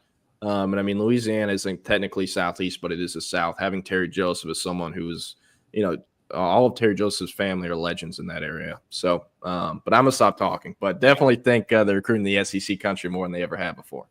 No, appreciate that, Jordan. Thank you, sir. Sir, Thanks, appreciate y'all. Y'all have a good one, and I'll see y'all tomorrow. Happy Thursday. Jordan, I will see you Saturday. because I will not be on tomorrow, most likely, only because of the travel schedule. I have to find a pinch hitter. I am landing in Tulsa at some time, like 9 something, and I'm making the drive over to Arkansas. So probably won't be on the show. We'll see. We'll have to time it up. Nevertheless, that was It's Only an Hour. Jeff Howe, Jordan Scruggs, take him to around midday. We are false start. I am Eric Henry. He is the NBA fantasy loser himself, Keenan Womack. Keenan Womack, I'm always amazed at your ability. Jordan's texting saying he didn't pop back in. I'll just let him know I don't need to pop back in. I just was saying I'd see him Saturday. Keenan, I'm always amazed at your ability to look like 5 different people. I mean, you clearly grow a 5 o'clock shout out very quickly. Like you just were clean. Takes like 3 days. Yeah. 3-4 days. And then it's this, man. Like I'm always impressed, sir. Yeah, my facial hair is crazy. Yeah, CB, we'll get to the Wemby 50 burger at some point for sure. I'll talk about that at some point. Now, we'll most definitely get to the Wemby 50 burger. It is November 14th, 2024. 2 days out from Texas's SEC, I guess the penultimate SEC road contest at Arkansas. Of course, the final one will be Texas A&M. Just got off the Steve Sarkisian presser. Been a bit of a busy morning for you, boy. There was the Steve Sarkisian Zoom, the Vic Schaefer Zoom, and then the Texas men's basketball Zoom. Julian Larry, Jordan Pope were the players we heard from. So we're going to dive into all of those things. Keenan, I want to start right here with Texas and Arkansas. Do you take a look at the quarterbacks that Texas has faced? Obviously, Michigan didn't have one. Colorado State, Braden Fowler-Nicolosi, we know what that was. You run down the list. Oklahoma, obviously, they were what they were at the point in time in which they were. Diego Pavia is, for all the things that Diego Pavia is, right? He has his physical limitations, right? He's all guts and never lacking fortitude, but has his physical limitations. You can make the argument, even with Carson Beck, that Taylon Green may be the best quarterback that Texas has faced this year. Steve Sarkisian was asked that question today by Thomas Jones. Shout out Thomas Jones of the Austin American Statesman, who took a lot of heat a couple weeks back. TJ is riding that heater for the rest of the year. See how he ended up being right on the Quinn Ewers Arch Manning situation. But TJ asked Steve Sarkisian about Taylon Green. Here is Sark's sound. Good morning, Sark. Considering Taylon Green's unique skill set, is he the most dangerous quarterback the defense has faced this year? I would say so. It's one to have the running ability and the throwing ability, but it's the size factor as well. I think he's 6'6", probably close to 240 pounds. And so his ability to get out of the pocket, extend plays, then use his legs. I think the scheme really helps. So I think Coach Petrino, Coach Pitman do a great job of giving the design quarterback runs, the zone read stuff, but then also the pro-style passing game is very taxing. And so he poses a heck of a challenge for us. You heard it there from Steve Sarkisian. Your thoughts, Keenan? Yeah, I mean, it's definitely good that they're getting this guy before they play against Marcel Reed, right? I think that's really important that they're going to get a quarterback that can run the ball. One that's, I don't know what his size is compared to Marcel Reed's size. I think he's bigger than Marcel Reed, but I'd have to look it up. So yeah, I mean, Arkansas is also getting Jaquindon Jackson back. I don't know if you're going to go to that next, but yeah, their run game is going to be a lot better than it has been in the last few weeks. But from an overall standpoint of this game, I'm just not really that concerned for Texas. I know it's going to be crazy environment or whatever, but this is just a much better team. And people are saying this on Twitter, like defense travels, man. Like, your defense doesn't usually get shell shocked nearly as easily as like a quarterback might if he gets hit hard or whatever. So, yeah, Arkansas has some weapons, but again, and they have, what's that receiver's name they have? He's one of the best receivers in the country. I forget his name, but he's been getting hyped up a ton lately, and so I think they'll have their work cut out for them. But again, I'm just not concerned about them losing this game. I think Texas is a much better team, and I think Arkansas is kind of reeling. The Ole Miss game was brutal. I think they gave up like 9 touchdowns in that game or something. So I think Texas pass game is going to be pretty solid in this one. The receiver we're talking about is Andrew Armstrong, but yeah, Andrew Armstrong, for Arkansas. But no, back on Green, Jake Bayless mentioned it. He actually has Vince Young-esque size. No, he is. He's a legit 6'6", 240. I know you say you're not too concerned about it. I just found the comment from Steve Sarkisian interesting because, again, they faced Carson Beck, right? Now, granted, the question he was asked was, is he the most dangerous? And obviously Carson Beck doesn't provide the dual threat factor that Taylon Green does, but I do think he is a dangerous player. They do get Jaquindon Jackson, as you mentioned, their leading rusher back as well. I think this is going to present a unique dual threat challenge for Texas. Am I one who's wholly impressed with the Arkansas offense? No, not to be completely transparent, not really. But with that being said, when you face a guy like that who is that combination of size and speed, that's going to put kind of additional responsibility on your Anthony Hills, your Leon Galafaus. I also think Keenan, from a perspective, I'm just curious to see how the edges perform. One thing about Texas, listen, they get pressure, but for whatever reason, sacks have been hard to come by for this team over the past 3 years. You can find plenty of teams. I think Texas only has 22 sacks this year. I'm not 100% sure where that ranks amongst FBS teams. If I had to guess, I'd probably say it's the middle of the pack, right? So I'm just really interested to see how that works in terms of them getting to the quarterback, if they can at least harass Taylon Green.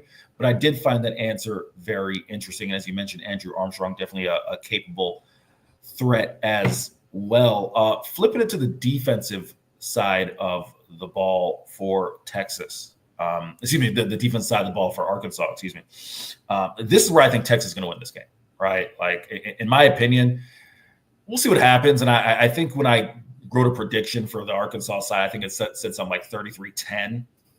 Texas is going to get out early. I don't see any way. You take a look at Arkansas's run defense, they're only allowing 121 yards per game, but that's because teams just throw on them, right?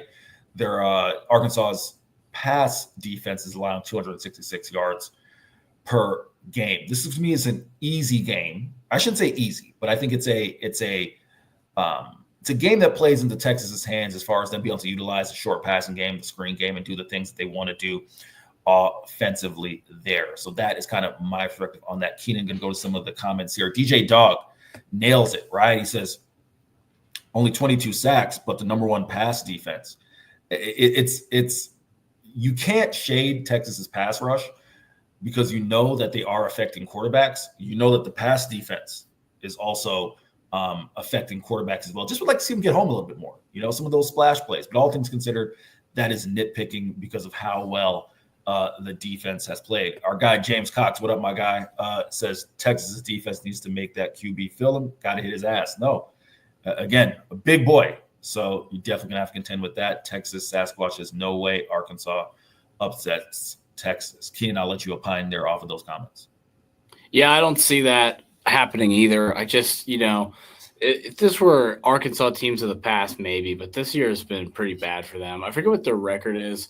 Let me look it up. But I mean, they've lost some games by a ton of, they've just got Arkansas's 5-4. You're talking about Arkansas's record. They're 5-4. Yeah, they're 5-4, right? Yeah. They have the big win over Tennessee, but I mean, they've gotten their ass beat in a lot of these games, man, to be frank. Ole Miss put up 63 on them. They lost 34-10 to LSU. They barely beat UAB. They barely beat Auburn. Oklahoma State beat them. Oklahoma State has no conference wins. I just don't think this Arkansas team is very good. And I know that that's kind of a simplification, but it's just really, really rough, man. I think it's going to be really rough for Arkansas. I think Ewer's just going to have a really easy night, easy morning, I should say.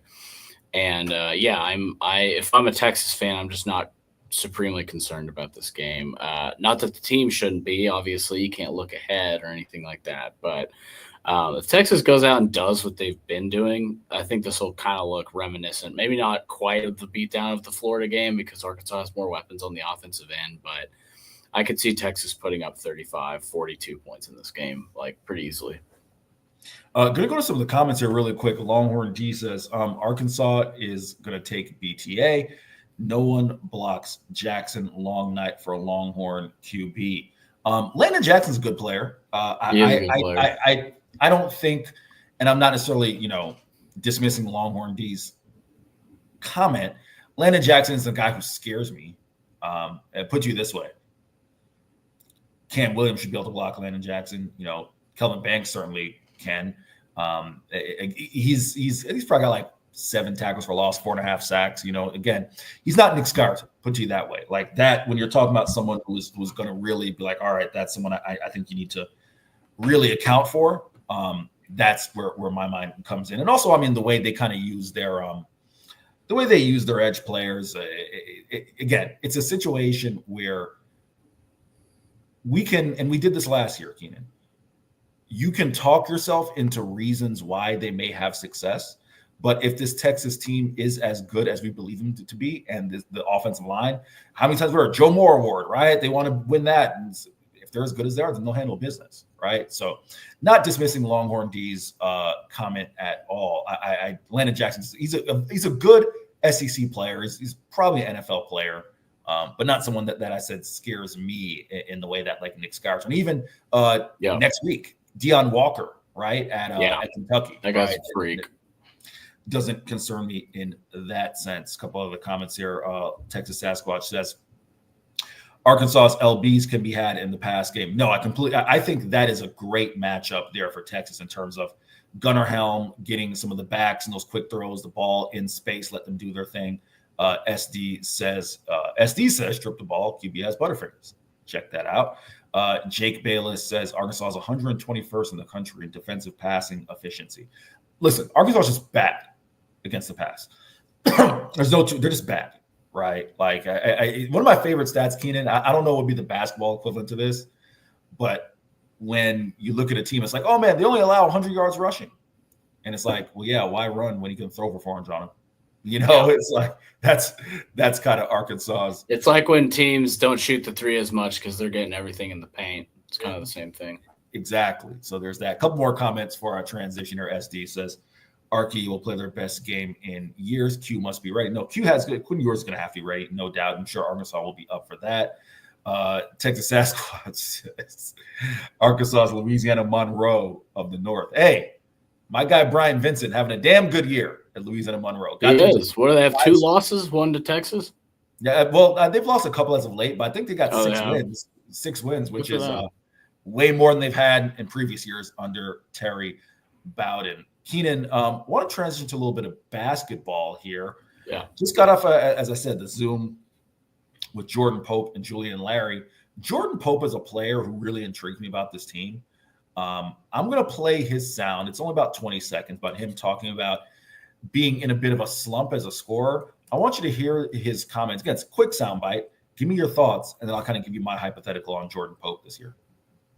I thought about the value I could bring was just being a winning playmaker, bringing my scoring ability, my shooting ability, which I'm still trying to bring. I'm in a bit of a funk right now, but, just, my scoring, my passing, and just being a threat on offense and someone that's active on defense. What do you make of that? Again, it's a very short clip, but the context of the question, Keenan, was just his adjustment to Texas and how he feels that he's fitting in. What do you make of that? Yeah, I mean, it's very much it's not surprising that he feels that way. I mean, he has struggled. I was at the game on Tuesday, obviously, and he had a couple of open shots that he missed. I think he's shooting below 20% from 3 this year, which isn't going to hold. He'll get it back up, but. I mean, he doesn't look like he's quite adjusted to the offense yet.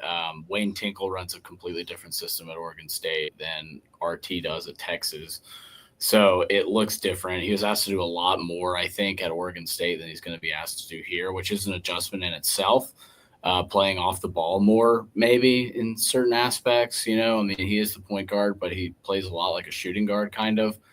In some respects, so it makes sense that he's having a bit of an adjustment period, and I think if he just figures it out by conference play, he'll be fine. You know what I mean? Keenan, some of the beat guys and I were talking and kind of floated the idea, and I'd be curious what you make of it. When Tremont Mark comes back, Julian Larry is the starting point guard along with Trey Johnson, Tremont Mark. And then you get Jordan Pope and Kendall Weaver off the bench. What are your thoughts? Yeah, I think that could work. I've been thinking about Larry as the starting point guard for a while now, just because of the whole facilitation aspect of things. Not that Pope can't do it, but again, he's much more of a score first guard than he is a playmaker. Not that he can't play make, but Larry's like whole thing is playmaking, and Larry's a good catch and shoot guy too. So there's that aspect of it as well. The thing is, when you have a guy like Trey Johnson who creates his own offense so well, it kind of it doesn't eliminate the need for a point guard at all. But what it does do is it takes the pressure off the guy to be an elite initiator, as opposed to just focusing on scoring. And Trey has elements of like bringing the ball up and like facilitating in his own right. So I have been saying all offseason I thought Larry would get starter minutes. I don't know whether he starts. It's kind of irrelevant. It's kind of just how many minutes he's getting. But I like the idea of having Pope and Weaver in the same lineup, because Pope does a lot of things. He doesn't defend well. It's not one of the things he does well. And Weaver is maybe your best perimeter defender on this team, athleticism-wise. Best damn rebounder. God, dude, his leaps. I was with my brother at the game. I was saying this yesterday, and my brother is not like a big basketball guy, but he was watching with me, and he goes, "That kid can jump like crazy." I was like, "Yeah, his leap." And he plays with such a high motor, too. It just really adds up on the defensive end. I think that makes a lot of sense. I don't know that they'll do it, but it does make sense to me. So as we talked about kind of the crosstalk with Jeff and Jordan, not much you're going to get out of these games from Texas's schedule. So, it'd be remiss if we didn't talk about this game. It's going to take place Saturday night. They moved to 7 p.m. Mississippi Valley State. So you can watch Texas football. Again, nothing crazy you're going to take from it. So I guess with the Mississippi Valley game and New Orleans and whatnot, what are the things that you are looking for? If it's nothing that you can take from those specific games, things that you want to see that you think at least can be transferable into conference play, from whether it's starters or reserves or guys aren't getting enough minutes. What's kind of your take there? Man, again, it really is tough. Like, they're getting more out of scrimmages against each other than they are out of these games. Wow. You know what I mean? Okay. That's no, I mean, it's just from a talent standpoint, it makes sense because you're playing against other 4-stars and whatnot. Yeah, I mean, they're going to win these games by 40 to 60 points every week, and it's not going to help them all that much. But I guess what I'm looking for is just consistent rotations on the perimeter, tight rotations, just like coming off of switches and guarding guys, things like that. So, that's kind of what I'm looking for, is mostly defensive stuff. Offensively, they're going to cook these teams. It's not going to be difficult. But, I mean, I like the defensive effort I saw against Chicago State. It gave, 16 points in the first half or whatever. So, yeah, I mean, just perimeter defense and just rebound the basketball. I want to see the bigger guys get more rebounds. I love that Weaver's attacking the glass, but I'd like to see more from other guys as well. I did laugh every time I see Weaver. I think a kid from Kid and Play. It's hilarious. It's objectively hilarious. And one of the things, and it's funny, like, I think someone asked Kendall about that before he kind of had the twist with his hair. And of course, Kendall Weaver had no idea who Kid and Play was. Of course not. He's like 19 or 20. It's one of those things where I saw a college player ask the other day. He did a celebration, and he was doing the John Wall dance. And the reporter asked him, like, "Oh, hey, what did you I saw you doing the John Wall," and he's like, "What? It's just I got this on a TikTok." And it's like, "Oh, come on, dog!"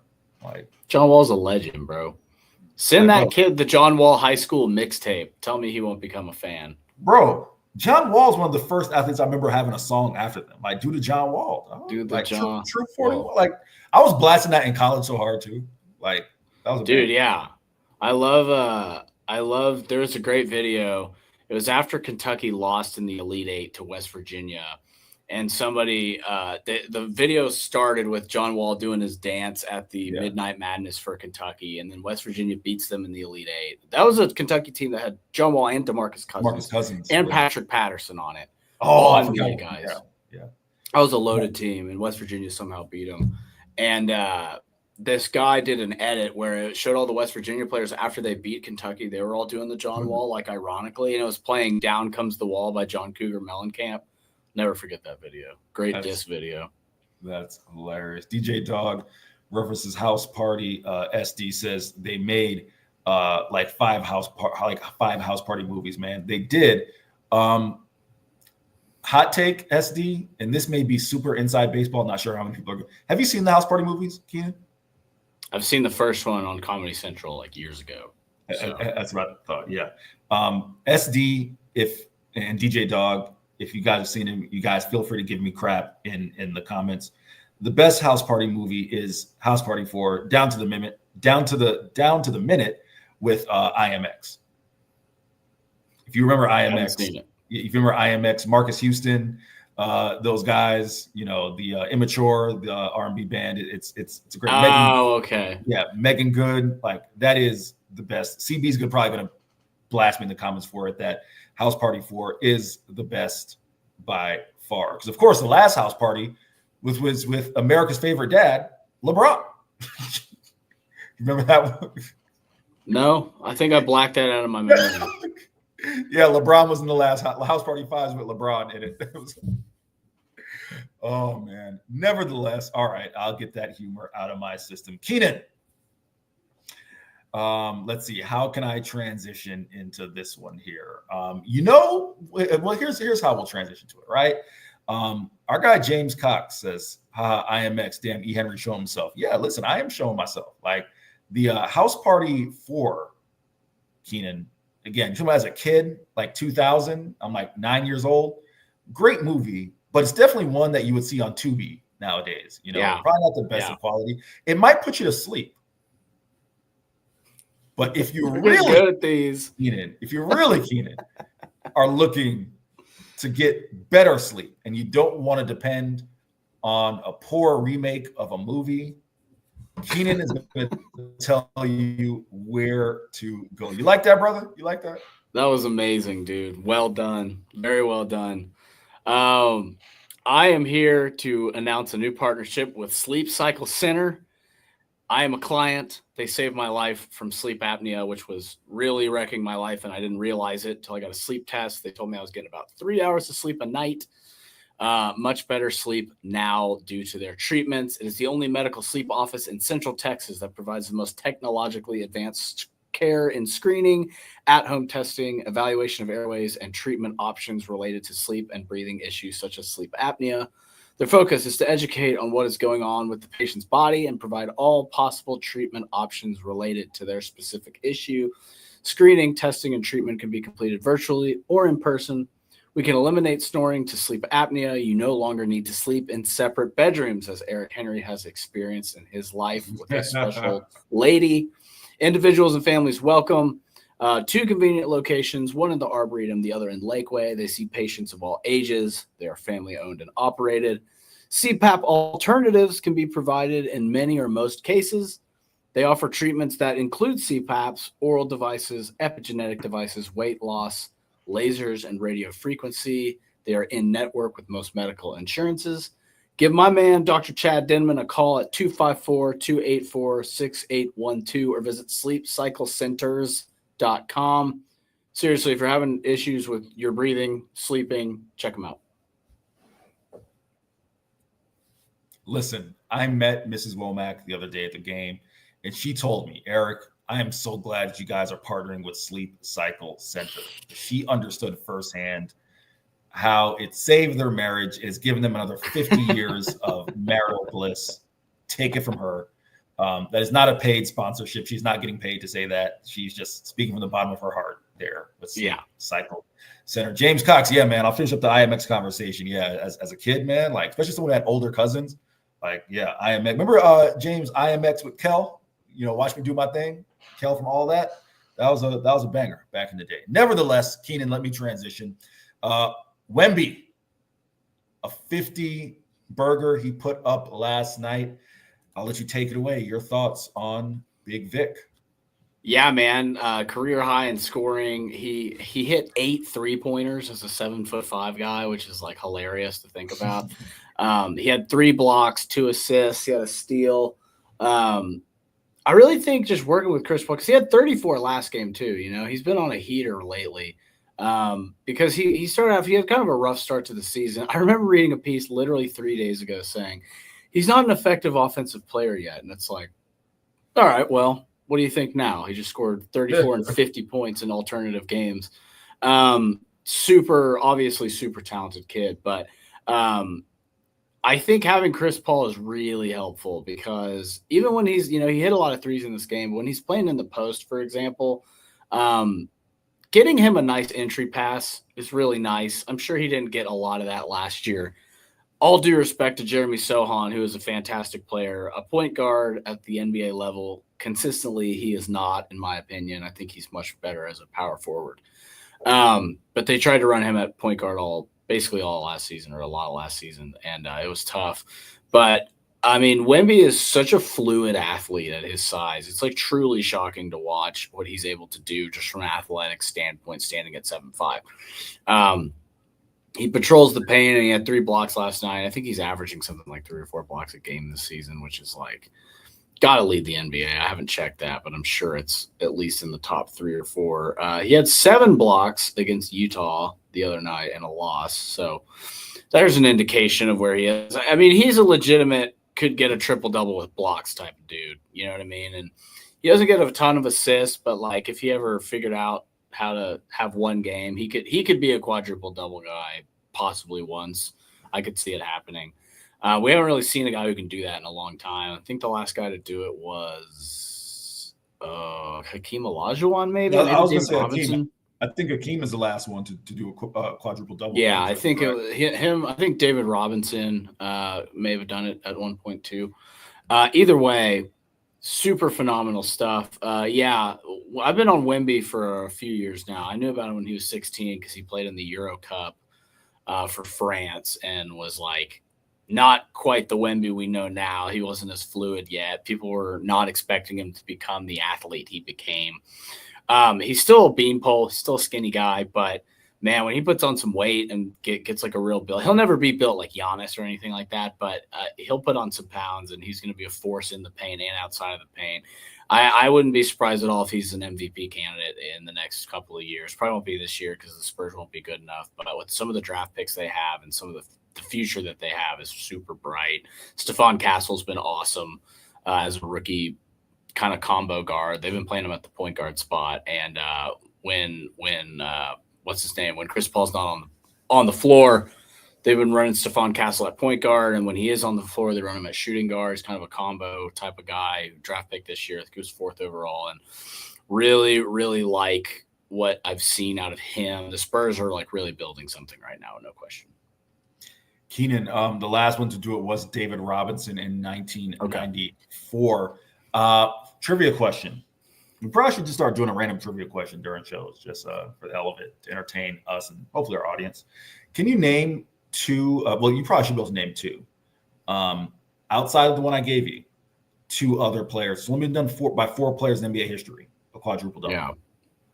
Did Alvin Hayes do it?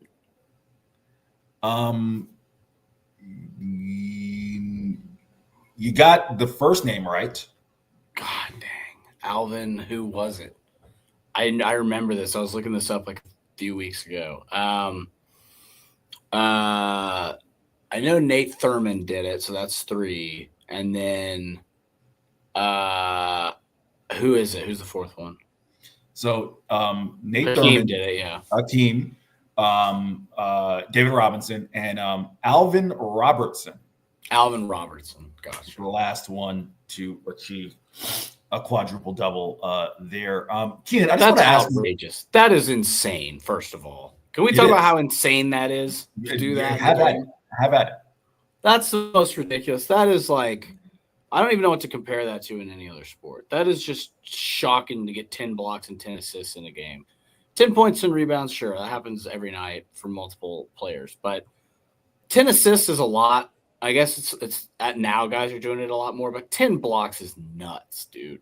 I mean, Wemby had 7 the other night, but I mean, if you're not 7'5", it's blocking 10 shots in a game is like truly shocking and like unbelievable to not catch a bunch of fouls. Like if you're blocking that aggressively to not get fouls called on you the whole time, it's crazy shocking.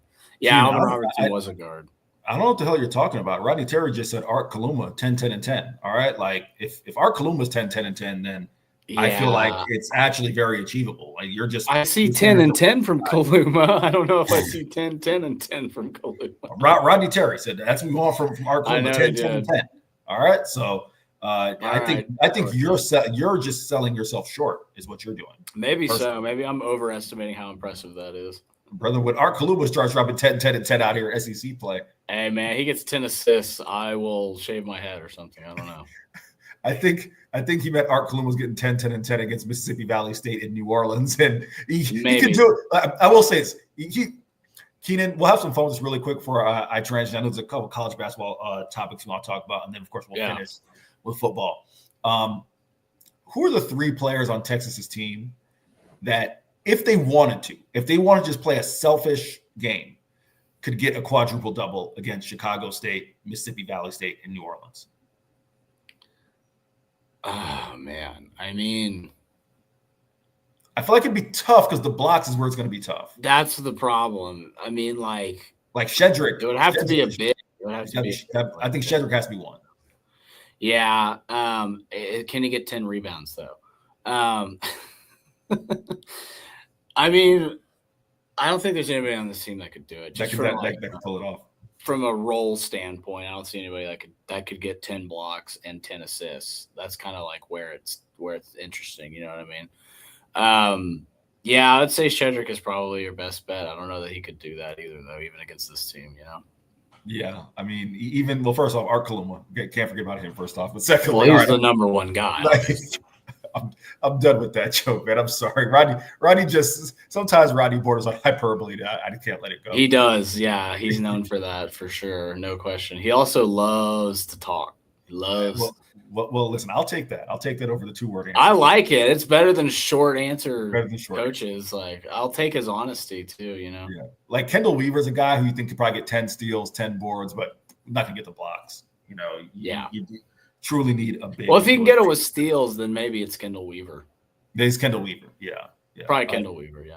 CB, I have no idea if Jerry Rice will be at the game. I know that this is alma mater, but I think Jerry Rice probably be out in California wearing them big ass gold chains. Be wearing that guy. Probably has something better to do. You seen Jerry Rice wearing them chains, Keenan? He got like the big chain of rocking chains at like 60 years old. That's awesome, dude. Like honestly, respect. One of my favorite stories, and I promise we'll get back to sports after this. I can't remember who it was telling the story. I think it was Dominique Foxworth was telling the story of Jerry Rice, like in Denver, right? Because obviously Jerry Rice played for a bunch of teams to close his career. Yeah. And he's like, Jerry Rice, like, yo, I'm gonna come to the club with y'all. And mind you, Jerry's like 40, 41, and they're all like rookies, or like, what's Jerry Rice about to do? And if you remember, Jerry Rice had like the dreads with like the bald spot in the middle towards the end of his career, you know? So they tell this hilarious story of Jerry Rice going to the club with them. And remember, this is like the mid 2000s. So it's the thugging era. Everyone's in baggy stuff, you know, tall tees, chains. Oh, yeah. And they said, Jerry was like, I'll meet y'all there. So Jerry met them at the club. And I'm pretty sure it's Dominique Foxworth who said this story, but like Jerry pulled up in some tight clothes, you know, because Jerry was older, you know, so he wasn't wearing the baggy stuff. Jerry Rice was basically wearing what we wear now, like actual clothes that fit. You know? How novel a concept. How novel a concept, right? And they all are clowning him like, man, what Jerry gonna do? Pull him here with like, you know, a Hollister polo that's fitted and whatnot. And basically that Jerry Rice was like pulling at the club. He was like the old man pulling at the club. They're like, that's awesome. Yo, how did this happen? Like, that's impressive, man. Honestly, respect to that, man. Oh, man. Keenan, I know you want to talk a little college basketball, Ken Palm rankings. What you got, my guy? Yeah, man. So Texas is ranked 22 in Ken Palm right now. I was just kind of looking through and seeing some of these teams that are up there. And the Big 12 has so many teams in the top 15 at Ken Palm. It's pretty crazy. Cincinnati, Dylan Mitchell's landing spot is up there. I gotta check on Houston. DM, but yes. I love DM, dude. I will never have a negative word to say about that guy. He's one of the nicest players I've ever met in my life. Just overly positive, just super excited and grateful to be there. He's just a good dude. So shouts out to Dylan Mitchell. He's playing really well too. He's averaging double-double last I checked. Auburn's won, not surprising after they beat U of H the other night, but U of H is still 2. So some of this Ken Palm stuff is like baked in preseason. So that's why teams will like have a loss and still be above undefeated teams. Like Duke is still top 5 in Ken Palm despite losing to Kentucky. And Kentucky's 20th. So it's like clearly Ken Palm makes a lot more sense later on in the season because there's so much preseason data cooked into everything that they do. I'm just really fascinated by how many Big 12 teams are up here, man. Yes, DJ Dog. I will talk about Tremont Mark right after I get done with this for sure and what he's able to do. Florida's up there. I mean, there's a lot of SEC teams too, right? You know, you got Alabama at 10, even though I think they're a much better team than that. Auburn, obviously. Tennessee is 6. You know, Baylor's still up there. Ohio State is now 15. Ohio State was a team I talked about all offseason that should have been ranked. I was really surprised they weren't ranked preseason. I think they're ranked 21st now, and they play A&M tomorrow, I believe. So that'll be a good litmus test, see how the Aggies do against Ohio State versus how Texas did, right? Of course, Ohio State probably won't shoot, 57% from 3 like they did against Texas. That was a bit of an anomaly, I think. As far as Tremont Mark, yeah, man, Tremont Mark is like kind of a big wing. He's like 6'6". He's like a shooting guard wing kind of combination. Definitely a scoring threat. He likes to pull up from the mid-range. That's kind of his area of operation. I think a third of his shots last year were mid-range pull-ups, typically from the elbow. So he's a guy that likes to pull up on shots. He doesn't need to be set up. He can kind of create his own offense, which is nice to have always. He showed a lot of defensive potential when he was at U of H he was at U of H for 2 years. And then he transferred to Arkansas. And he was on this mess of an Arkansas team last year that couldn't defend anybody and frankly didn't care to. There was just a ton of chemistry issues with that team. I don't think Tremont Mark had anything to do with that chemistry issue, but from what I've heard, there were specific guys implicated in that, and he was not one of them.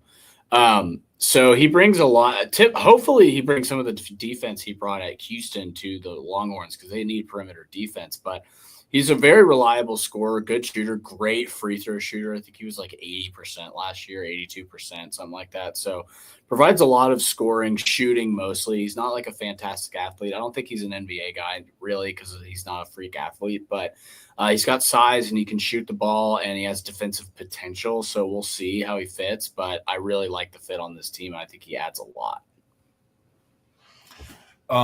Keenan, again, it's early in the season. I'm just curious, how much stock do you put into early, some of these holiday tournaments and these early, cross-conference matchups that you'll see, like the Duke Kentucky? How much stock do you put in them versus what you see come February and March? Well, I definitely put more stock in those than I do playing against, Chicago State or whatever. I'm really interested to see how Texas plays on Thursday against Syracuse. Syracuse has been really bad this year.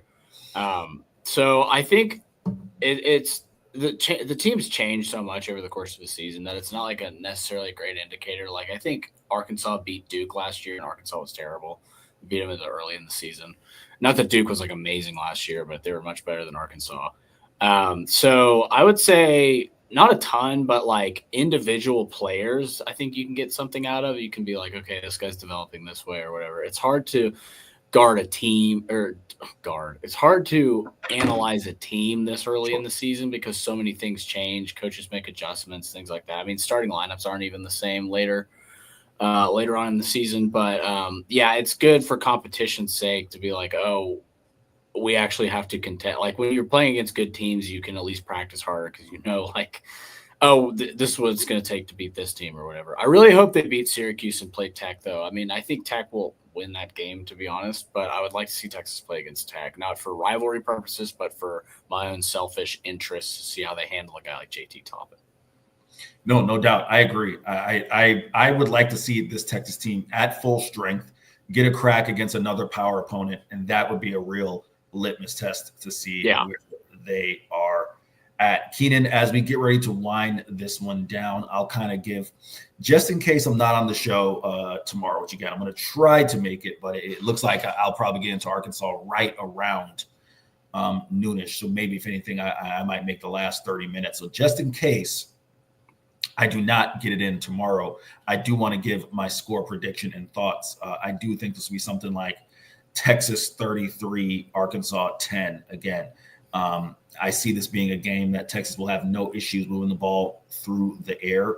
I want to see another complete game. I'd like to see the offensive penalties cut down even more. 7 penalties was the only real knock on the game. Also, and I don't want to, jinx it or speak into existence. I feel like Bert Auburn's going to be clutch when it matters, but Bert has had a couple of misses that you wouldn't necessarily want. So you want to see Bert just get back on the horse, put it through the uprights, definitely take care of business there. But yeah, outside of that, you want to see them get out of Arkansas without any injuries.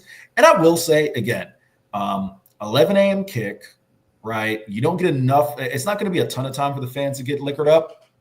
I do not know what Arkansas's field access policy is, but I'm just really interested to see what the atmosphere is going to be at Donald W. Reynolds Razorback Stadium. Excuse me. I'm curious to see what the atmosphere is going to be. Like, how hostile is it going to be come 10 a.m.? Are people going to be, everyone wants to knock off Texas. Just like last year, Texas is everyone's biggest Super Bowl, right? So I'm really curious to kind of see what the atmosphere is and how that plays a factor. This is a veteran team. None of that stuff should shake them. I expect them to leave with a victory. Keenan, I will let you close. Yeah, no, I agree. I think it'll be 38-14, something like that. I think Texas could score more than that, though. I really do. I just don't see this Arkansas defense doing a whole lot against this passing attack. I don't think they're fast on the perimeter in the way that other teams Texas has seen are. I mean, you saw how they were beating teams on the perimeter against Florida, or beating Florida on the perimeter like the whole game. Like they just couldn't get to the receivers in time to make plays. I want to see Ewers play like he did against Florida. I want to see a huge game out of him. I need, Texas needs his confidence to be as high as possible going into these last 2 games, because I know Kentucky's been up and down, but they can play up to an opponent. We've seen that. We saw them do it against Ole Miss. We saw them beat Ole Miss at Ole Miss after Ole Miss. I mean, Ole Miss just kicked the crap out of Georgia at home. So Kentucky's one of those teams where it's you got to be up for them. And I think getting a confident start out of this Arkansas game will be huge for that next game too. Keenan, I just sent you a picture of Jerry Rice's chain. Let me know what you think.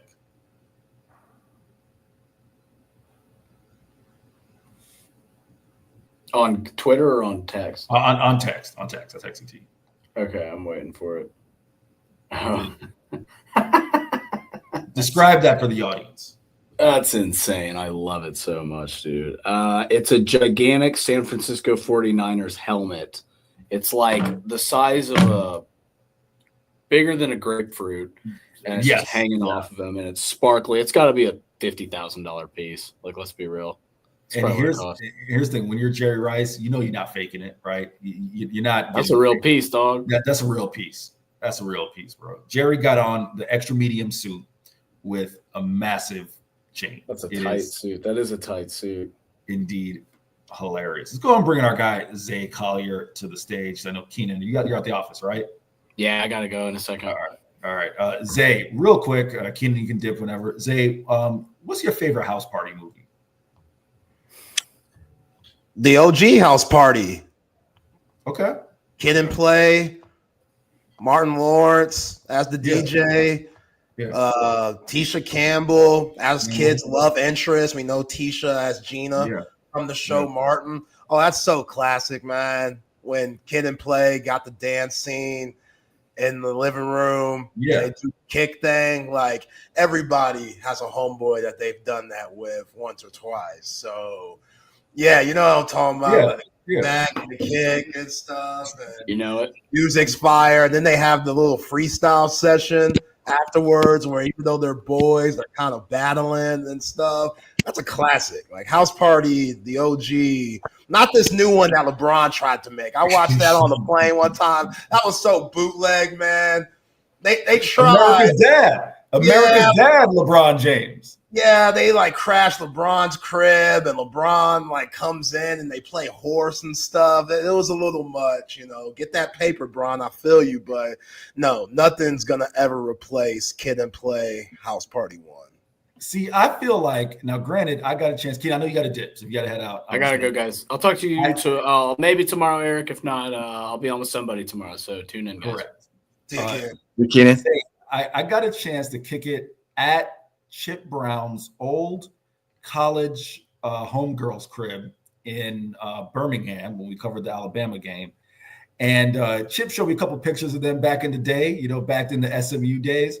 I wonder what Chip Brown's vibe was when Chip pulled up in the house party, because I saw Chip. Now, I saw Chip the other day. I can't remember if his lovely wife, Eleanor, if he posted it. Chip was catching up with some old homegirls from SMU. And Chip reminded me of myself. Because I used to always get too bleak for having female friends. And I was like, okay, I see my guy Chip, you know what I'm saying? Like, so I wonder what Chip Brown was pulling up in the house party back circa 19, the mid-late 80s. I wonder what Chip Brown was at the house party. I'm genuinely curious. So I feel like go ahead, Chip. You go ahead. I'm trying to pull up a photo. Like Zay, we all had our days, the move and the house party in college. And I'm just wondering, what Chip Brown was pulling up in there back in the 80s, probably Daryl G says a pop collar. So Chip Brown definitely was rocking a pop collar for sure. I'm going to assume there was definitely some pastel, Chip Brown probably went for Halloween one time as like Don Johnson as Sonny Crockett. I feel like Chip Brown probably did that once or twice, Yeah, Chip was probably on that Mad Dog 2020.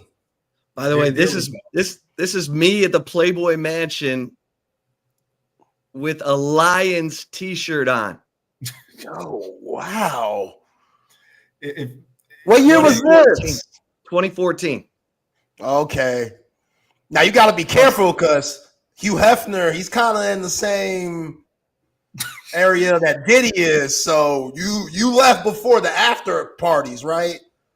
Just make a show. What's wrong with you, man? That's when I say Chip Brown has a type, Chip Brown has a type. A couple more, I'm gonna get out of it, pass the show off to y'all. Look at this. We got Rex St. Charles said Chip probably rocked parachute pants 2 sizes too big. Coach 420 never. Coach says Chip Brown back in the day rocking the polo with gym shorts and a comb over. Nah, man, Chip was rocking no comb over. Chip always had a good head of hair. Chip wasn't rocking no comb over back in the day. I could see Chip with the polo and the sweater. Yeah. With the polo tie. and the sweater. Yeah, it's SMU. It's SMU. Yeah, SMU. Yeah, that's the SMU vibe. Carlton Banks. That's at 100%. I can see that. James Cox says we need that 1986 picture of Chip Brown. But without further ado, I have taken up 6 minutes of Chip and Zay. I will pass it along to the fellas. You guys always have a fun. Fantastic Thursday. Always fun, E. Henry. Appreciate you, E. Henry. Appreciate you. Hey, in the immortal words of Judy Brown, happiness is a choice. We're happy you spent some time with us, Chip and Zay on and off the rails Thursday. We'll be joined by Lance Taylor at 1:30. Zay, what's your gut right now about Saturday at 11 a.m.? Smooth or rough? Like Ike and Tina, we gonna do this smooth or we gonna do it rough? Yo, I don't even, maybe we should be quoting Tina. I don't know if we should throw Ike in there, man. Ike. Let's quote Tina. Guy, Tina was always hoping for smooth. She was. Shout out to bless her. God bless her. Shout out to Angela Bassett, one of the best biopics you're gonna see out there. That Tina Turner one, but I don't know, man.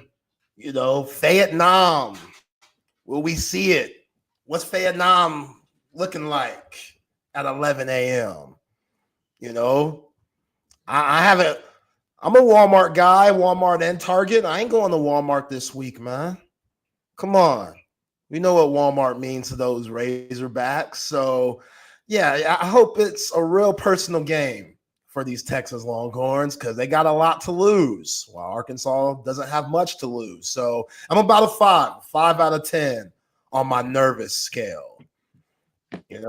I think Taylor Green, most fumbles in college football, 11 of them things. That's more than one every game. Like he The got to Dante- cough it up at least once or twice. He's You the know, Dante Culpepper.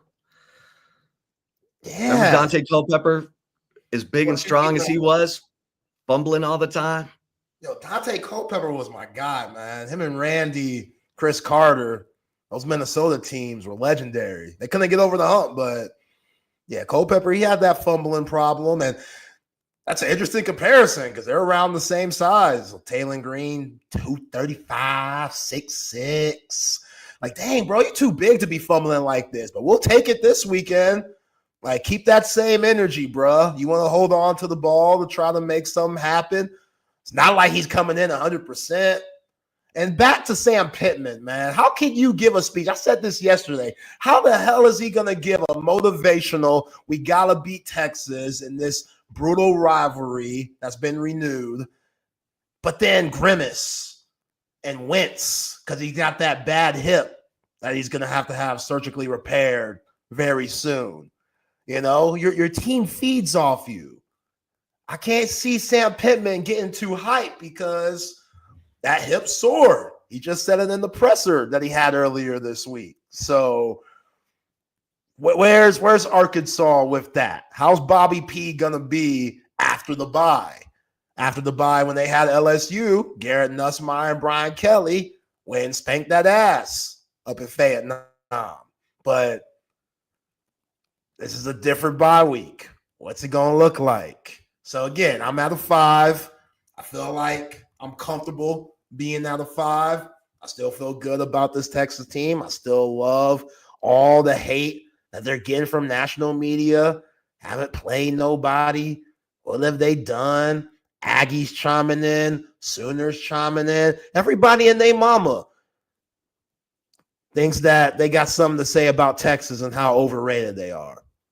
All right, cool. Put the proof in the pudding. Saturday, 11 a.m. It's going down. Taylor Green, fumble machine. So I'm saying too big to be fumbling, man. Come on. He lost 2 against A&M. Yeah, that game was close. Like, you don't fumble there, they win that game in Jerry World. You know? And the fumbles come at really bad times, too. Like one against Ole Miss, he fumbled it in the end zone, turned into a touchdown. Like, those things can't happen. But Anthony Hill should be licking your chops, man. Loved how you mentioned Anthony Hill yesterday, the Jalen Milroe comparison of what he did last year as a freshman when the Horns went up to Tuscaloosa and took care of business. I don't know if you have to show him that much respect as Jalen Milroe and that Alabama team. But, you know, got to respect the dude. He does his thing. If you get rid of all the turnovers and the self-inflicted wounds, Taylor Green is really damn good. So if that's what scares you too. If he has a clean game, then it's going to be a tight fourth quarter, and Arkansas might be able to pull the upset. But if you force those turnovers like we've seen throughout most of the 2024 season for this Bobby Petrino offense, you should be fine. You should be fine. And now the Horns are actually scoring on turnovers. Before they weren't. Now they've actually seen the ball go in the end zone after they forced a fumble, after they've gotten an interception. Alfred Collins, them hands going to be up again. You know, Coach 420, I know is with me. Big Ocho, you know he around the ball. He always going to be around the ball. Big Ocho. Let's go. Trey Moore. Come on, Trey Moore. That's right. That light bulb done gone on. That light bulb's on, man. Yeah. A little late, but we'll take it as long as it comes on. For some guys, it don't come on at all. I hope it comes on so much that he goes to the NFL. I mean, I want him to go to the NFL. I want him to have a very successful career, but Trey Moore, come back next year, bro. You need more film. Sorry. You need more film. A lot more film. A lot more. Yeah, none's wrong with that either. Yeah, Anthony Hill. Let's talk about Anthony Hill, because that dude he's an eraser. He's an eraser and he's physical. Here's the thing. If you could combine Lianga Lafau and David Benda, you'd have Anthony Hill. Because Anthony Hill's physical like David Benda. Like David Benda's better tackle to tackle. Lafau's better sideline to sideline. Lafau's got speed. But there are times where Lafau gets pushed, where an offensive lineman gets to the second level and just wipes him out of the play. Benda will take that guy on. Benda will act like a ram, see that guy coming, and go Zach Thomas on him. And that's where Lafau's got to get stronger, because he's got to take that guy on and make him never want to come try and block me again. That's what Zach Thomas did. But Zach Thomas had a neck like a damn sequoia. I mean, yo, Zach Thomas, what was he, about 5'8", 240? 5'8", 240. On neck. On neck.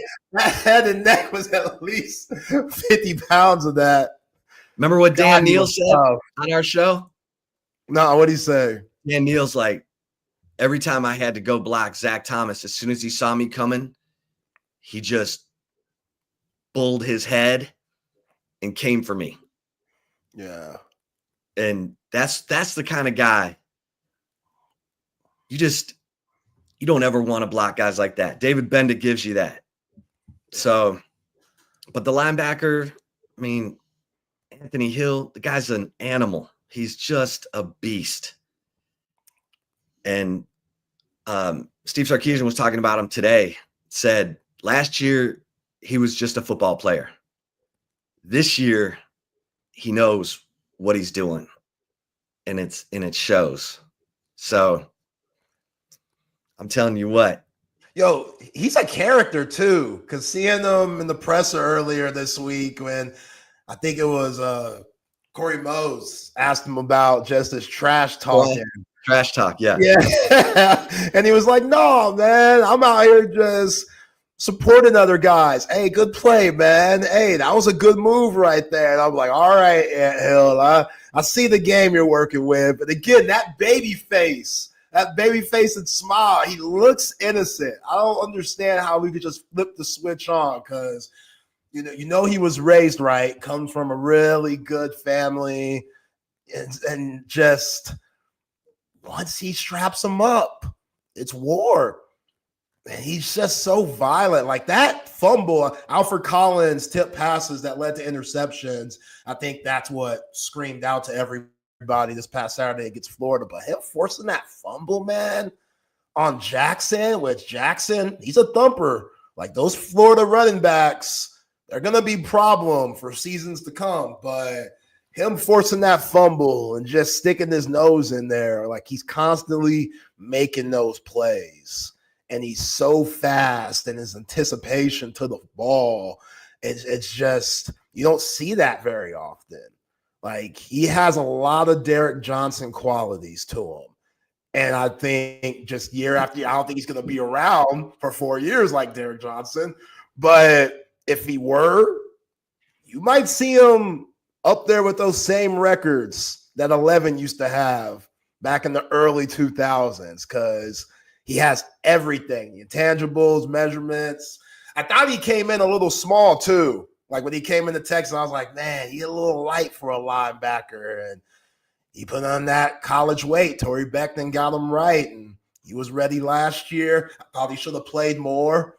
Obviously in the Oklahoma game where Jalen Ford played every single freaking snap. But now it's hard to take him off the field. And yeah, this might be one of those games where he just completely takes over due to Jaquindon Jackson and Taylon Green. Well, when you have that kind of speed, you can grab onto a guy with one hand and punch, do the peanut punch, the DJ punch. You know, most guys are just trying to get the guy down. So they're just trying to get, some kind of hold on the guy, leverage, something. Anthony Hill can run with the guy, get everything secured, and then punch it while he's bringing him down. And that's just such a huge advantage. And now you're seeing that. Like, his confidence is so high that when he gets to the ball carrier, he's not just trying to get him down. He's trying to throw that punch, get that ball out. And that's where Derek Johnson was. But Derek was there in year 4 when he won the Buckus. Anthony Hill's there in year 2. Derek Johnson was also crazy good in pass coverage, which is ridiculous. That's why he's the all-time leading tackler in Chiefs history. The guy was special, but he also set the record for interceptions by a linebacker. So he just had incredible instincts. And so I'm very interested to see how well Taylon Green can move around, because he's got a knee injury that, Pitman was kind of transparent. I mean, he said he hasn't been full go, and if you got a knee injury, it's not like you're going to be lightning down the field. Yeah. Is Sam Pitman always that honest? Kind of. He's just like telling everybody's business, telling exactly what's going on, answering every question. I mean, for, a beat writer or something, that's gold. But I don't know if I want my coach saying all that. Like, he just seems like a very nice guy. Yeah. Country as hell. He's country as I don't know what. Like, you could tell this dude, he fits Arkansas for sure. I think that's why they've held on to him so long, because they believe that he just fits that culture so well. It just hasn't translated to wins as much as you want if you're a Razorback fan. But yeah, Chip, I noticed that. I was like, man, he talking a lot. Like, that's what I can appreciate about Sark. Sark's gonna tell you what you want to know, but he ain't gonna tell you everything. Some things you gotta keep close to the chest. And like, kudos to Sam, man. He has a good relationship with all those columnists and journalists that write about Arkansas. Like, whatever happens to him after this season, I'm sure folks would go back and say, you know what, Sam might not have got it done, but he was a great guy. Well, let's see. This is his 5th year. He's gone 3-7, 9-4, and 21 when they beat Texas. That was a good team. Yeah. 7-6, then 4-8 last year, and now what are they? 5-4 and 5, 5-4, 5-4. So he's got it going. He needs one more for a bowl game. But I think he's a perfect fit for Arkansas. And even last year, when they went 4-8, he had 5 games that were one possession games, including Alabama. Like, Arkansas, they scrap. And I guarantee you, they're not going to, well, it's really up to Texas. It's really up to Texas. If Texas is on against the 124th ranked pass defense, then they can shut the volume off in that building. They can turn Razorback Stadium into a library, or do what Jalen Milroe did, send them all home by the end of the 3rd quarter. Never seen anything like that, where Tiger Stadium is empty the end of the 3rd quarter at night. It's insane. I don't think we've talked enough about that. Like, Jalen Milroe. Yo, he's terrifying now. That's what I'm saying. Kalen DeBoer was like, you know what? Screw what we were going to do before the season and try to make you a pocket passer a little bit more. Let's just run it with you. Let's just run you to the ground. This is it. This is the only year Kalen DeBoer is going to have Jalen Milroe.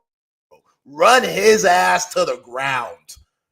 If you want to win, yeah, Ryan Williams is cool, but yo, he was taking the heart out of those Tigers. Like that last run, the 4th touchdown, 60-something, 70 yards, man. 72. Those Blazers, 72. Those Jets.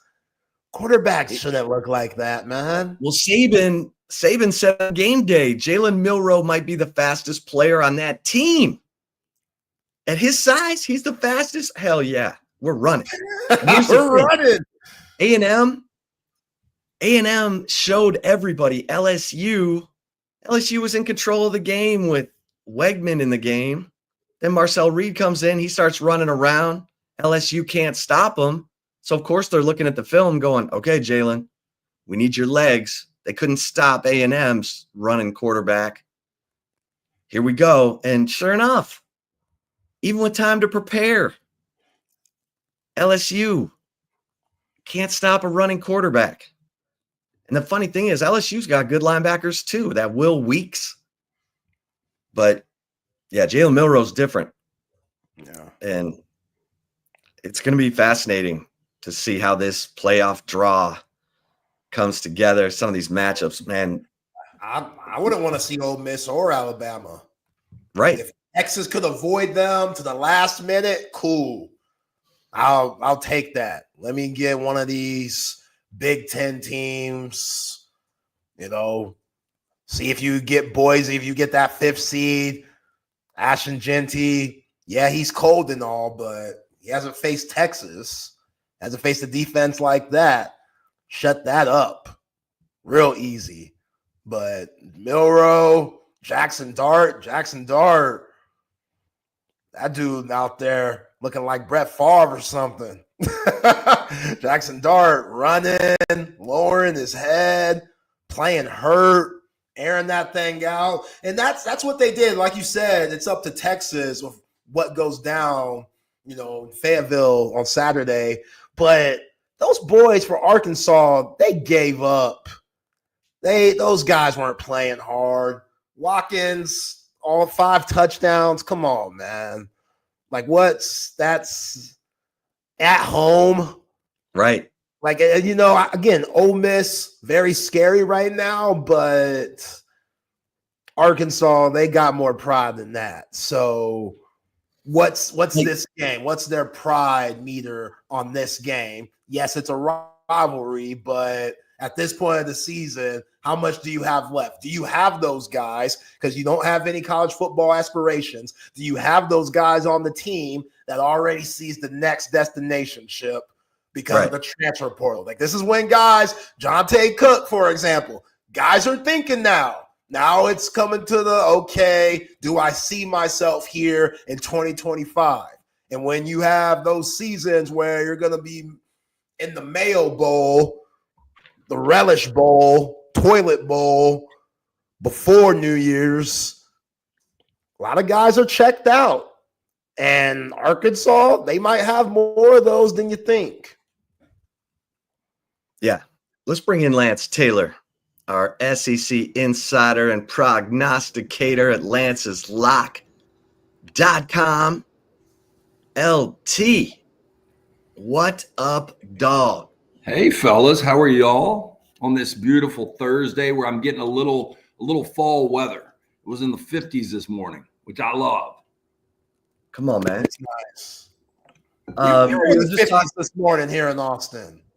So we're feeling it a little bit too, Lance. We need it, man. We're 2 weeks away today from Thanksgiving, my favorite day of the year, by the way. Really? Yeah. Okay, tell us why.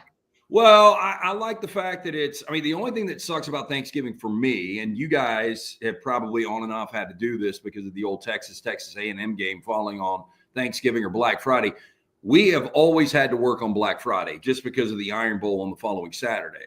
So that's the only thing that sucks. It's hard to stay up late, drinking a lot of bourbon, hanging out with family and friends because I got to get up the next morning. But outside of that, I love the standalone one day. The food is fantastic.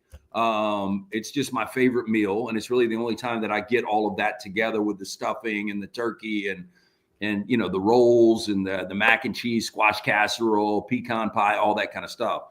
But I also like that it's not as hyped up as Christmas. Christmas is such a pain in the ass because you got to buy all these gifts. You got to go down. You spend way too much money. You dread getting that credit card statement in the mail in January. You just don't have to deal with all that stuff for Thanksgiving. I like it. Good point. Yeah, and football all day long.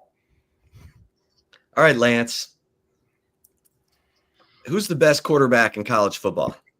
I think it is Shedeur. Cam Ward is right there with him. I think those two guys are going to go 1, 2 in whatever order. Probably Shedeur 1 and Cam will go 2.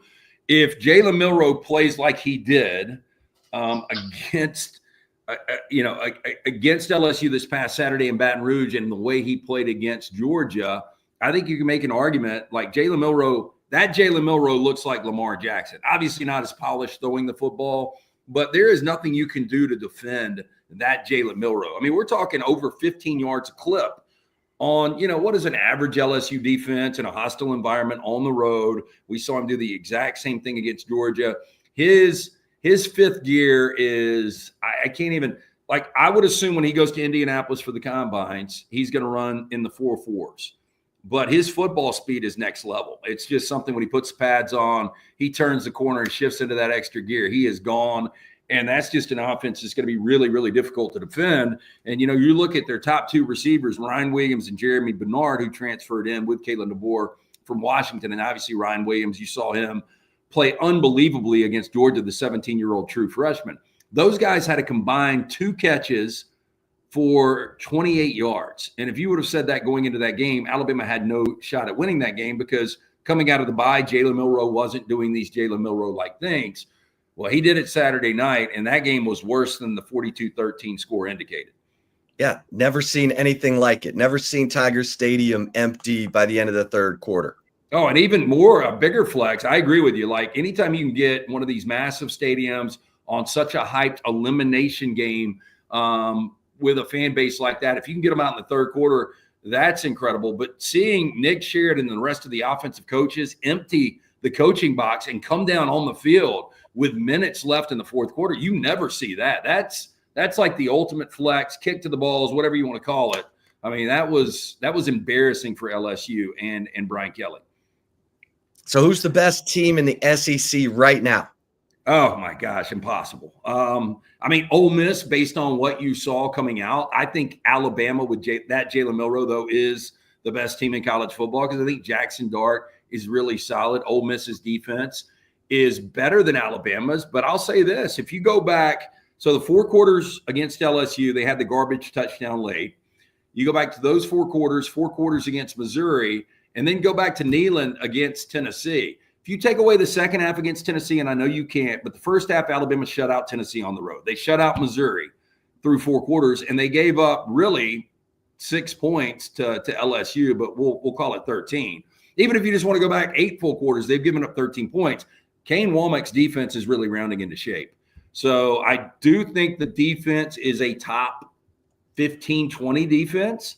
And then with Jalen Milroe, it's one of the more undefendable offenses right now in college football. So I think you can make an argument for Alabama. If Georgia plays like they did in the second half against Clemson, the second half against Alabama, the first half against Texas, I think you can make an argument for Georgia. I think if Quinn Ewers plays like he did last week in Gainesville, I think you can make an argument for Quinn Ewers and for Texas. But it's kind of an unknown right now. I know that's – and I brought this up on the next round earlier this week.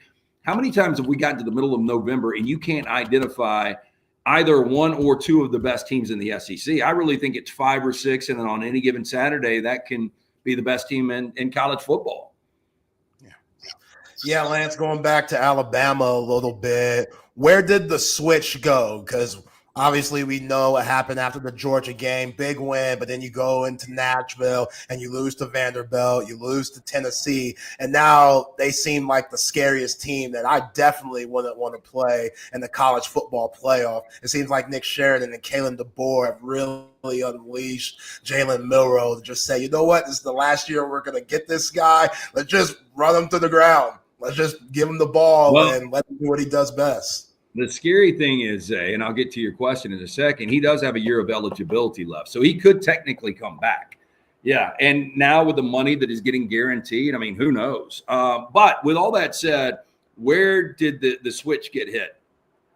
So there's 2 theories out there. One is Jalen Milroe's camp, whether it's a family member or an agent, they were telling him, you've got to show the NFL that you can be a more pocket quarterback. Taking off and running does nothing. I think it's one of the more ridiculous things I've ever heard, because we know quarterbacks like Josh Allen using their legs. Obviously, Lamar is the big example. Those are why those guys are so dynamic. The other, which is a more believable theory, is Jalen Milroe was not 100%. And with the bye week, he got the extra rest, and then you saw him at 100%. Now, nothing was ever disclosed. That was just pure speculation, but that makes some more sense to me, because I think if you really have, Kalen DeBoer is a smart enough coach where he could pull Jalen Milroe over and say, hey, look, not only our best chance of winning a championship, but really your best chance to get to New York, your best chance to really flash for the scouts is going to be with your ability to run the football. So I think it is much more believable he was nicked up. I don't know this for a fact. We've all speculated this, but I do believe, there was some kind of an ailment, and he looked 100% Saturday night in Baton Rouge. No doubt about that. So you got Tennessee at Georgia, and Georgia has got to deliver the goods. What do you see happening in this game? Well, a couple of things. So Nico, we don't know the exact health. I think he's going to play based on what this number has done in Vegas. So, it opened at 9. It went all the way up to 11 when there was speculation he wasn't going to play. Undisclosed upper body injury. Now it's dipped back down to 10. I believe he's going to play. Now, Tennessee, the defense is elite. 9 games through, they have yet to allow more than 19 points. The last 4 teams to do that in the SEC have all won national championships. They're not balanced enough. I just don't think Nico is that good. Or let me pull that back. Nico hasn't played to an elite level. I think Nico is going to be really good. They've only scored 30-plus points in one SEC game. So I don't think the offense is dynamic enough to win them a championship.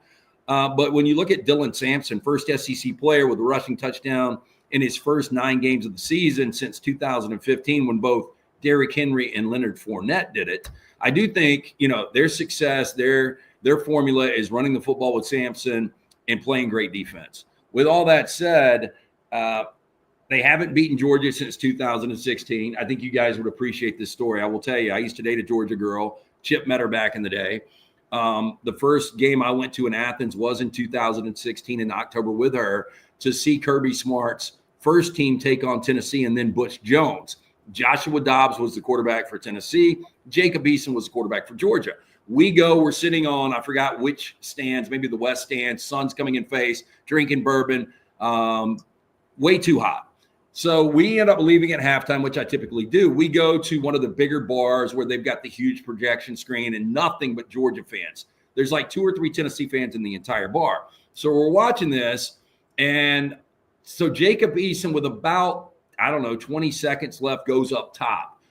Completes it to Ridley Riley.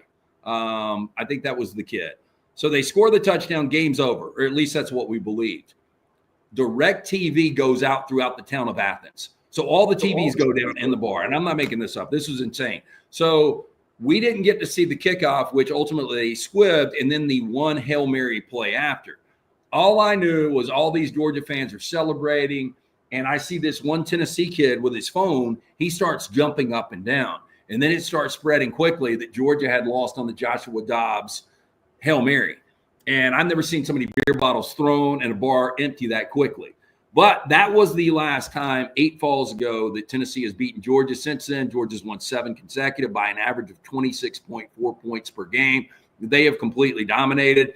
I think they're going to have their mat on. Georgia's hard to figure out because they don't really have an identity. When they're playing their best, I think they can beat anyone. But the offense hasn't been good. Carson Beck has thrown 12 picks over his last 6 games. First quarterback to do that since 2020. He just hasn't played well right now. But I do think Georgia bounces back. And here's the thing for Tennessee. If Tennessee was to get blown out, to lose by that margin that they have lost over the last 7 years, with a loss to Arkansas and getting dominated in Athens, would a 10-2 get Tennessee in? I don't think it would. So that's something to watch out for. Could Tennessee win this game? Yeah, with their defense and with the turnover problems from Beck. But I do expect Georgia to win this game and win it kind of going away. I'll tell you what, if Tennessee loses and Texas loses to A&M, we've got like 6 2-loss SEC teams. Good luck trying to figure that out. Hey, when we were in Dallas for SEC Media Days back in July, we had Greg Sankey on set with us. And I asked him this. I said, look, for you guys to expand to 16 with all of this talent at the top, you're going to have a bunch of 10-2s at the end of the year. What are you going to do about that? I don't want to deal in hypotheticals. I'm telling you, Commissioner Sankey, this is going to happen more often than it will not happen. And you're right. I think it's going to happen this year. And one of these 10-2s is going to get left out. We've had this conversation a million times, and I know you guys have. There is no way you can be 10-2 and play for the SEC championship and lose and get left out. Because what you will then get is a bunch of 10-2 coaches in the future saying, we're not playing in this game. We're going to boycott the game because we don't believe we should be punished for playing an extra game. Alabama 10-2 loses that game 10-3. Tennessee doesn't play in that game at 10-2. If they get in, Alabama doesn't. It doesn't make a lot of sense. Yeah. What'd you think of the whole Jake Pope situation? Celebrating on the field with this old Miss childhood friend. Then you fast forward and Kirby Smart calls him an idiot. Yeah. Well, I think he said he regretted that, but it wasn't the best look. Georgia, over the last 3 years, they've lost 2 conference games, and now they've already lost 2 conference games this year. And this is another one of those crazy things about 2024. Like once we expanded to 12 teams, now Nick Saban's gone, so it's a little bit different, but I still would say this with Kalen DeBoer. There are certain teams that are going to get in every year. Ohio State, Georgia, Alabama. Now Alabama and Georgia can't absorb another loss. And I do think it would be interesting if Ohio State lost to Indiana. I don't think they will, but if they were to lose to Indiana, I guess at that point they wouldn't even play in the Big 12 or Big 10 championship game. It would be Indiana and Oregon. So I guess that doesn't really matter. But I can't believe our first year of a 12-team playoff, you've got teams like Alabama and Georgia that are sweating just getting in there. Yeah. They've set it up to where whoever wins between Tennessee and Georgia, if Georgia wins, they're going to go into that number 7 spot. Tennessee will fall out. But the committee, like I said about Texas, them projecting Texas right now as the best team in the SEC and its likely champion is, all the talk about Texas hasn't beaten anybody. For Texas, just take care of business, baby, because you're in the pole position right now. Yeah, I do think this game, and people might laugh, is a little dangerous in Fayetteville, just based on this. Arkansas at 5-4 has done this. They played some really good games. Defensively, I know it was Tennessee, but Taylor Green is a guy, and when you start to look at this Arkansas offense, right now they're currently 5th nationally in total offense, and a lot of this is Bobby Petrino, but they do have weapons.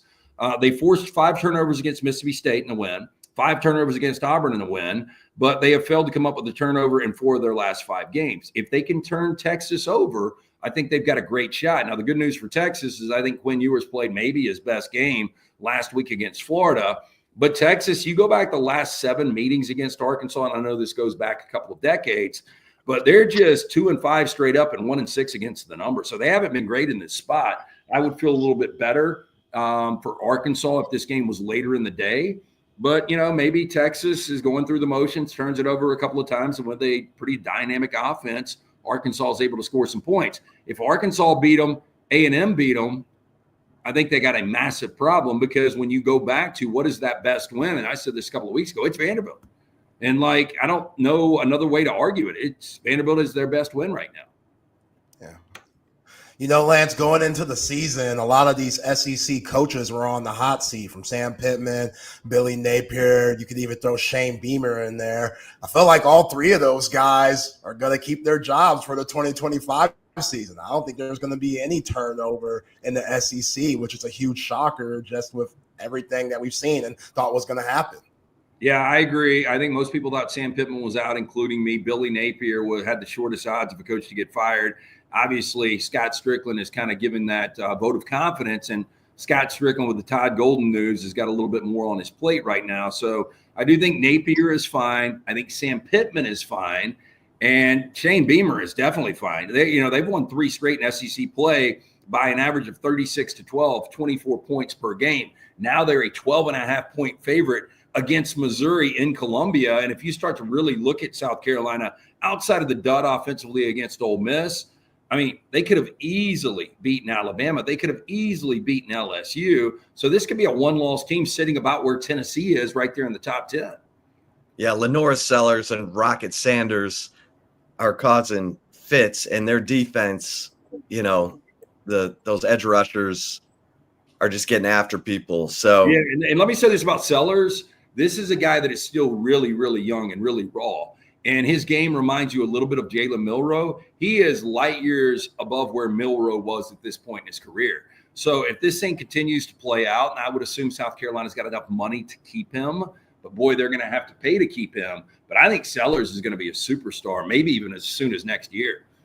Yeah, they're scary. They're really scary right now. What do we got in the what's going on over at lanceslock.com? Man, we have been killing college football. So we were 7-2 last Saturday for you. Again, you get a free play every single day, every game, every side, every total, player props, all leagues. We'll have the Jake Paul, Mike Tyson fight coming up for you on Friday night. We dive into MMA and boxing a little bit here and there. But $100 gets you everything. You can monitor us, free play every single day, see what you think. We've been doing it 11 years now. We've got a winning record right now in the NFL, the same with college football, the same with college basketball. Jump on board and win with us at lanceslock.com. There's no way Mike Tyson can win that fight, right? What? Mike Tyson can win it in the first round or 2. If this thing goes deeper than 2 rounds, I think Tyson's got issues, because I don't think what people understand is watching Jake Paul from where he was, where this was kind of a novelty, where he's going to have this exhibition fight against another social media influencer. And you guys can go back and watch the documentary. And I've been following Paul's career because he was one of those guys I absolutely hated. And then the more I follow it, he is so committed to the sport of boxing. He has really learned how to become a pretty good boxer. And I'm just talking about techniques. You can go back, like Netflix has got the documentary that will kind of hype you up for the fight that goes into a deep dive on Tyson's history, and the same with Jake Paul. But watching Jake Paul from fight 1 to where he is right now, dude, he's built the body. He's got what we call heavy hands. And I do think for 58-year-old Mike Tyson, this could be a problem if it gets past the second round. I'm predicting a TKO by Paul in like the 3rd or 4th round. If Tyson's going to get him, it's going to be in the first round or 2, because I don't think we've really seen Jake's jaw challenged. And I do, watching Tyson spar right now. And again, that's sparring, but damn, he's still got power and quickness.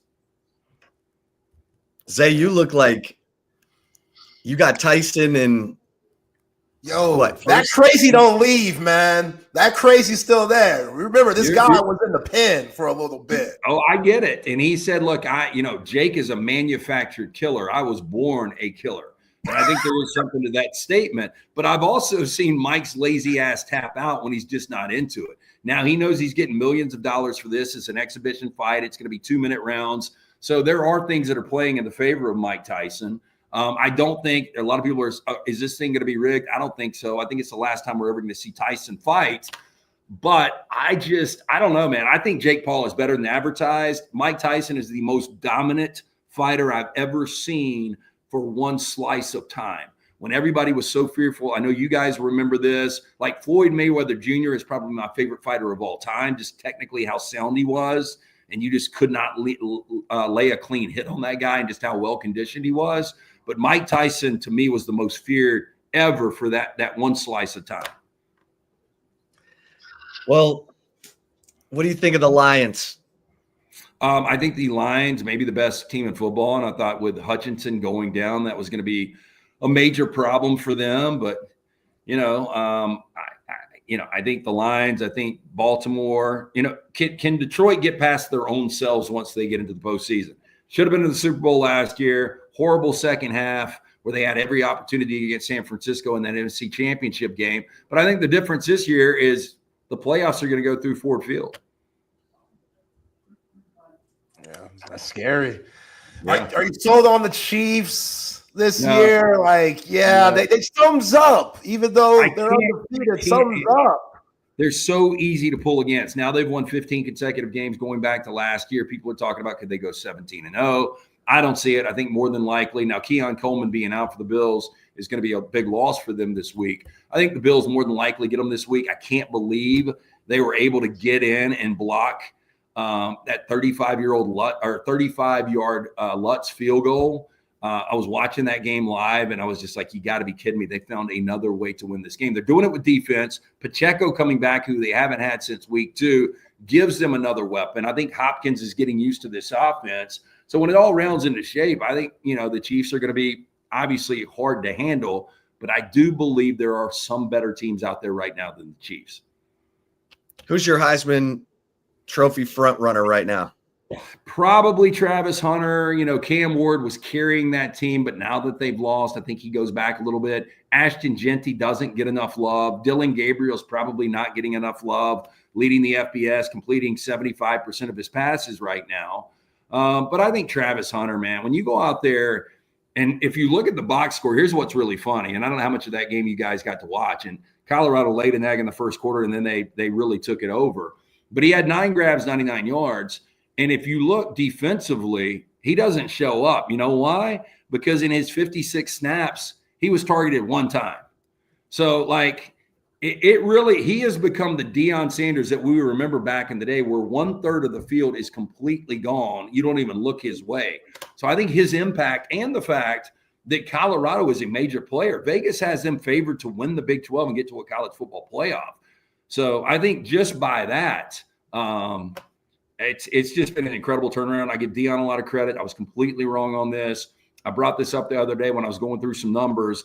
Purdue has lost 4 games by 35-plus points this year. Now they've got Penn State. They're a heavy underdog. The last team in one season to lose 5 games by 35-plus was Colorado just 2 years ago.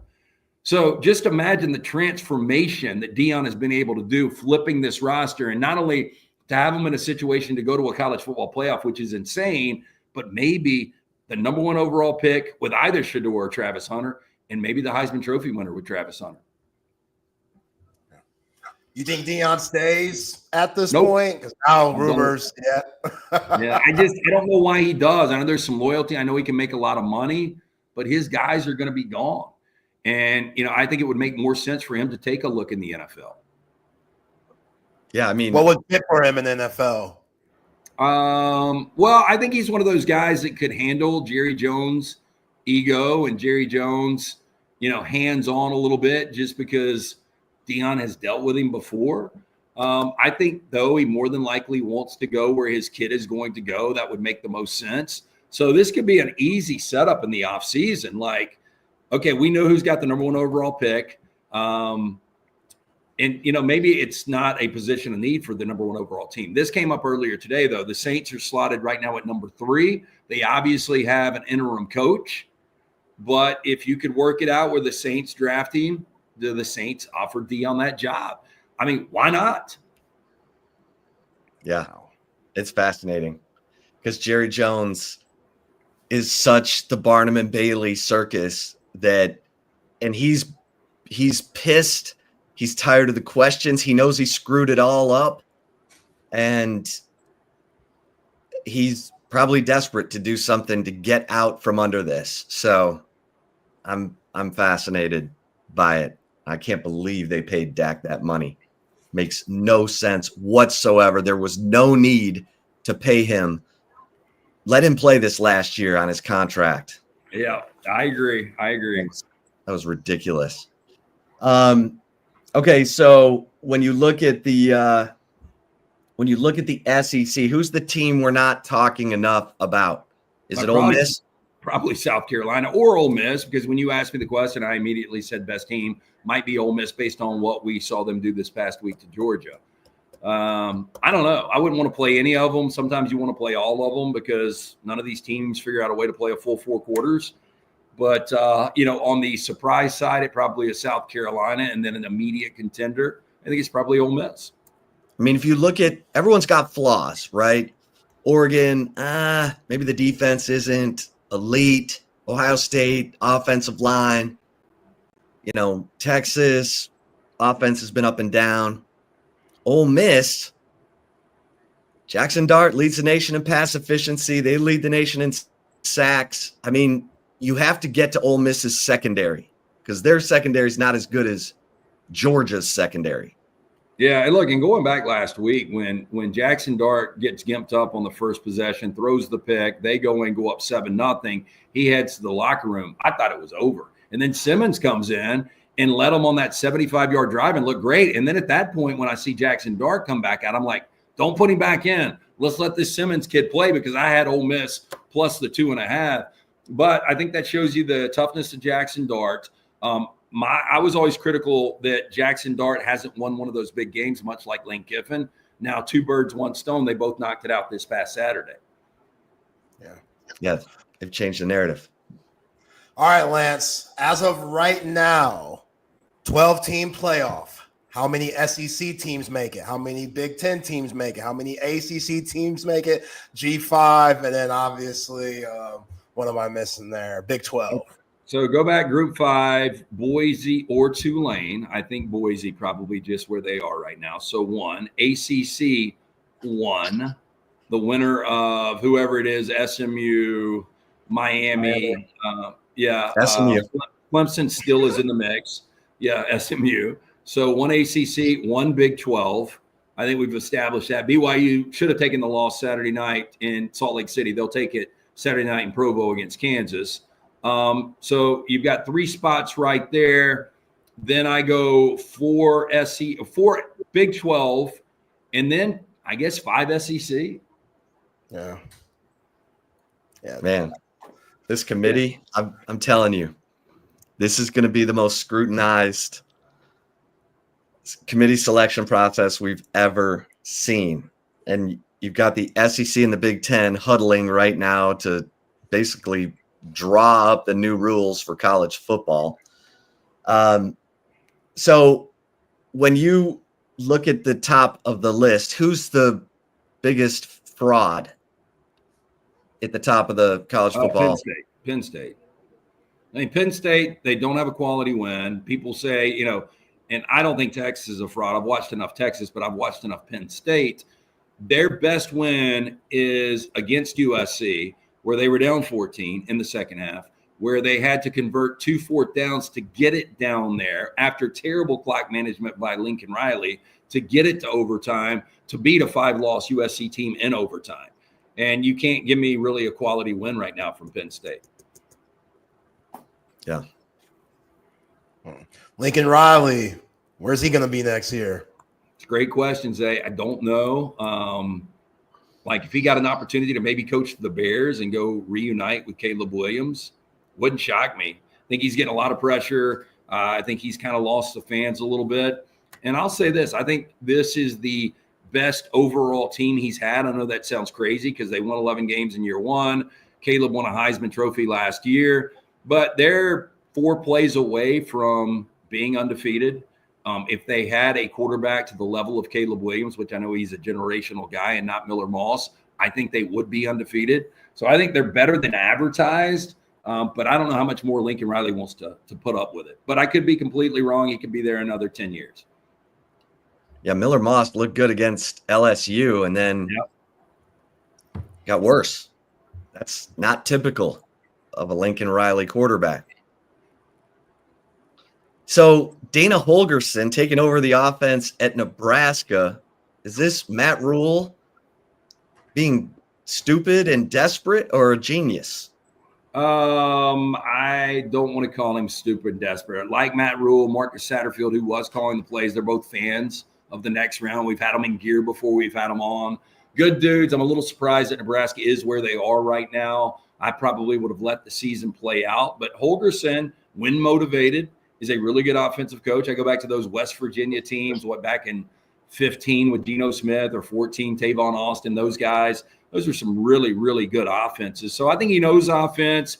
It seemed to get a little stale with Holgorsen, in Houston. It'll be fascinating to watch, though. I will tell you that. Yeah. All right. Zay, you got One more, you good? You on basketball right now, Lance? College basketball?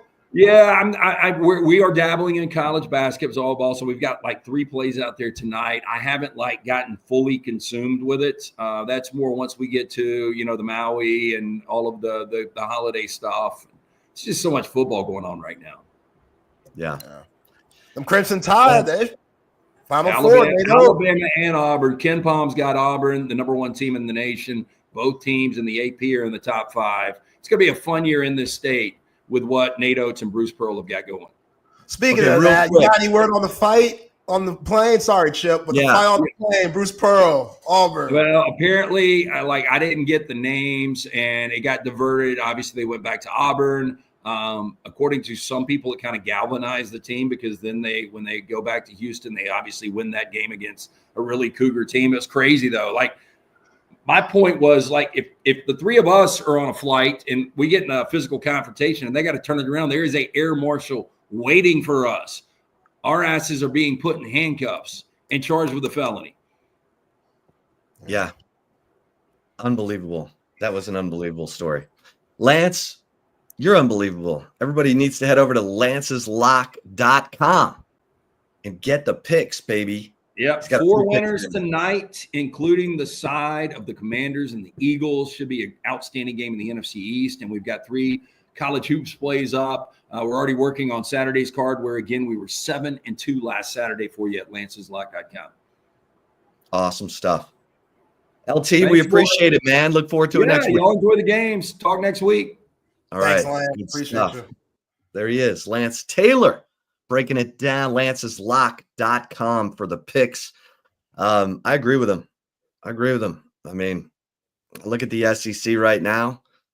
It's time for Texas to make its statement because everyone right now thinks it's Ole Miss and Alabama, and Texas is coasting. Well, here we go. Time to put your foot in someone's you-know-where, and let's go. Right, Zay? Man. Oh, yeah. We're some swine lovers this weekend, man. Bacon, ham, pulled pork. Yeah, you're cooking bacon. We're heading over to your place. Pork ribs. It's going down. It's going down. This is a personal game. They in the way. They can't wait to ruin your parade. Rain on your parade. Whatever the hell that saying is. They love that. They'd love that. Arkansas fans, they would love that. They'd be talking about 2024 for years. Long after you and I are both gone, they'll still be talking about, hey, we were 6-6, but we beat Texas and forced them out of the college football playoff. They'll take that. That's like a national championship to them. Oh, yeah. Can't let that happen, man. Can't let that happen. Back to Bruce Pearl, man. I still can't believe they won that game. I still can't. That's nuts to me. Fighting on the plane? Do we understand how ignorant that is? How out of line? Bruce Pearl, you should be ashamed of yourself. But then they go in and win. Top 5 opponent. Did they tell a player to stay home once they had to reroute the plane? I think they did. They told the guys to stay home. The 2 so the guys who were still on the plane got all bonded and tight. Yeah. Then they win the game, and after they're winning, they running around doing the airplane gesture that Kobe used to do. The whole team. They're going to be doing that all season long. Bringing them tighter, bringing them closer. How? That's incredible. Only Bruce Pearl. Only the mobster, Bruce Pearl, man. He can coach his ass off. I give it to him. He could coach. He's crazy as hell. Kind of, again, mobster, gangsta mentality. I feel like once Bruce Pearl retires, there's going to be some former player to come out and say, yeah, Bruce Pearl almost choked me one time or something crazy like that. Wouldn't be surprising. But when it comes to making sure his players are ready, Bruce Pearl get them guys right, man. Bruce Pearl will get them guys right. Yeah. You know who else gets you right? Passes.com, baby. Passes.com. You want to get in touch with some of your favorite UT athletes, just go to the Texas One Fund account on passes.com, and you'll be behind the scenes with your favorite team and the players that you love in a way that you can't find anywhere else. So, Texas One Fund obviously is the NIL collective for Texas. You donate to Texas One Fund. Now you're getting something back in return when you go to passes.com. You go to the Texas One Fund account, you're getting access to tailgate parties, meet and greets, signed memorabilia, VIP experiences with 40 plus UT athletes, including Anthony Hill, Ryan Wingo, you name it, Madison Booker, Rory Harmon. They're all on passes.com, but you just need to go to the Texas One Fund account. So just go to passes.com/Texas One Fund to sign up and get closer to the game than you've ever been. It's just an awesome creator content platform for you to get access with these athletes in a way that you've never done it before. And Cover 3. This is my headquarters for college and NFL, college basketball. You're going to a high-end restaurant with high-end food, the ribeye tacos, the Sean Adams prime rib sandwich, the buffalo chicken sliders, the burgers. I mean, Texas Monthly says the Chop House burger at Cover 3 is one of the best in the state of Texas. So you're getting high-end food, great vibe, great place to hang out with your friends, watch your favorite team. Just head over to Cover 3, right there on Anderson Lane in the heart of Austin, up north in Round Rock. And, of course, Cover 2 at 183 in Lake Creek. And, when you're ready for the big screen of your dreams, there's only one call to make in Austin, Texas, and that is to audiovisual consultations. Our man, Tom McKay, who's been doing it for 30 plus years, he's put big screens and surround sound in 3 different houses for me in my time in Austin, and he'll do it for you too. And it's so easy. All you got to do is call 255-8678. That's 255-8678. And Tom and his crew bring everything to you. You don't need to be lugging big screens around town or punching holes in your drywall. You're busy. We're heading into the holiday season. You want to surprise that special someone? Then make that call to 255-8678 and let Tom and his crew bring everything to you. By the end of the day, you'll have, boom, big screen, surround sound. You need new lighting, electronic shades, surveillance, avconsultations.com. All right, Zay. So as you look at this end to the college football season, what do you think? Is there some storyline we're not paying close enough attention to? Like Colorado somehow winning the Big 12? That's definitely a story. I mean, Brett Yormark is praying for that. He should be. Like Colorado, that's gonna do numbers, man. Travis Hunter.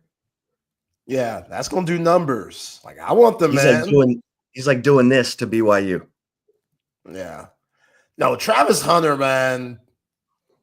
Like, words don't even describe how ridiculous he is. I'm still very eager to see how this NFL route's gonna go. Because if you ask Deion's like, nah, he's gonna play both. Like, why wouldn't you utilize all the talent that comes with him while you have guys that have done it at the highest level, Hall of Famers, guys like Richard Sherman and Champ Bailey and, other guys that have been Hall of Famers at the wide receiver position say, yo, it can't be done. It's just too much. The NFL guys are way too good. The preparation, the wear and tear on your body. It just, if he wants to last for that second contract, then it might not be in his best interest to play both sides. But if he goes to the right franchise that can monitor that, where Certain plays he'll be on offense, certain plays he'll be on defense. It just depends. Then who knows? I wouldn't put it past the brother, though. The guy is absolutely special, and I think the nation deserves to see that at the highest level. Now, again, they have to win out and go to Dallas and win in Jerry World. That's the only way they're going to get in, because I'm right there with Lance. You know me, ACC, Big 12, only one, fellas. It's all y'all get. Your Mustangs, hope it's them. Colorado, hope it's them. But I'm good with 4 teams from the SEC, maybe 5, 4 teams from the Big 10, even though I don't really mess with Penn State and Indiana much. I think both of those teams could get got, but hey, they're doing their thing. You could say the same thing about Texas, so I ain't hating too much. But yeah, Colorado, if they make it, those numbers, those ratings, gonna skyrocket. And not only Brett Yormark is worried about that, but all the channels, 4-letter network, Disney, ABC, they want that too. So we'll see what happens. But let me throw something at you that your colleague, Brad Crawford, put out today on Twitter. I didn't even realize this. Up to this point, Indiana has 0 wins over bowl-eligible teams. Now, you want to look at, that's nuts. 0 wins. They haven't beat any team that has 6 wins yet. Alabama has 4. Ole Miss has 3. A&M has 3. The Horns have 2. Georgia has 2. South Carolina has 2. Missouri has 2. LSU has 2. Tennessee has 1. If you can see the pattern, all of those teams are SEC teams.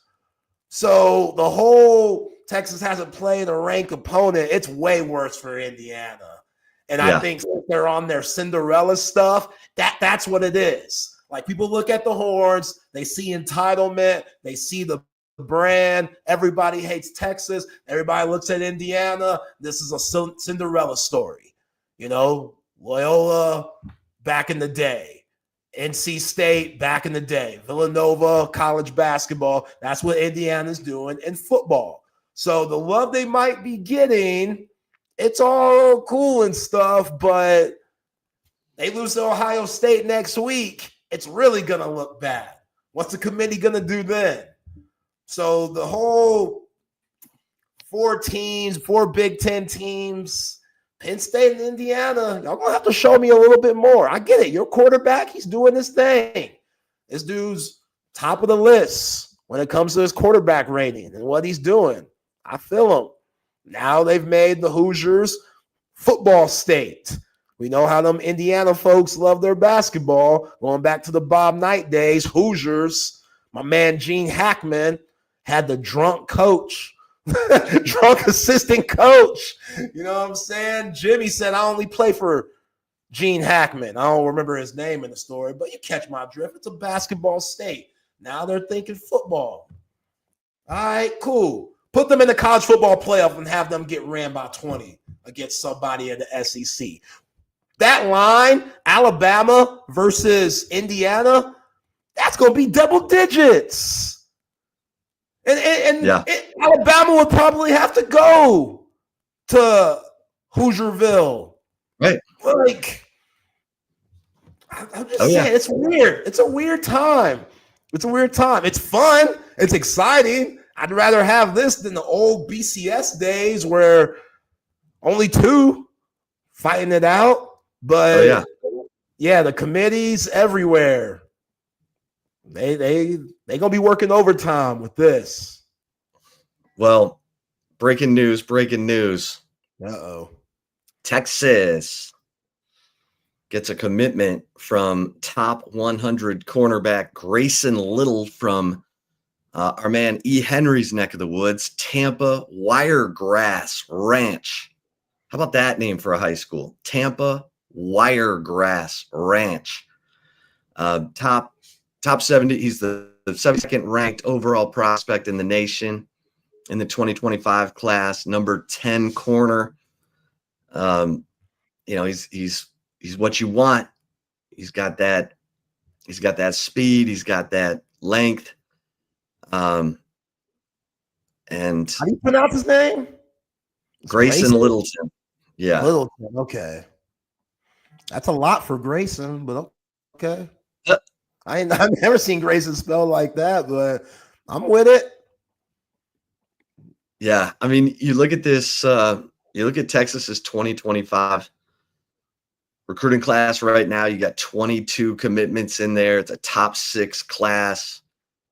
You got, Jonah Williams, who's just unbelievable, probably a day 1 starter at safety or linebacker. This kid's so good out of Galveston Ball that, there was some talk about him being a linebacker. You got Khalil Lockett in this class, 5-star. Lance Jackson, we talked about, the younger brother of Landon Jackson, who's going to be playing for Arkansas Saturday against Texas. Jamie French, the wide receiver. Word on the street, Jamie French is moving around a little bit, taking calls. He's wiggling? He's wiggling, which, I can't knock. That's the game. Be wine and dine. Hey, I get a free meal too. You know what I'm saying? Like, you already know your pick, but they going to fly me out, wine and dine you. It doesn't hurt but to check out some other places. You just, with Jonte Cook leaving, you would feel more comfortable if he was chilling and wasn't taking any more visits. But again, that's just a part of the process in today's college athletics.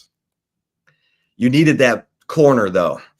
This class was missing that corner. You've got Caleb Chester from the Houston area down at Fort Bend Marshall, 6'1", 170-pound corner, 3-star. I like his length. I like his attitude, but you bring in Grayson Littleton.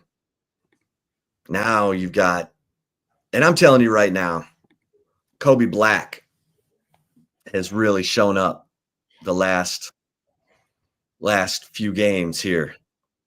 I mean, he's huge. He's 6'2", 205, and he can fly, and he's making good decisions. He's making plays. If you're Jahdae Barron's moving on, obviously Manny Muhammad will be back. But right now you're penciling in Kobe Black into that other corner position, and you're feeling good about it. And, you bring in these guys, Grayson Littleton and Caleb Chester, and you get them on special teams, and who knows, maybe look, no one thought Ty Anthony Smith would be getting run right now. You can't, I know it's so stupid, but you can't measure a guy's want to. And if he comes in and he does it all and outworks everybody, DeAndre Moore, then you say, oh, hello, nice to meet you. Yeah. Yeah. I mean, the jump of just being here on campus, like Sark mentioned, guys that aren't getting much take right now, but are still doing well in practice. Mentioned Jordan Johnson, Rebel, Xavier Filsamy, Parker, Livingstone, the wide receiver crew. Like, those guys, they're going to be next up in the 2025 season. All of those guys are going to play key roles on that team. So staying locked in, man, it's so hard. We talk about it so much. It's so hard for these guys to stay locked in and not answer the calls to the rest of these universities that are promising them different things. You got to be able to be okay with the process. It might suck because all you've known is starting.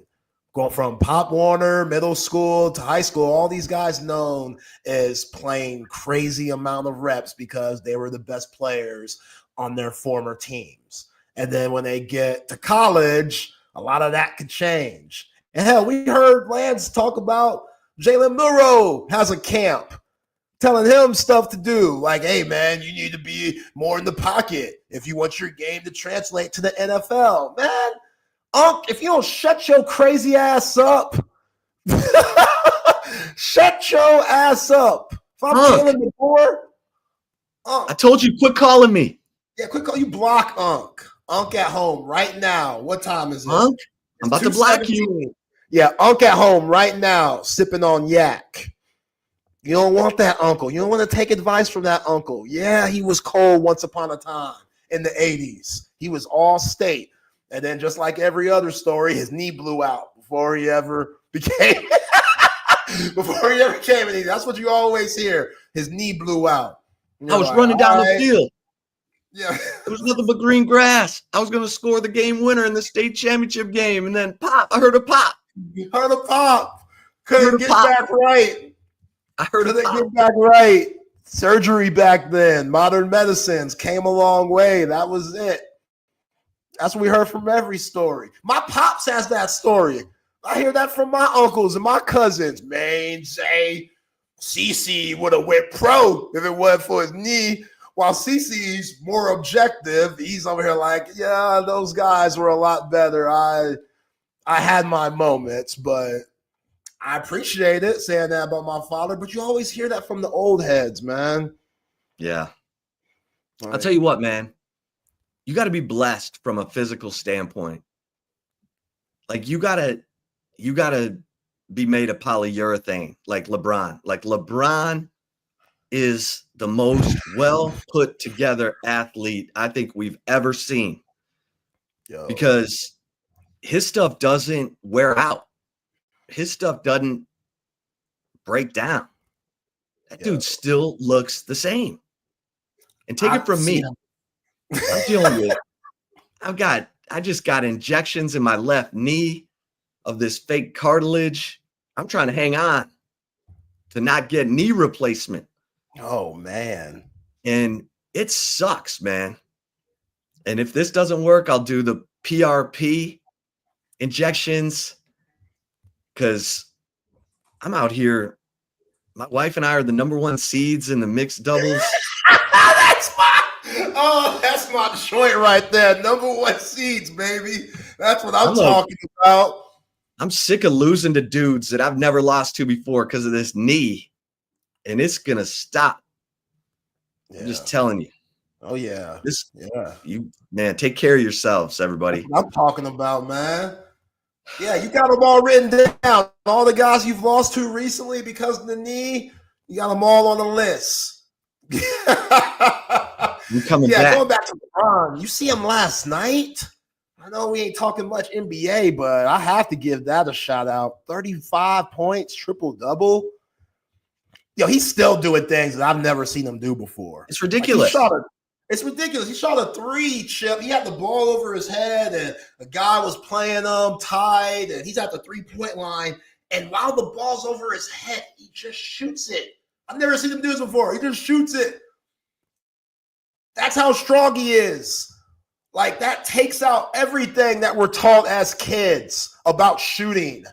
We're all taught that, here, nice and tight, right here. Follow through. You don't want to have it over your head because then you won't be able to push off from your legs and get that good into your jumper. And LeBron's out here standing still, just shooting it, all flick of the wrists. It's like, man, this guy is nuts. And yeah, Wembanyama, 50 points last night. First 50-point game. Uh-oh. I think somebody pissed him off. Well, see, I look at Wembanyama and I'm like, dude, I hope your body's not a time bomb, right? Because all the big guys that tall tend to end up having feet issues. Yeah. And once those big fellas like Yao and, Ilgauskas, who was 7'3", once they start having foot issues, it's over. Yeah, Ilgauskas. You see Porzingis dealing with it in Boston. He's around 7'3". Ralph Sampson, he had his knees issues.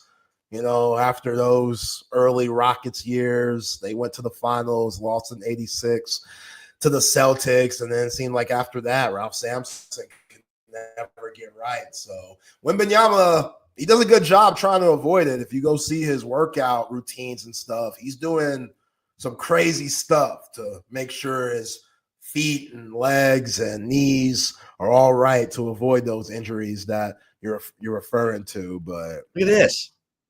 Rodney's got some device. Okay, Rodney, I need some more intel. So let me know what's going on. Because I may be. Rodney got that same stuff, my man, from Varsity Blues was shooting up Paul Walker with, man. I'm just kidding, Rodney. I'm sure you're legit. Yeah, get right. Yeah. You got some. I'm listening.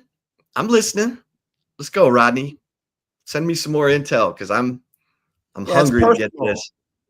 Yeah. Yeah, the guys that have beat you recently, they probably at the water cooler right now with their homies at work saying, "Yeah, Chip Brown, he ain't what he used to be. He ain't what he he ain't what he used to be, man. Once upon a time, he's lost it. You know, he's gettable. He's gettable. That's your bulletin board material right now. He's gettable. He's vulnerable. He ain't right. I heard he got knee problems. They probably listen to us right now. Chip got knee problems. We ain't got to worry about him no more. You don't want Eleanor to carry you. I mean, she probably already is. No, she does. Yeah, come on. It can't get worse. She's the best. I gotta hold up my end of the bargain. Yeah, man. You like D Wade when he was playing with LeBron with the Heat. Everybody says that those teams underachieve, even though 2 championships in 4 years is pretty good to me. But if they underachieved in any way, it was because of Dwayne Wade and Chris Bosh. Yeah, LeBron struggled against the Mavs. We all remember that. A lot of people won't forget that. But after that, D Wade was limping around, had no first step anymore. Every 7 games, you would get D Wade, a glimpse of the old D Wade. But yeah, you don't want to be that, man. No, I don't want to be that. You don't want to be that. I want to stay in it. Never slow down, kids. Never slow down. Keep active, keep stretching, or whatever you do to stay in the game. Yeah, what you need to stretch? John Brown said we don't need to stretch. I know. That's why I cut myself off. Just do whatever you do. You stop stretching? Well, no, I stretch because I need that. I need that. No, wake up out of the bed, go work out. That's John Brown told me. I'm listening to John Brown, man. Wake up, get that workout in. Stretching. Yeah. Stretching hasn't helped anyone. Come on. Well, when you get older, you got to maintain flexibility. Just saying. We got to ask John that next week, man. Because you're right. We haven't clarified. Is he talking about the youngsters? Or are you talking about, once you get to be an old head? Is stretching valuable? We need to get his take on, now for the older athletes. For the older athletes. 50 plus.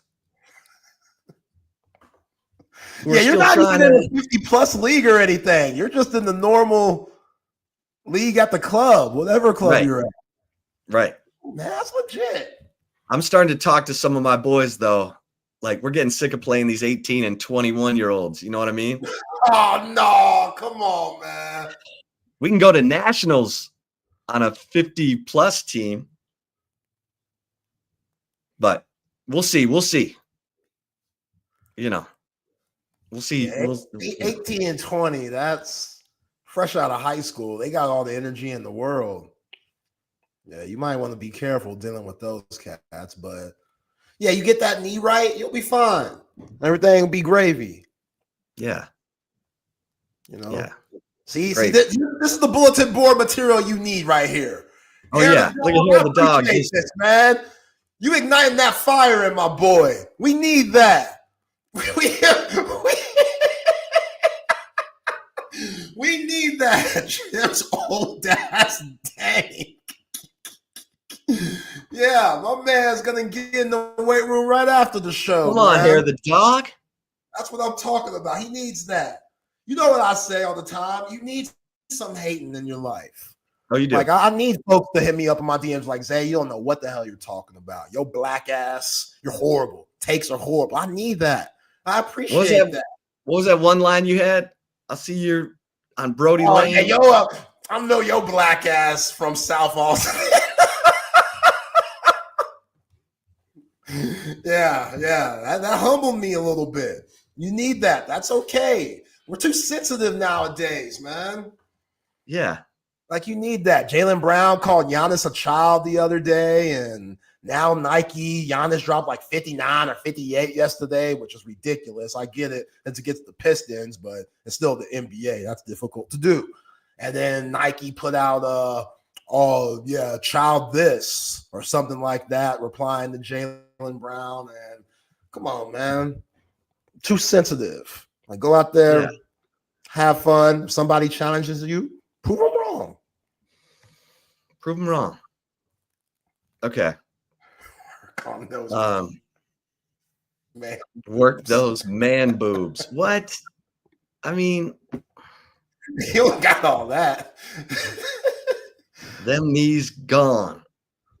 I mean, it's like, just keep coming at me. Keep it coming. I'm gonna stack these chips up on my shoulders so high you can see them from space. All right, Zay. I've got kind of a detailed chip shot. Should we get into that, or is there you got something else? No, I'm sure I'll find something in the next 30 minutes or so. Got something for the right call, but let's go. All right. Before we get to the chip shot, Salt Traders Coastal Cooking. Best seafood in Austin, Texas. Best happy hour. 3:30 to 6:30, 3:30 to close on Mondays. And the best selection of raw oysters anywhere in Austin. The seafood restaurant of Jack Gilmore, who also gives you Jack Allen's Kitchen. He's a restaurant legend in Austin. Created the menu for Z Tejas when it first opened. Has been in on some of the best restaurants in Austin. Now he's doing his own thing, and it is the best. Get to Salt Traders Coastal Cooking, especially if you're going south to north on Mopac during rush hour. Get off at Rollingwood, right there at Zilker. Go in and enjoy some raw oysters at Salt Traders Coastal Cooking, and then, let that rush hour traffic clear out and get in there. Salt Traders Coastal Cooking, right there at Zilker, up north in Round Rock. Tell them Texas Sports Unfiltered sent you. All right, Zay, I'm going to try and give some folks here a little history lesson on why the hatred between Arkansas and Texas, really from Arkansas. So, and Sarkisian kind of joked about it on Monday. He said, I don't know what Darrell Royal did to Arkansas, but they absolutely hate our guts. Okay, so now we're going back. We're going back to 1960. You got Darrell Royal and Frank Broyles. Frank Broyles was one of my absolute favorite college football announcers because he's from the state of Georgia, and it talked like this, and he would do games with Keith Jackson, and he'd say, Keith, that offensive line is not getting any push. And I just loved his accent. But anyway, Frank Broyles, the head coach at Arkansas. Darrell Royals, head coach at Texas. And their battles from 60 to 69 were epic. They were the teams determining who was winning the national championship. And Texas won it in 63. And these games are all, crazy close. Like in 63, you got it's 17-13. Texas wins in Arkansas. In 64, Darrell Royal thinks he's got one of his best teams ever. And Arkansas comes to Austin and wins 14-13. Darrell Royal told me that loss haunted him because he decided to go for it on a 2-point conversion, and Frank Broyles blitzed on the play, and it got home, and the quarterback rushed the throw, fell incomplete. Texas loses 14-13. Darrell Royal can't get over it. Then Arkansas wins the national championship in 64. 65, 66, 67 are kind of Darrell Royal's lean years. And in 68, after tying Houston and losing to Texas Tech, so now Texas is 0-1-1 to start the season, is when Darrell Royal's offensive coordinator, Emory Bellard, comes up with the wishbone. And Texas wins 30 games in a row, including the 69 national championship. But this is how good Texas and Arkansas were. Going into that 69 season, the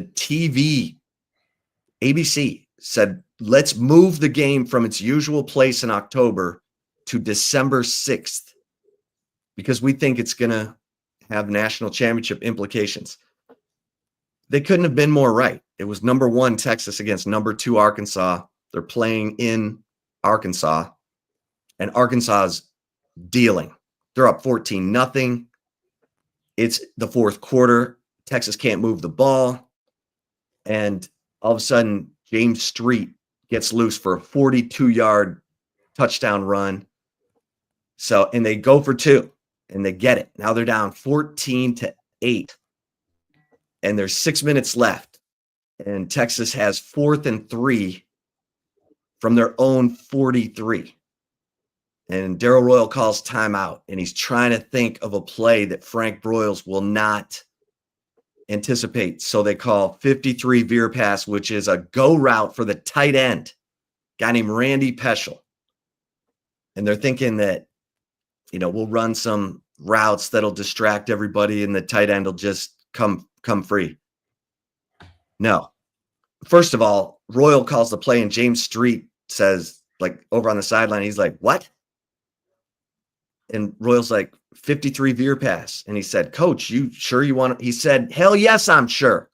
Yeah, just challenge DKR. What are we doing? Well, that's like 4th and 3. We're throwing a go route. So Street goes back to the huddle. He says, okay, y'all aren't going to believe this, but 53 veer pass. And sure enough, they send Peschel out on the route. He's double covered, but Street throws it. And Darrell Royal would say later there were 6 hands in the air and 4 of them belonged to Arkansas. And that ball came down and Randy Peschel caught it. One of the greatest plays in Texas football history. Sets Texas up at the 13. 2 plays later, they score. Jim Bertelsen, great wishbone running back. And Happy Feller kicks the extra point. Texas is up 15-14. And that's how it ends. Richard Nixon had been there. And he crowned Texas the national champion even before the bowl games. A lot of people were pissed about that. But Texas won the bowl game against Notre Dame, solidifying, the 69 national championship. And that's why the hatred. But here's the crazy thing. Darrell Royal and Frank Broyles were best friends. No one knew it, but in the off season, they would vacation together. They're both like 7-8 handicaps in golf. Frank Broyles once joked, we're not scratch golfers, but our wives are scratch shoppers. And they would vacation together. And so Frank Broyles calls Darrell Royal before the 76 season. He says, hey, keep this under your hat, but this is going to be my last season. And Darrell Royal said, it's going to be mine too. And they kept it under their hat, and they played the final game of the regular season in Austin. And they leaned in, and Darrell Royal said, I love you. And a reporter heard it and was like, did you just tell him you love him? And Darrell Royal was like, maybe. And then he walked off and said, yeah. And then he announced he was retiring. And part of it was, and this is crazy to me, this is still crazy to me, and it haunted Darrell Royal. So Darrell went to OU. He's still the all-time career interceptions leader at OU. He had 18 interceptions in his time. Damn, they didn't even throw back then. 18. And he was good friends with a guy named Chuck Fairbanks, who was the coach at OU in the early 70s. And Chuck Fairbanks was not doing well. And so Darrell told Emory Bellard, hey, teach them the wishbone. And Emory Bellard was like, what? Teach Oklahoma the wishbone? He's like, yeah, Chuck's having a tough time, and he's a good guy. Well, guess who Chuck Fairbanks' offensive coordinator was? Barry Switzer. So there's Emory Bellard teaching the wishbone to Barry Switzer, one of the best recruiters of all time. Once Barry Switzer had the secret formula, and he started recruiting all the black players out of Texas, because Barry's a bootlegger's boy who grew up in the hood. And he could talk to mama, baby. Now, Eric Dickerson's mom, when he showed up with that full-length mink, was like, you will never play for that man because he is the devil. And Dickerson was like, oh, shoot, man. I wanted to play for Barry Switzer. But so Switzer famously said, Texas invented the wishbone. OU perfected it. And OU would go on to win, 4 national championships under Switzer. And it bothered Royal. He thought Barry was spying on him, which he was. And he just was like, it haunted him because Switzer took over for Fairbanks. And suddenly OU was running the wishbone better than anybody. And everybody remembers Jamel Holloway and Charles Thompson and Billy Sims. And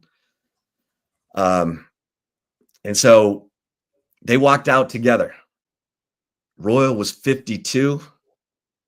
Frank Broyles was 51. Darrell was the athletic director at the time at Texas. He was both the football coach and the athletic director, and he wanted to name his defensive coordinator Mike Campbell, the head coach, and the Board of Regents, which at that time had Frank Irwin on it, and Alan Shivers, the former governor of the state of Texas. They were like, no, you're quitting on us. So you're not going to name the new football coach. And they went and hired Fred Akers, and they told Fred to park in Darrell Royal's parking spot. Oh, so disrespectful. And it created a divide in the program that was not healed until Mac Brown was hired. And Fred Akers played for a national championship in 77. The very next year, he had Earl Campbell. Earl won the Heisman that year. Texas went undefeated. They lost to Notre Dame badly in the Cotton Bowl. And then in 83, they went undefeated. And then they lost to Georgia 10-9. And the first losing season Fred Akers had, he won 74% of his games. First losing season he had, he got fired. Yeah. Because the Royal loyalists were like, we need a Royal guy in here. And they hired David McWilliams, who'd had one good season at Texas Tech, but he played for Darrell on the 63 national championship team. But David, God bless him, super smart coach, but not organized. So he has up and down, really more down than up. But he had that 90 shock the world team with Brian Jones, and they went to the Cotton Bowl and got smoked by Miami. And then his next losing season in 91, he got fired, and they brought in John Makovic because John Makovic was super organized and buttoned up, but he didn't fit. Like Willie, they always joked, you're not letting John Makovic on Willie Nelson's bus because that dude's a wine drinker. He's not a beer drinker. And And Makovic, high highs, low lows. Won the 96 Big 12 championship. Unbelievable. Great win over Nebraska. James Brown. Roll left. Roll left, baby. Roll left. And then, he gets let go after 97 and Route 66. In comes Mac Brown. Mac united the program. He brought Darrell Royal front and center. They developed a father-son type deal. But those Arkansas, it got passed on from old heads to the youngins. Texas, when they come around, we take their heads off. And it's still there. And it was funny. Sam Pitman was asked this week in his play. He said, "Do you think your players understand the rivalry?" He said, "No, but they'll feel it. They'll feel it in the stadium Saturday." And that's what everyone said about the 2021 game. Even the Texas players who were there, guys like David Benda, Jake Majors, they were like, you could feel the hatred.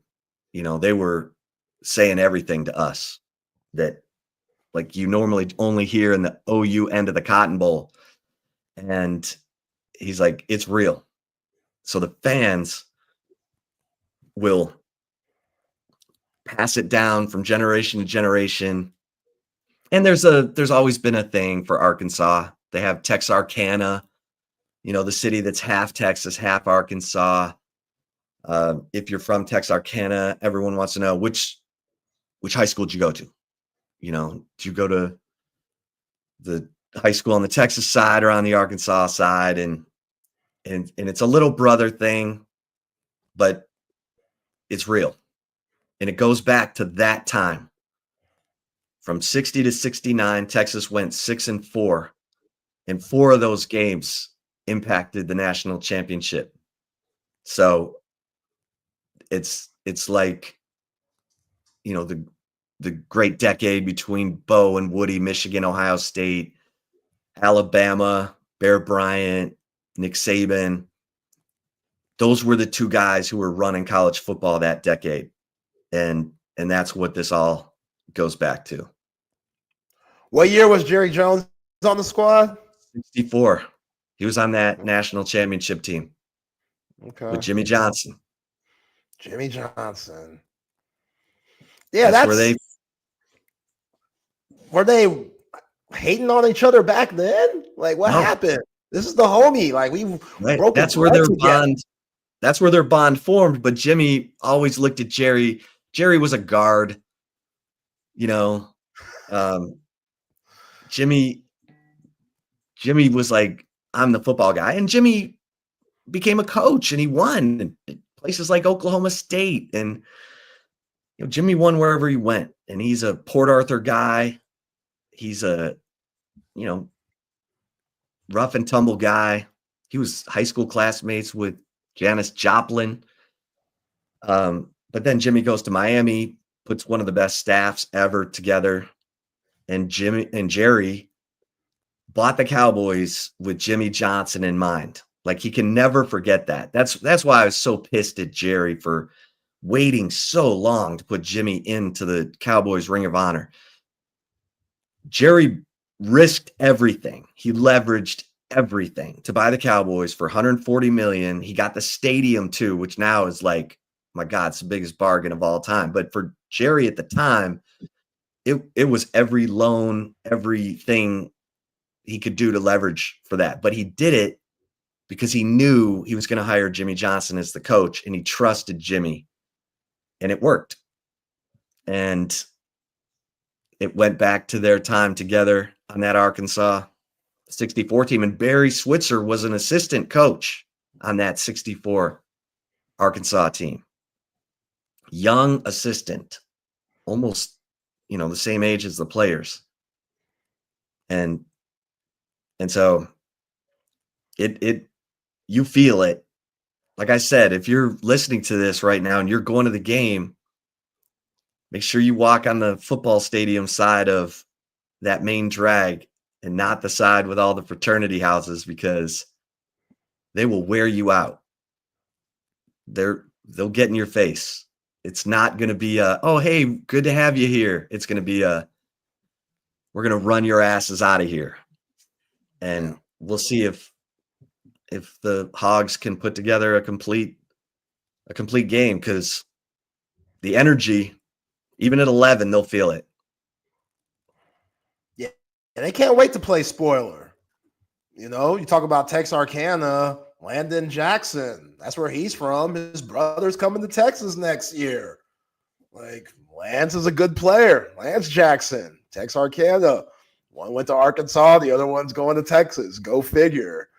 And you brought up Janis Joplin, saying that she went to high school with Jimmy Johnson. I think Bucky Godbolt and Janis had a little thing back in the day. No, Carly Simon. Swear. Carly Simon. Okay. I knew it was one of them old singers. Okay. Appreciate you correcting me on that. Yeah. I was like, man, did that the girl that the little, situation something. Carly Simon was a hottie back in the day. Oh, yeah. Buck got around. Tupac wasn't the only one getting around. Bucky Godbolt. Right. Bucky Godbolt got around. You know what I'm saying? No, that's amazing story, Chip. Great chip shot. I agree with Jack. If we could break that down, chip shot, to put it out on YouTube where people could hear it, because that needs to be heard, not just here on Chip and Zay, but everywhere. Like, that's amazing backstory. Like, I knew a lot of that, but not as much as you broke it down. Like, yeah, this rivalry.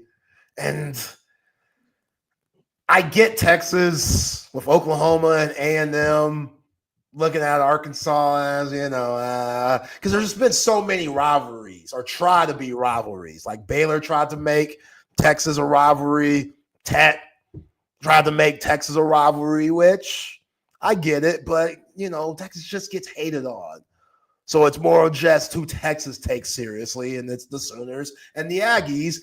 And since it goes back so long in the 60s, and just that separation from Arkansas being an SEC and the Horns being in the Big 12, I'm glad that it's being rekindled. Even though it scares the crap out of me to go to Fayetteville on Saturday, because it's going to be crazy, and I hope this team's prepared for that. I'm glad this game's back. Like, college football, they deserve to see this game. The nation deserves to see it. And yeah, we should get a good one. Hopefully it's a blowout, but I feel like it's going to be a good game on Saturday, and that's what I fear most about it. Arkansas being in the game and thinking they have life, playing with nothing to lose. Yeah. All right. Let's get to the right call. Let's get it. Before that, though, got to get to some of these mentions. Shout out to McCall Custom Homes. If you are in Central Texas and you're renovating your home, trust the experts that are Austin Knights, 40 years in the game. McCall Custom Homes, family owned and operated, father and son team of 50 years of combined experience. They know what to do with taking your house and making it a home. And look, when it comes to the incredible work that they do, hit them up. You'll see for yourself. Go to Facebook, go to Instagram at McCall Custom Homes, or hit up Mike and let them know what you need. Those guys at McCall Custom Homes will take care of it. Mike is at 512-633-9580. That's 512-633-9580, or shoot him an email at mike@mccallcustomhomes.com. It's McCall Custom Homes. We build value into your home. And Covert Bee Cave, Covert Automotive Dealership, that have been doing it in the greater Austin area for over 100 years and been doing it well. Wifey and I will be at Covert Bee Cave tomorrow to just get some things taken care of. She has, something in her seat. They said, no problem. Got a little stain, we'll get that out for you. That ain't no problem. Colliers will also take care of the license plate that you definitely need to just get around safely. That's what they do at Covert Beat Cave. Again, 7 terrific brands to choose from: Cadillac, Ram, GMC, Jeep, Buick, Dodge, and Chrysler. New pre-owned vehicles, doesn't matter. They have everything you want and need. Go to covertbeatcave.com for all your latest specials and inventory. Nobody beats a Covert deal. Not now, not ever. And Leaf Landscape Supplies. Some of y'all's homes inside, outside, the decoration, it might look a little dull right now. Hit up Leaf Landscape Supply and take care of that. Retail plant nursery here in the ATX. 2 terrific locations, one off 290 in Monterey Oaks, the other off of Pond Springs. If you want large quantities and supplies to fulfill a landscaping job, if you want trendy house plants, rare plants, specialty plants, they're your one-stop shop for everything you need. So go online at leaflandscapesupply.com to see what they have to offer. And when you go inside and purchase something, let them know, yo, I heard from Zay Collier, listening to Chip and Zay, and Zay mentioned y'all, and we get 10% off if you mention us here at TSU. If you mention my name, can't beat that at Leaf Landscape Supply. All right, Chip, the right call today. We're going to stay in college football a little bit because things are getting nuts. Bryce Underwood is the #1 player in the country at quarterback. He is from Michigan. Belleville, Michigan. Where's that? That's I think that's outside of Detroit. Outside Detroit. All right. Well, Belleville, Michigan native. He'll be going down to Baton Rouge to play for Brian Kelly. Maybe, though. Maybe, because apparently the dude's been offered $10 million to stay in state and play for Go Blue. $10 million for a high school kid. I get it. #1 player in the nation. Dave Portnoy of Barstool Sports, owner, founder. He's a huge Michigan guy. I remember him saying back when the Horns were down there in Ann Arbor and they were doing all their shows and stuff that he is willing to put up crazy money, which I don't even know if he went to Michigan or not. I think he just grew up as a fan. But, hey, Dave Portnoy, he definitely has bank, but he wants to help with the NIL situation and says he is willing to offer $5 million himself for any of the best quarterbacks in the nation to go to Ann Arbor. And now you're hearing from this guy and Bryce Underwood, $10.5 million offer that's been reported going around. I know you've been quoted saying that just can't see a high school player or paying a high school player this because we just don't know. Probably be better off going with somebody more established that has college experience via transfer portal. But, hey, this is where we are, baby. Big bank, take little bank. Bryce Underwood, bruh. Baton Rouge ain't that cool, dog. It ain't that cool. I ain't gonna lie. That's a long way from home. Now, Baton Rouge, you know, there's some things going on that could be quite fun. We know Louisiana, they like to party, but come on, you're basically a pro football player with this $10 million being offered you. But when you're a college athlete, you ain't got time to worry about those things. You know what I'm saying? I'm taking the money. I'm 10 mil. 10 mil? What? If he denied that, man. Did you hear that Connor Stallions is part of the coaching staff at Belleville now? I did hear that. I did, which is sketchy, man. That's so sketchy. Come on. Like, if I'm Bryce Underwood, how am I really treating Coach? How is Coach really treating me, actually? You know what I'm saying? Does he have my best interest? Because we know Connor Stallions is beyond bias. Beyond bias when it comes to the University of Michigan. Like, I take the money. I'm sorry. Like, it's not Bryce Underwood's fault that they're offering him this. This is so dumb.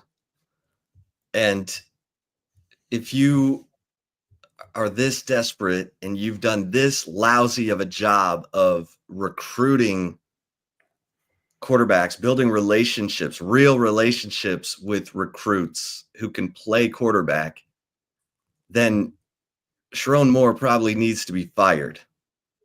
Because, first of all, how did Michigan not get in the NIL sweepstakes for proven quarterbacks like Dylan Gabriel or Cam Ward this offseason? I'll tell you why. Because Sherrone Moore didn't even know if he was going to still be the coach. And now you're so far behind in recruiting that you're allowing this craziness, this TMZ headline to get legs. And anyone who pays, this takes us back to the whole lawsuit against Billy Napier and the kid who said, I turned down $9 million from Miami for the 13.9 from Florida. Somebody owes me some money. Doing this for a high school kid? No. He's number one in the nation. He's next up. He's the man. Like, this guy is supposed to be it. Next Patrick Mahomes. Next Lamar Jackson. Quinn Ewers was number one in the nation. And according to a bill filed in the legislature, Ewers made $1.4 million in his time at Ohio State. $1.4 million. What are we doing? What is this offer? 9? 13? 9? 9.5? Underwood? 10.5. 10.5 is being reported. Yeah. Yo, Portnoy, he makes that in a week or so. That ain't nothing. Put it out there. Spend it. Blow it. Make it rain. Why not? And now everybody knows, like let's say all of this is true. And he goes to Michigan and he gets 9.5 million or 10 point, whatever it is. And everybody knows this kid's getting paid $9-10 million to go play quarterback at Michigan.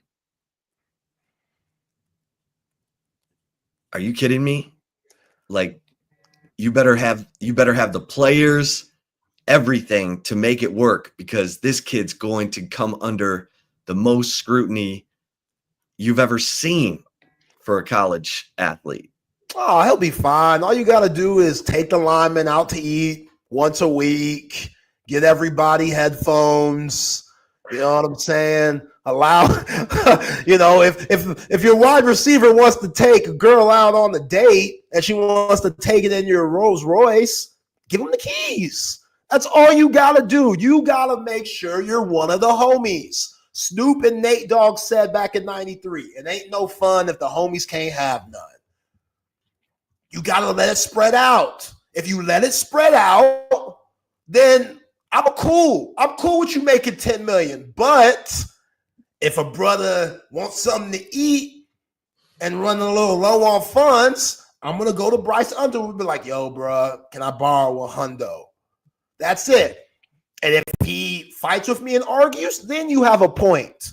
Then he's a bad teammate. But we know what you make, Bryce. No, we ain't trying to hear about this investing stuff or you trying to save your money. No. If you want us to block for you, if you want us to run our routes, if you don't want any conflict in the locker room, then hell, if Bryce Underwood needs to pay for Uncle Elroy's rent a couple times because Uncle Elroy has been hitting up his big-time wide receiver one, Bryce is going to have to pay that rent. That's You're proving my point. You're proving my point, by the way. This is how you become a circus act. This is how you become a circus act with no chance of winning, by the way. All right, let's bring in the fellas. Chris Phillips. Hey, big man, let me hold $1. Let me hold $1. That's a good teammate, Chris. That's how you don't build chemistry in the locker room, though. Hey, pay me or else I ain't gonna block. About the hostility. This is how you become. That's how you end up like Auburn's basketball team on a plane to Houston. Yo, and they're winning. I hope they fight on a plane every day. What did Broom say? He said, "What'd you think was going to happen when you put a bunch of dogs on a plane?" That was crazy.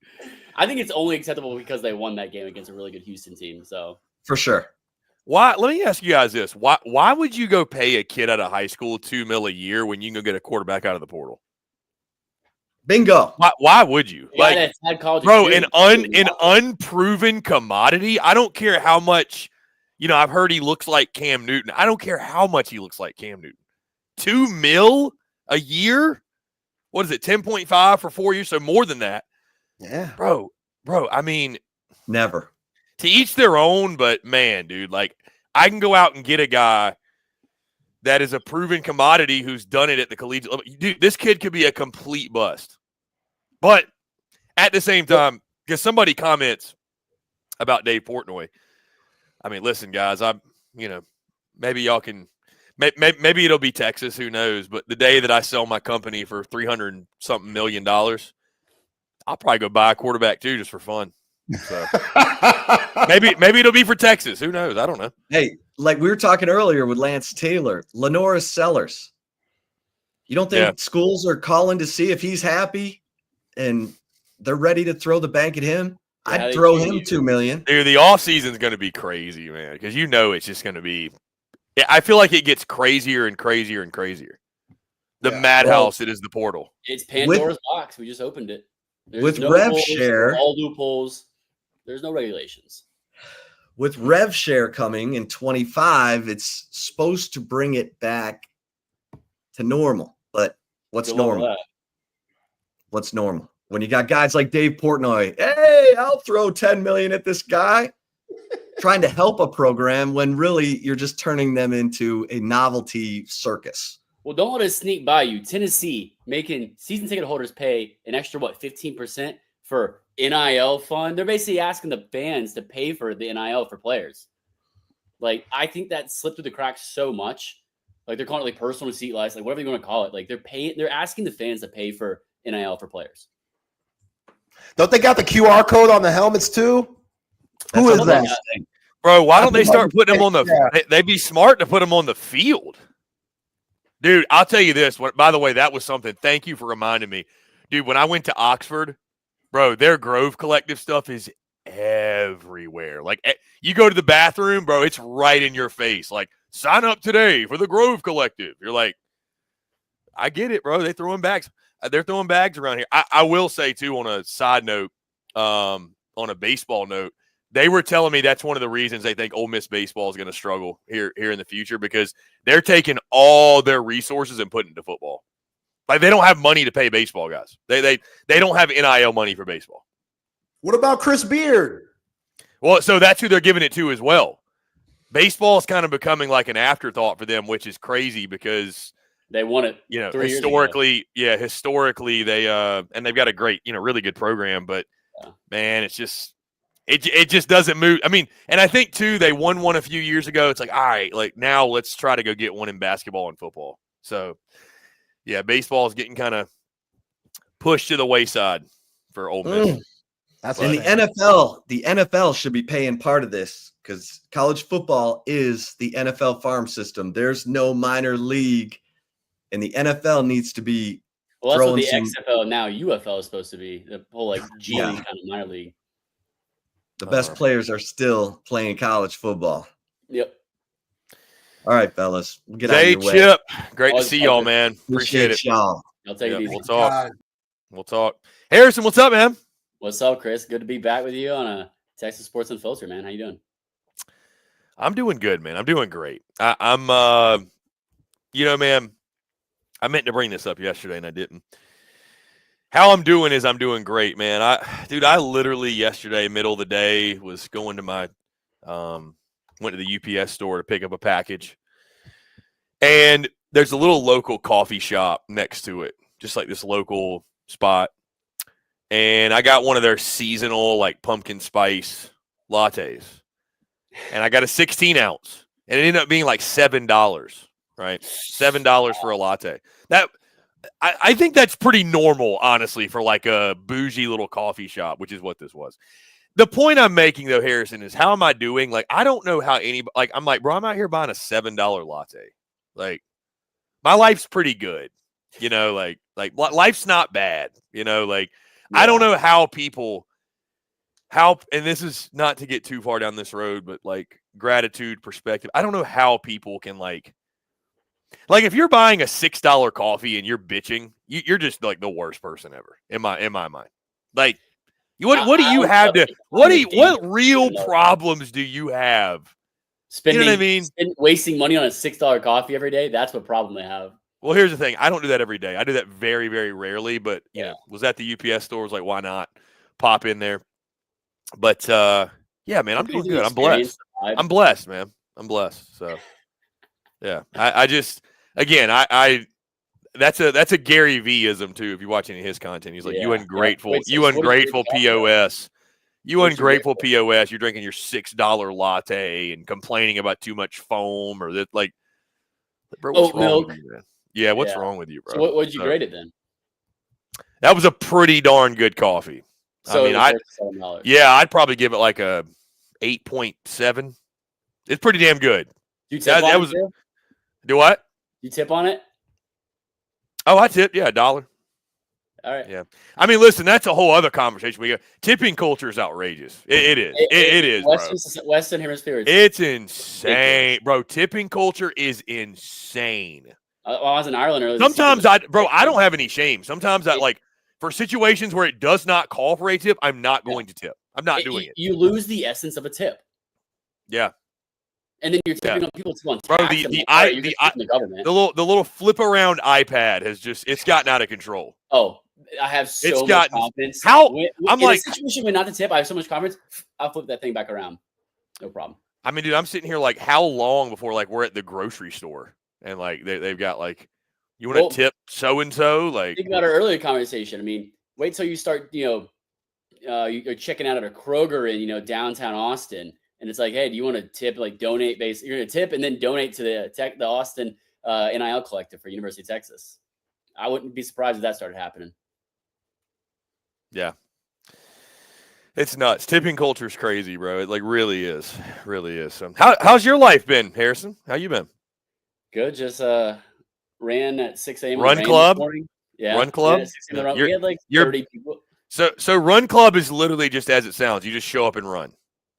Oh no, we have such a great community. I mean, we have like a 1,300 person group, and there's probably 200-300 people that normally show up, especially when it's warmer. So, but the basis of the club is to go running. Yeah, you show up, like socialize, run, socialize after. Maybe go get coffee. Someone brings coffee, donuts, whatever, and hang out with them on the weekends too, whatnot. But great way to meet people. Who is Brock Osweiler, Harrison? Who is that? I know that name. It sounds like a starting quarterback. I mean, it sounds like he is a quarterback. Yeah, he is a quarterback. Brock, all right, let's see. Yeah, okay, he was the starting quarterback for the Dolphins, Broncos. Looks like he's with ESPN now. I could see it a little bit. Hey, I'll take that. That's a compliment. I'll take that. Thanks, Jake. Handsome-looking dude, man. Successful in his career. I'll take that. Yeah, but no, dude, Run Club is awesome. I think it's great. I mean, especially when it's done the right way. Dude, funny enough, Jake, we're going to talk doppelgangers. The one I've gotten the most when I'm wearing a hat, Tony Vitello. I've gotten Tony Vitello a lot, and I'll take that in a heartbeat because Tony Vitello is beloved. Yeah, and he's a he's not an ugly man either. Not an ugly man. Yeah, there's worse people to be comped to. But it's just the hair and the beard. That's all it is. It's Jake, hair I will beard. say for Halloween, I did dress up as Patrick Bateman from American Psycho. I did see that. I crushed it. I did see that. It was you know, I hadn't seen that movie until like 3 months ago. Isn't that crazy? I had not seen that movie until like 3 months ago. I dressed up as a hunter for Halloween at Run Club because I dressed up in like full hunting gear, ran with like a little BB gun. It was really funny. But yeah, shout out Run Easy Atlanta. That's the place to be if you're in Atlanta. Run Easy Atlanta. 6 a.m. Thursday, right by the river. Hit me up if you're coming. It's incredible community. Best way to start your day. Just overcome a little adversity, But no, you're giving me Paul Bunyan vibes right now with the. Flannel. Bro, just a little, dude. What you can't see. Shirt. It's the what? It's like the Mr. Eraser, isn't it? Mr. Did Eraser. you wear a red I don't flannel? know. I don't know. I'm not quite familiar. No, he's the bald guy. Never mind. No, he's bald. Yeah. No, he wears a white t-shirt. No, this is Going Paul Bunyan. Yeah, 100% I mean, Paul Bunyan. Dude, the dude, beard. what you can't even see. What you can't even see is I'm rocking corduroy pants right now. Okay. Yeah. Okay. Just straight up like full fall fling. Yeah, straight up like fall mountain vibe today. I'm telling you, like, it's rainy here, cold. It's quarter zip season for me. Quarter zip season. Okay. Yeah, I got like probably a dozen. Big quarter zip guy. Big quarter zip guy. Oh yeah. Big Lamont Paris quarter zip guy. So yeah, I mean, I don't know, to each their own, but I think everyone kind of has a style that they kind of tend to. But I mean, I think for him specifically, since you're mentioning him, I think losing the specs is a good idea. Oh, for Sellers? Sellers, yeah. Yeah, dude, yeah. Apparently it helped his peripheral vision. I mean, do you see him potentially leaving? No. I mean, I'd be dude. Throw a mill at him? South Carolina's going to take plenty good care of him. No, I don't see that. Is he the That'd best be quarterback since insane. Steven Garcia? I mean, I say let's let it play out, man. I mean, he's a good player. Really? But, I mean, is he having an all-conference kind of year? Like, he's getting better. He's getting better, but like, let's. Yeah. Well, okay. I'll tell you this: Dan Orlovsky, former coworker of mine, NFL lead analyst at ESPN, he said there are not like two teams. There anyone that South Carolina would play ahead of them that they would probably beat. He tweeted it out. Yeah, I mean, I think there's a lot of teams ahead of South Carolina they'd probably beat. Yeah, but I mean, dude, they're not going to get in as a 3-loss team. They're just not. Yeah. Well, I mean, there is a situation when the SEC champion can't have 3 losses. But you'd have to get there first, and South Carolina's not going to get there. Oh So, yeah, no. But the only one capable of that is LSU. Yeah, which would it's be only- it's LSU or insane. Georgia. Yeah, right? which would be insane. So Dan Truly Orlovsky said insane. South Carolina would beat everyone from where they are up at least the 12th spot. Switch to Indiana and Penn State. I mean, I know everyone's been talking about the rankings, but that's maybe, I don't want to say the boldest take, but just like the most out there that I've heard that's different than what everyone else is saying about how bad the rankings have been. I mean, we've talked about it before. I know plenty of our SEC Unfiltered guys have, but just kind of the precedent that it feels like the College Football Playoff Committee is setting. You know, I mean, I think this kind of rests the case of, SEC biased. I mean, it's like, come on. But I mean, Yeah, put 4 of the Penn top State 5 from the Big Ten. I mean, yeah, you put Penn State up against Georgia, Alabama, or LSU. I'd say they're at least 7.5 point favorites. I'd say if not 10, each of them. I mean, Penn State's best win is 6-3 Illinois, who doesn't look as good now. I mean, that's the only team that I think they've beaten. I think they've beaten maybe one other team with a winning record. And they're the number 3 team in the country. Like, are you kidding me? No, I'm not buying it. Not for a second. I think it adds to the parity of college football. And I tweeted it out on Tuesday or Wednesday about maybe they're setting a bad precedent, or maybe there's just genius marketing, hyping up the 12-team playoff, get everyone involved in it. Everyone's talking about it. And then they kind of fix it in the last 2 weeks. It could just be genius. well, it feels like they're putting together a TV production weekly, no doubt. Yeah. So yeah, they're trying to put together the best bracket to get the most people. And I don't think Alabama at Indiana is going to give you the best views. No, God no. I mean, Alabama at Ohio State, yeah. We were having this conversation a few days ago where it's like, bro, I'll speak for I mean, obviously, man, like I'm a diehard and what we do, we're ingrained in it. But I feel like I can also relate to the common fan. I was going to say casual fan, but the common fan, where it's just like, just from a viewership perspective, I don't give a damn about Indiana. No disrespect. But like, if it's a 10-2 Texas or an 11-1 Indiana, who would I rather see from a rating standpoint? Ratings, Texas. yeah. Texas. I mean, Indiana's For got sure. 96% chance to get in. Yeah, I mean, they're in a good spot. The team, as long as they don't get crushed by Ohio State, I think they're all right. Yeah. I mean, for me, the team I don't want to see, and if I had to pick one, that's kind of, let's say, like top 13, top 14, I'd say Notre Dame. I like Marcus Freeman a lot, but I'd say Notre Dame. I mean, they haven't had like this crazy good season. They don't have like so much hype behind. I know it's the prestige of Notre Dame. They're going to draw the views, the numbers, but like it's a style of play. The teams it hasn't really been an impressive or like, energetic season out of them. Like, I would be fine with them out of it just based off of this season, kind of the pedigree of their season and the team. I mean, I would say Miami and Cam Ward, but Cam Ward is just fun to watch, and you never know what you're going to get in Miami game. It's going to be, I don't want to say a thriller, but it's going to be exciting through the end. I think Miami's a fraud, personally. Oh, I do too. I mean, they should have 3 losses. How about Georgia Tech though, man? I'm sure, in case y'all forgot, Harrison's a Tech guy. Grew up in a Georgia Tech household. Dude, Tech plays tonight. Tech's got NC State tonight. Yep, I will be there for the game. You're going to the game. Nice. Yep. Bro, Harrison, I thought about coming up. I really did. Really? Yeah, but I was like, dude, I got to get ready for my Athens trip, and I don't know. Yep, I'll be there. I'll be watching. After dark at the Dodd. Come on. At the Dodd, baby. Dodd after dark. Come on. Dodd after dark. You saw the students last week. I mean, hey, that was the biggest field storm I think I've seen at Georgia Tech, and I've seen probably 2 or 3 or 4 maybe. But I mean, it's nice that also the SEC should take notes. The ACC does not fine teams for storming the field.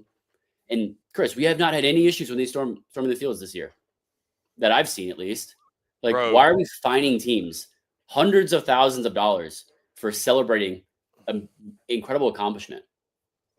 Yeah, it's a bad look for the conference after the game. These field stormings at this point are brought to you by SEC Unfiltered. Yeah, field stormings brought to you by SEC Unfiltered. Yep. Presented, dude. How much money have we cost? How much money have we contributed in costing SEC schools this year? Yeah, like over $1 million. Over $1 million. Oh yeah, easy. I think it'd be easy over $1 million. Just like probably 1-4. But I mean, we got how many weeks left in the season? 3, 4, 3. 3 regular season, yeah. I'd say chance for 2 more, maybe 1. I'd say 1, maybe 2. Yeah, I was thinking about this weekend. Georgia's not going to rush the field if they beat Tennessee, even though they're ranked lower. Wouldn't that be some shit? Like, wouldn't that? They're a 10-point favorite, though. I know, but they're still ranked. Wouldn't it just be something? For the sake of it. Yeah, I'm almost to the point. I'm almost to the point where like I've rushed the field so much. I'm like, wait, they don't do that at every game. Like, this is awesome. Why wouldn't you?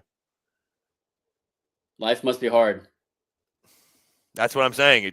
Harrison, I have no complaints. I'm very blessed. Well, Alabama, Indiana. If that's in the first round of the playoffs, Alabama's probably gonna be favored by 3.5. If Alabama and Indiana play, they're gonna kick their ass. I mean, they're gonna be minimum 3.5 point favorite. At least. At least. It's just interesting, I think, to see how Vegas and the lines match things up versus the committee. I just think it's really interesting. It's like, all right, well, you honestly could just rely on Vegas, and I don't think people would be that too far stunned by it or too, rejecting of it. Be like, all right, well, this is the betting lines. Like, this is like, and how good they consistently are. I mean, I'd be fine with it. I mean, but it's the parody of college football. There's dozen people that sit in a room, half from ADs at certain schools. So. Yeah. Yeah. I mean, is NC State ranked? No, God, NC State sucks. No, they're terrible. I was about to say, we got a couple questions. Let's go, Joe K. What bothers me is we could have 6 10-2 SEC teams, only 4 make it to the playoff. I mean, somebody's going to get. Here's the thing. I love that logo, by the way. Yeah, that logo is awesome. Here's the thing. If Mizzou goes 10-2, I still think they shouldn't get in. I think they're frauds as well. I don't think a win over South Carolina will be enough for Mizzou. I mean, to justify they should be in. Okay. The one that I think the most likely to get screwed as Tennessee. But, like, we had this conversation, I think, yesterday, Harrison. If you're saying there's 6 10-2 SEC teams, well, what you're telling me is A&M beat Texas. So A&M and Texas are both 10-2. Harrison, of A&M, Alabama, Tennessee, Ole Miss, and Georgia, and if you threw Texas in that mix, the point I'm making is Texas is going to have a worse resume than everybody else. Yeah. They just are. Like, they just are. Yeah. They played one game against a college football playoff caliber team and got their shit rocked. Yeah. So, like, you know, I mean, it just, you better beat you better beat A&M, man. You better beat A&M. And that's not me trying to take a shot at Texas. It's just the way the schedule worked out. Like, I think winning with style, easier schedules. I think winning with style is going to be very important for Texas down the stretch. I think it should be factored in, like Georgia's win over Texas versus Penn State playing a horrible strength of schedule. Chris, get this though: if every SEC favorite wins out the next 3 weeks, and Arkansas beats Missouri, LSU is in the SEC championship versus the winner of Texas versus Texas A&M. If LSU makes it to the SEC title, well, that's just crazy. This 24 season really is drunk as all hell. It gets better. We have a scenario in which LSU would go. Let's say they win the SEC championship. They're 10-3. Georgia's 10-3. Alabama's 9-3. Ole Miss 9-3. Texas 9-3. Tennessee 9-3. A&M 9-3.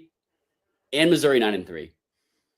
There technically is a chance and way that the SEC doesn't make it in the playoffs at all. Just saying. Dude, that's not going to happen. It's not going to happen. I don't believe it. Number one, the SEC has to make it in because they automatically get. I think it's an unwritten rule that it's an automatic bid, but it's the 4 highest ranked conference champions. So let's say Oregon. Somebody's got to win the conference. Yeah, no, but 4 highest ranked conference champions. But if it's a 10-3 LSU, hear me out. Let's say they're ranked 13th. Okay, let's say Oregon goes 13-0. They're the Big Ten champion. SMU, they went out. They're the ACC champion, weirdly enough. Boise State, 12-1 champion. In what are they, Mountain West, whatever. And then you have Colorado, 11-2. They're the champion in the Big 10. Sorry, Big 12, excuse me. Ohio State's 11-2. Penn State's 11-1. This is like going down the rankings of order. What would probably be next? BYU at 7 at 12-1. Indiana at 8 at 11-1. Kansas State 10-2, ranked 9. Miami, I assume, losing in the championship to SMU. They're 11-2 at ranked 10. Hear me out. Washington State's 11-1. And then Army's 12-0 conference champion. They are technically they could be a higher ranked conference champion than the SEC champion at 10-3. That would leave out every single SEC team. Now, I don't think they're going to have a Pac-2 Washington State 11-1 over an SEC champion, but where do you draw the line if that happens? Yeah, I don't think Washington State's getting him. Yeah, I mean, but like technically by their the rule committee's book, it can happen. Well, the rule committee's book, I mean, it's the 4 highest ranked conference champions. Yeah, well, I don't think they're going to count the 5 highest ranked conference champions. I don't think they're going to count the Pac-2 as a conference anymore. Well, no, it would be Army going 12-0, winning the Patriot, I think. If Army goes 12-0 and undefeated, I think they have to be in. I think you have to. I mean, yeah. I think it's also. I think it depends on what Boise State does. I think if Boise State wins out, they kind of control that. I think they can both get in. I don't think 2 G5s. That would 2 G5s would be criminal. Yeah. That'd be criminal. No, but the G5 needs its own playoff, dude. It is the most no-brainer thing of all time. But Chris, the G5 needs its own playoff. In line with this season, just the parity of the 2024 season, bro. And both Army and Boise State would probably get rocked. If it was like Boise versus Indiana, I would be entertained by that. Or like BYU, I'd be entertained. Maybe Penn State, I'd be entertained. I think those are not as strong. Yeah. I mean, teams. Yeah. Boise State, Miami. I just don't know why the G5 doesn't want their own playoff. Think about listen, bro. Listen. At Boise State in the blue turf. I'm speaking for the best interest of the G5. I have G5 rooting interest. Okay. App State, G5 rooting interest. I'd love to see App State win a national championship. They will never do so in this current format. Never, ever. So it's like, I don't know, man. It's all about the money. Winning is not everything. I get it. It's not everything.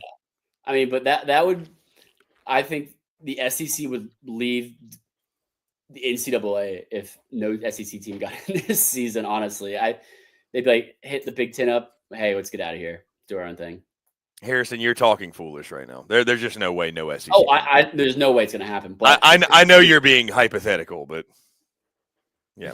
I just want it to be. I just SEC is then if you have listen. I just want it to be like Omaha. 9-3 teams. I want it to be like Omaha and half the field be SEC.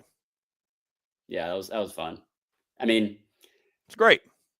Right now, I realistically say 3 SEC teams. Getting in the college football playoff. Yeah, 3. I think 4 get in. Because I think because here's what I think is going to happen. 3 for sure. Georgia's going to beat Tennessee, win out, they're in. Ole Miss is in. Alabama's going to win the rest of their games, they're in. And then the winner of Texas A&M is in. So Tennessee. I do think that's a playoff eliminator. I say that. It'd be a bigger. If Texas beats A&M, Texas is in, A&M's out. Duh. If A&M beats Tech, because here's the problem. One of the many problems. If A&M beats Texas, you have to put A&M in the playoff. No, they're 10-2. What's the record? 10-2. They're 10-2 with a win over Texas. And if A&M handles their business the rest of the way out, they beat Texas, they're in the SEC championship game. All right. If Texas A&M, they win their way out, so they have to be in at that point. They beat Auburn. They beat Texas. And do they win the SEC championship or no? When they're obviously in. So let's say when they're in. I mean, it's a 50-50 shot. Listen, no, I don't. I think if you make the SEC title game, unless you're LSU, and a loss would drop you to 9-4. Anyone else, I think you're in if you make the title game. Period. I don't care if you 9-3. I don't care if you win it. There is no way the committee is going to punish somebody for playing in the SEC championship. There's no way. What if you're 10-3? Like an LSU. And if you what if you're 10-3? I mean, they would have won the SEC title game. Sorry, yeah. Well, yeah, 9-4 wouldn't get them in. No, certainly wouldn't get them in. Georgia's 10-3, and they lose SEC championship game. Are they still in? If you go to the SEC title at 10-2 or better, you are in. I don't here's what would have to happen. Here's your ultimate chaos scenario. A&M Texas. A&M beats Texas on a last-second field goal. Maybe there's some referee nonsense at Kyle Field. I don't know. They beat them, though. They'll get a call returned. They beat them. No, listen, they beat them. Really close game, though. Really close game. A&M goes to the SEC title. They get stomped. Lose by like 28. That's the only scenario where I can see people being like, you know what? Even though Texas lost to them, this happened and that happened, and then look what happened to A&M in the SEC title. Texas should still be in there, the better team. But that would cause pandemonium.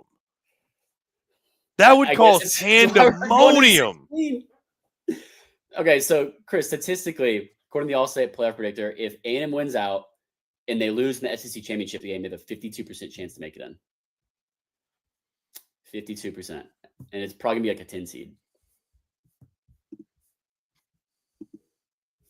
I mean, now, if Texas... I think, listen, if you're a Texas fan, which you all are tuned in, which, by the way, we got the golf club in the stew. If you're a Texas fan, you need to brace yourself that if you lose to A&M, you're out. That's how I would look at it. Just beat A&M. Just beat A&M. I don't think so. I think it. Who do you leave out to make sure Texas gets in? Somebody is going to have to get screwed. So let's say Washington State doesn't get in. Tennessee would be the odd man out. Well, if Tennessee's what 9-3, maybe Bama would be the odd one out. So okay, but they're not going to not put Bama in. If they win the next 2 games, lose to A&M, they have a 63% chance to make it, which isn't great. It's better than A&M if they went out and lose in an SEC championship, though. 52%. That's I don't care what that says. That's stupid. That dude, you're not getting punished for making the SEC title game. That's crazy. All right, let's go through Tennessee. Win or lose Georgia? I got Georgia winning. Okay, Georgia's 62%. And then I think Tennessee will win the rest of their games. I think they'll be 10. I think they'll be 10-2.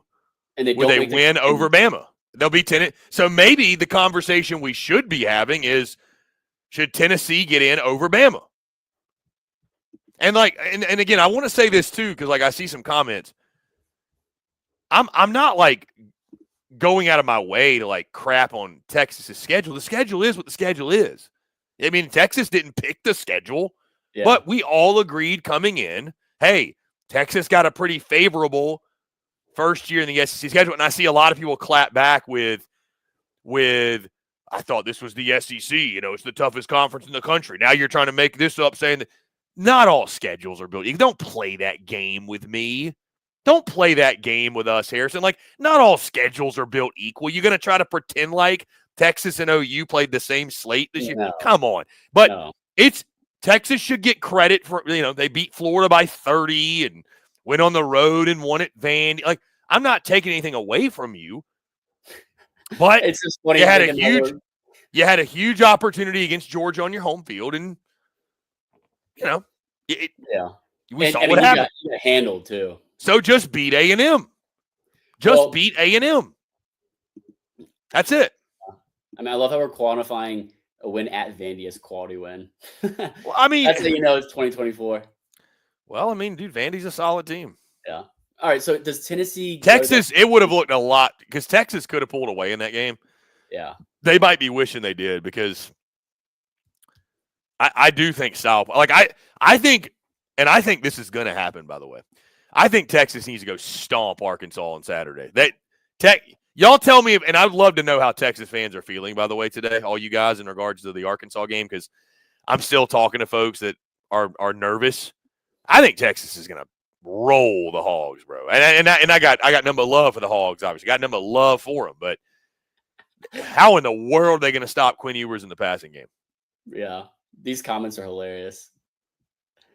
If this happens, Harrison, the SEC tiebreaker rules would give you a Mike Tyson ulcer.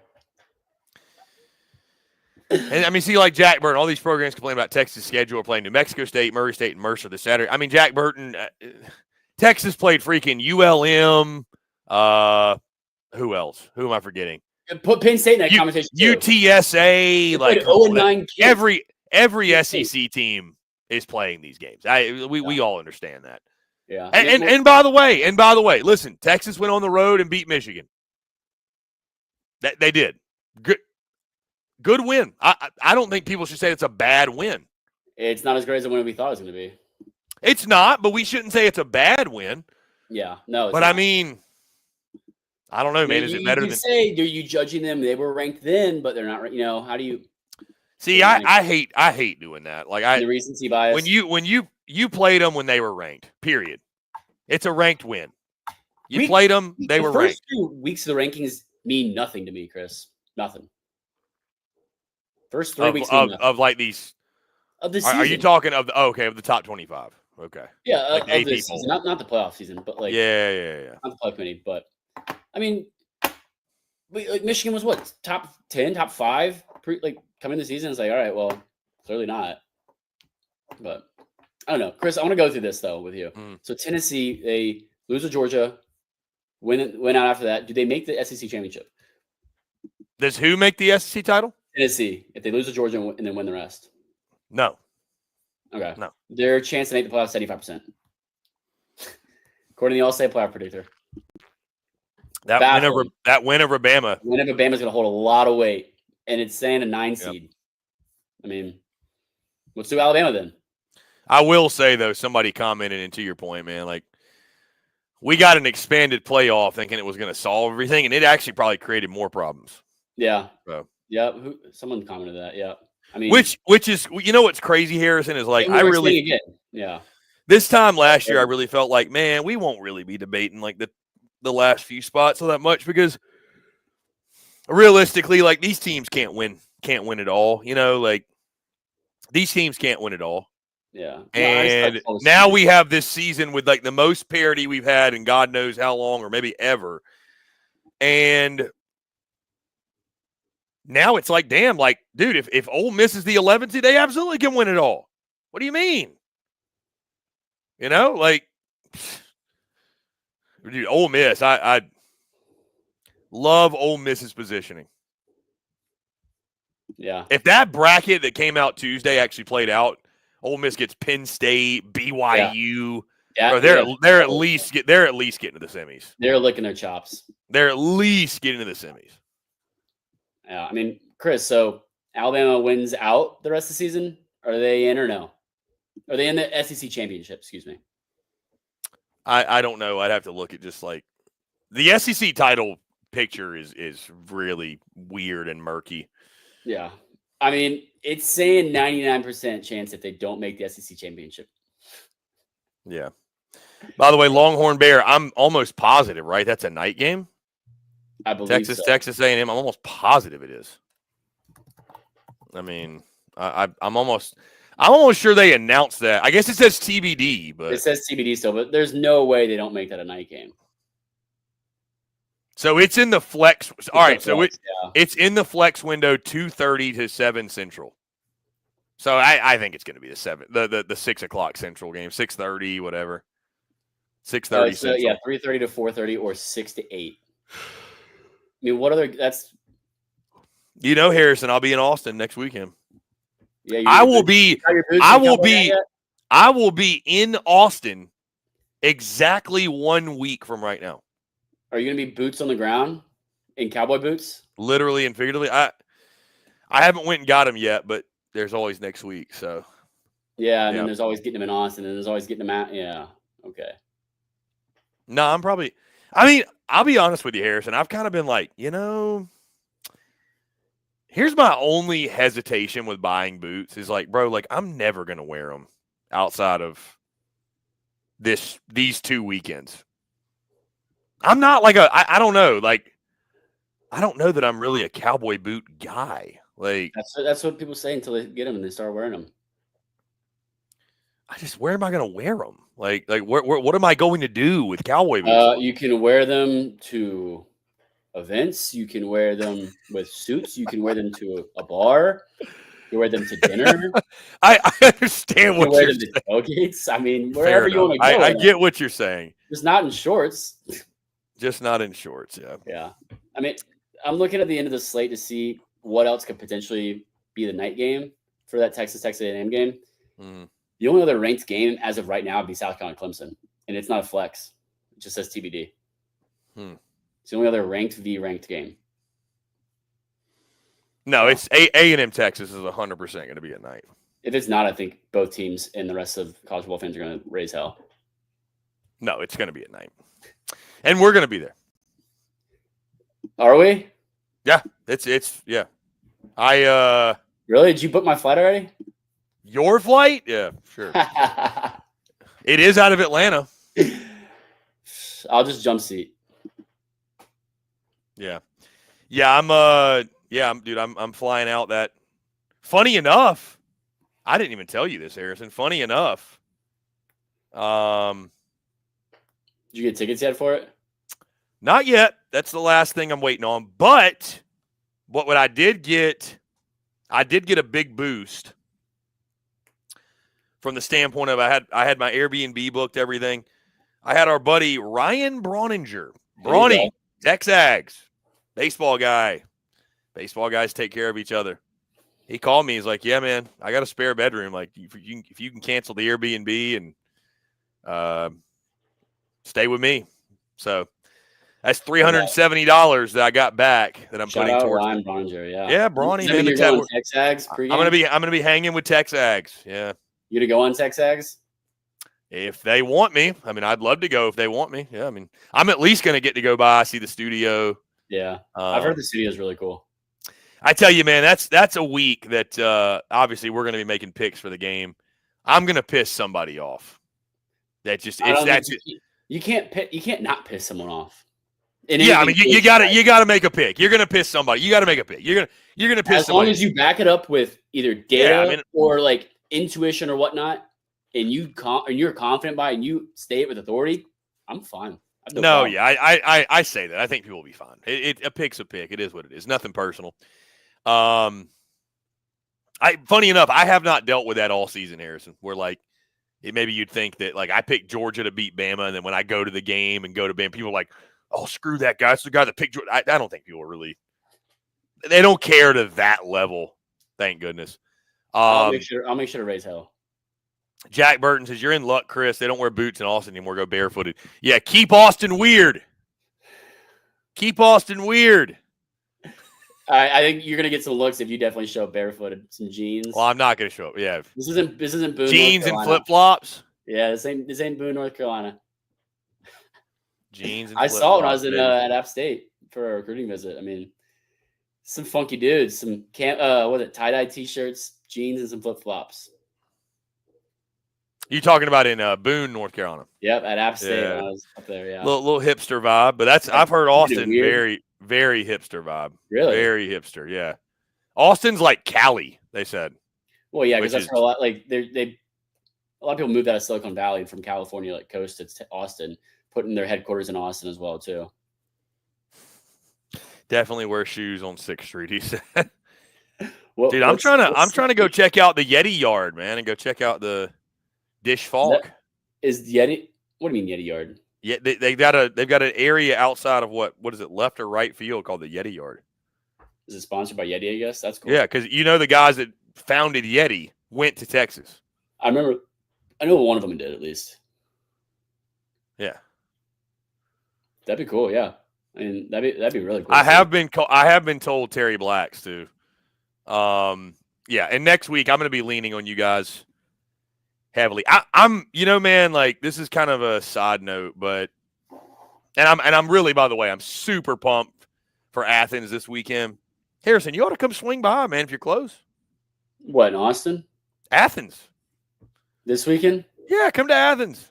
So I got for my situation, I got a busy weekend. Don't say you have a wedding. Please don't. I have an engagement party, 11 to 4. Oh no, even worse. 11 to 4. It's from a really, really good friend. It's actually 11 to 4. Who started Run Club? One of the guys who started the Run Easy Atlanta Run Club. We're watching during the Auburn engagement party.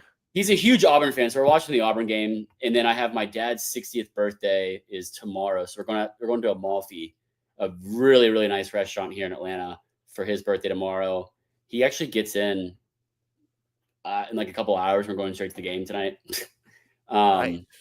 Georgia Tech NC State game, and then that tomorrow night, and then Saturday night we have a surprise birthday for him. I can say that because he's not watching this.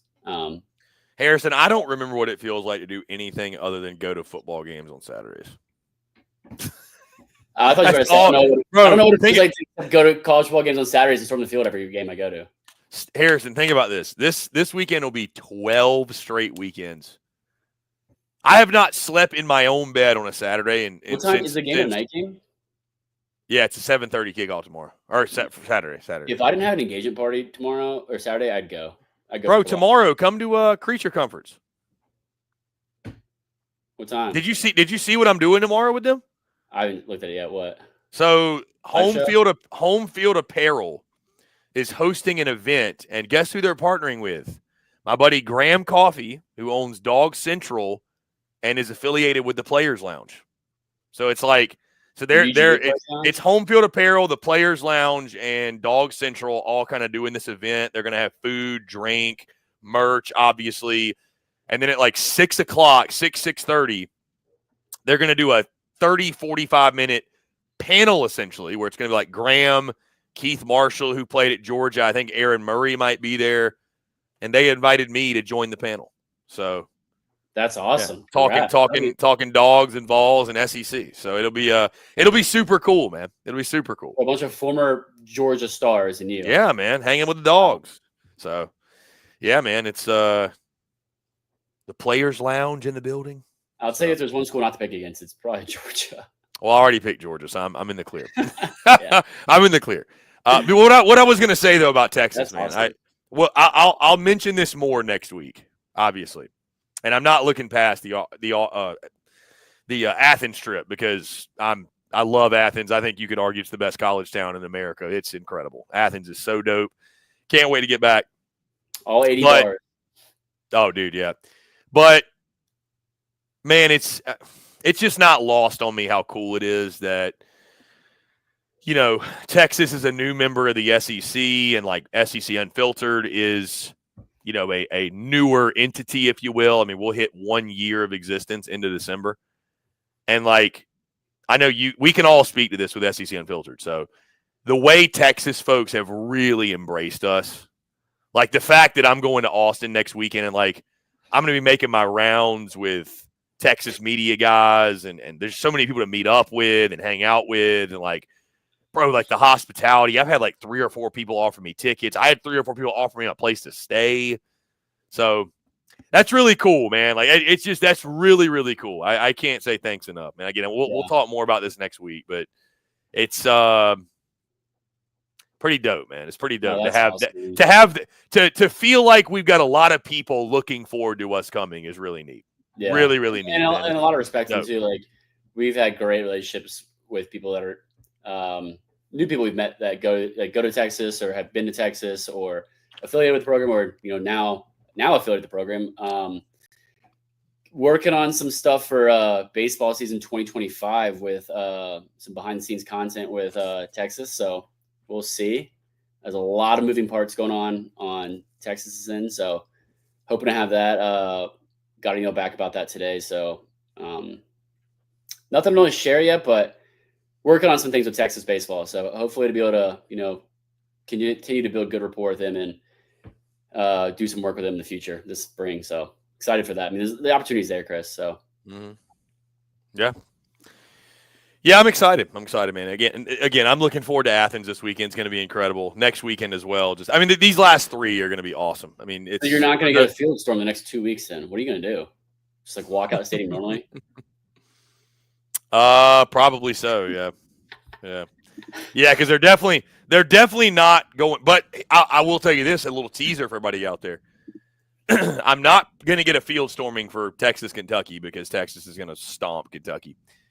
But I may still get on the field. Before, after, during? Before working with my Texas contacts with getting a little pregame on-field pass. I have one request for you. I'm gonna go down there and find McConaughey and get him on the show. All right, Pat McAfee. I have one request. Seek out. Yeah, get a picture of Bevo. Yeah, I've been told that. That'd be so cool. I'm really top 2 things. Fingers crossed that happens. It'd be so cool. Yeah, me and Bevo will be on the thumbnail for the vlog.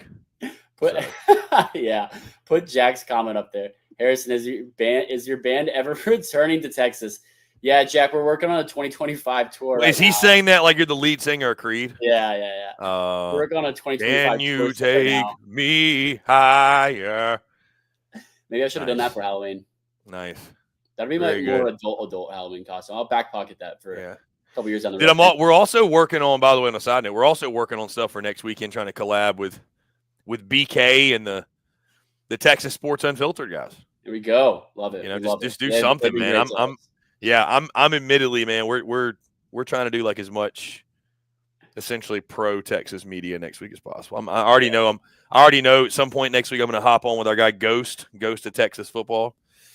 We're going to be doing a lot of. I might hop in some Twitter spaces that I know some Texas folks out there. Cody, one guy on Texas football, he hosts that Twitter space. Probably hop in there. It's going to be next week's essentially going to be Hook'em week at SEC Unfiltered. Lack of a better way of putting it. You're going to get tired of doing this? Yeah, just. Yeah. My hand's going to get tired. I just got a text back about the NC State game is actually next Thursday. I'm ahead of schedule. Joe K, are you going to Scholl's Beer Garden before the game, Chris? They fire the cannon to let you know you can go into DKR. Well, I didn't know this place existed, so I am now. I guess I will. Yeah, I didn't know this place existed. Yeah, I'm down. Let's go. I'd love to. That's what I'm saying, man. Next week, I mean, obviously, we got a little bit of time, but next week we're going to need all the suggestions. I'm looking at what other games. I think Tech is a bye game this weekend. I think that's why I go Thursday night. Because I text my dad what time his flight gets in. He said for the game. He goes, "What game? The Thursday night game's next week." Huh? The Georgia Tech NC State game is not tonight. It's next Thursday. No way. Yeah, it's the 20. Let me see. I just said it's next Thursday. I just looked it up. Did I really think it was today all along? I thought it was today too. I don't know why. My dad's out of town for work. Damn, you're right. Holy shit, you're right. Town, you're right. Sunday, so.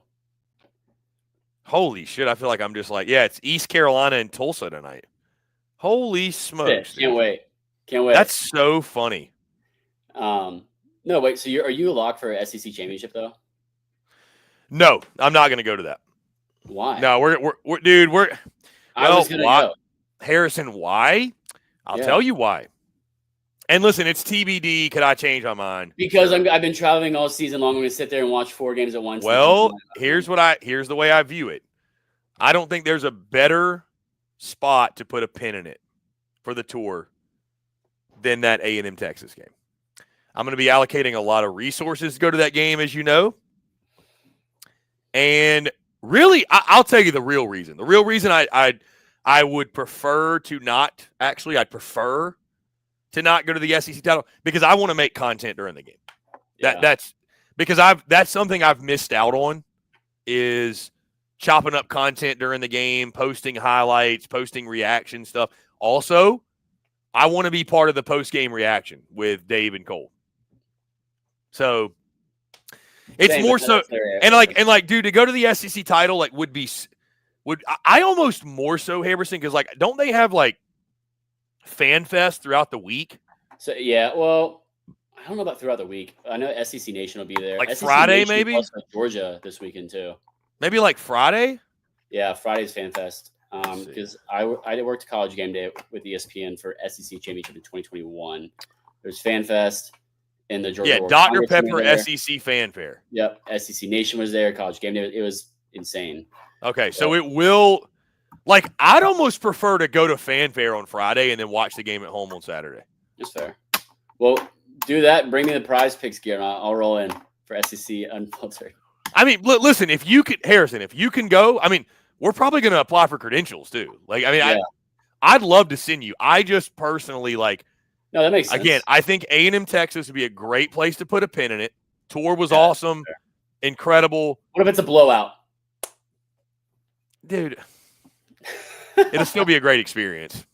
It'll still be a great experience. Yeah. And then, like I said, man, like, just having the opportunity to sit back and actually – because, like, that's the other thing too, Harrison. Not saying – I obviously watch the games and I'm there in person. But you know as well as I do, everybody else knows, watching a game in person is so much different than when you watch it on TV. Yeah. I'd love to, like, actually see it on TV and, like, you get better really angles. Be able to keep up with it. If you get a good color commentator. I mean, I'm probably not going to go to any playoff games either. And, again, this is all TBD. But the tour was for specifically the regular season. Yeah. So you're telling me where is the playoff? I mean, listen, things could change. I'm not going to sit here and tell you. I'm not going to sit here and tell you they couldn't change. If somebody hit me up and was like, "Hey man, you want to come back down to Oxford? I got a ticket to the playoff game." They're like, "Yeah, I'm going." Like 100%. I'm going. So like, yeah, it could change. So it could definitely change. But you're telling me if it's an SEC championship game in Atlanta, like national championship game, you're going to go all SEC championship game? Dude, it just with that Harrison, it just depends on. Or what about the quarterfinal Mercedes? It's an SEC game. Dude, how about the quarterfinals of Mercedes? I think is that on New Year's Eve? It's it's on New Year's Day. The Peach Bowl's quarterfinal. Bro, you want to know something really funny about that? So my sister and her husband are moving to Baton Rouge into this month. They They went to South Carolina. They went to South Carolina, moved to Baton Rouge, or she did. My sister did. Went to South Carolina, moved to Baton Rouge after school for engineering, worked at ExxonMobil 3-4 years, met her husband, moved back to South Carolina. They were here like 2-3 years. Now they're going back to Baton Rouge. Job opportunity, and they loved it down there. They love Louisiana's intoxicating, right? I see why they'd move back. Hopefully hit the my box sister, the what? Hopefully I'll hit the box next year and experience it. Dude, for sure. My sister had suggested the idea of New Year's Eve in New Orleans. And I was like, wait a minute, isn't there a playoff game on like there? Dude, that'd be a sick trip. That'd be a sick trip. Yeah. I mean, I know we'll apply credentials for whatever playoff game SEC teams are in, but if quarterfinal Chick-fil-A Peach Bowl in Atlanta, catch me there if we get credentials. Bro, it's just all like it's all draw. It's just all about like, is it feasible? Like, I'm just not. Yeah. You know what I mean? Like, is it feasible? So yeah, and I'm thinking like living in Atlanta. And like I said, man, like it's. I don't think anybody here. I haven't seen any complaints about our content, but I like people don't even realize, bro, like the type of content machine I would be on game days if I was not at the games. Which again, the value of going. You did that before SEC play started, though. Right? I mean, I've been at a game every week. Oh, so I thought you were just doing once SEC play started. Dude, I've been to a game every week since week 1. Oh yeah, because you went to what, Georgia, Clemson? Florida. I went to Florida, Miami. Oh, that was week 1, yeah. In Gainesville, yeah, because it was the same day as Georgia, Clemson. Yeah, that was yeah. And then I went to Tennessee, NC State. I could just rattle them off. Tennessee, NC State, week 2. What was the worst like experience like as a whole? See, I've gotten this question. I've gotten this question. I'll tell you this: the least SEC feeling, least SEC feeling experience was Charlotte. I mean, but dude, like, I almost feel like give me a college campus. Right. But that's what I'm saying. It's not even fair because it's neutral. Like, bro, I don't want a cop-out answer, but I cannot give you one. Well, all right. I'll say this, and this might feel like low-hanging fruit too. I know the most underwhelming like SEC experience was Vandy. I mean, it just, bro, it's a 27,000 seat stadium. Yeah. Texas fans were there. Y'all know. Bro, App State has a bigger stadium than Vanderbilt does. Do they really? Yes. They seat like 35,000, 38,000. Yes. Yes. See, and it's way not. Why don't they just play at the Nissan Stadium? I mean, dude, Vandy's doing a ton of construction, but that's also the problem. Is like they're landlocked is the problem. They've got like 5 projects going on at once. Yeah. Then they were like, let's just do them all at once. You know, I mean, like, whatever. You and I have both been to drawing a blank. The baseball stadium, Hawkins Field, but like I went there for an SEC game against Texas A&M. Even Harrison, like if I'm so quiet. Yeah, I mean, listen, I'm just gonna say this. I mean, dude, I've even got like the Vandy stuff still on my desk from the trip. Shout out to the Vandy folks. Shout out to Vandy baseball. Jersey coming in that he signed for you. Do what?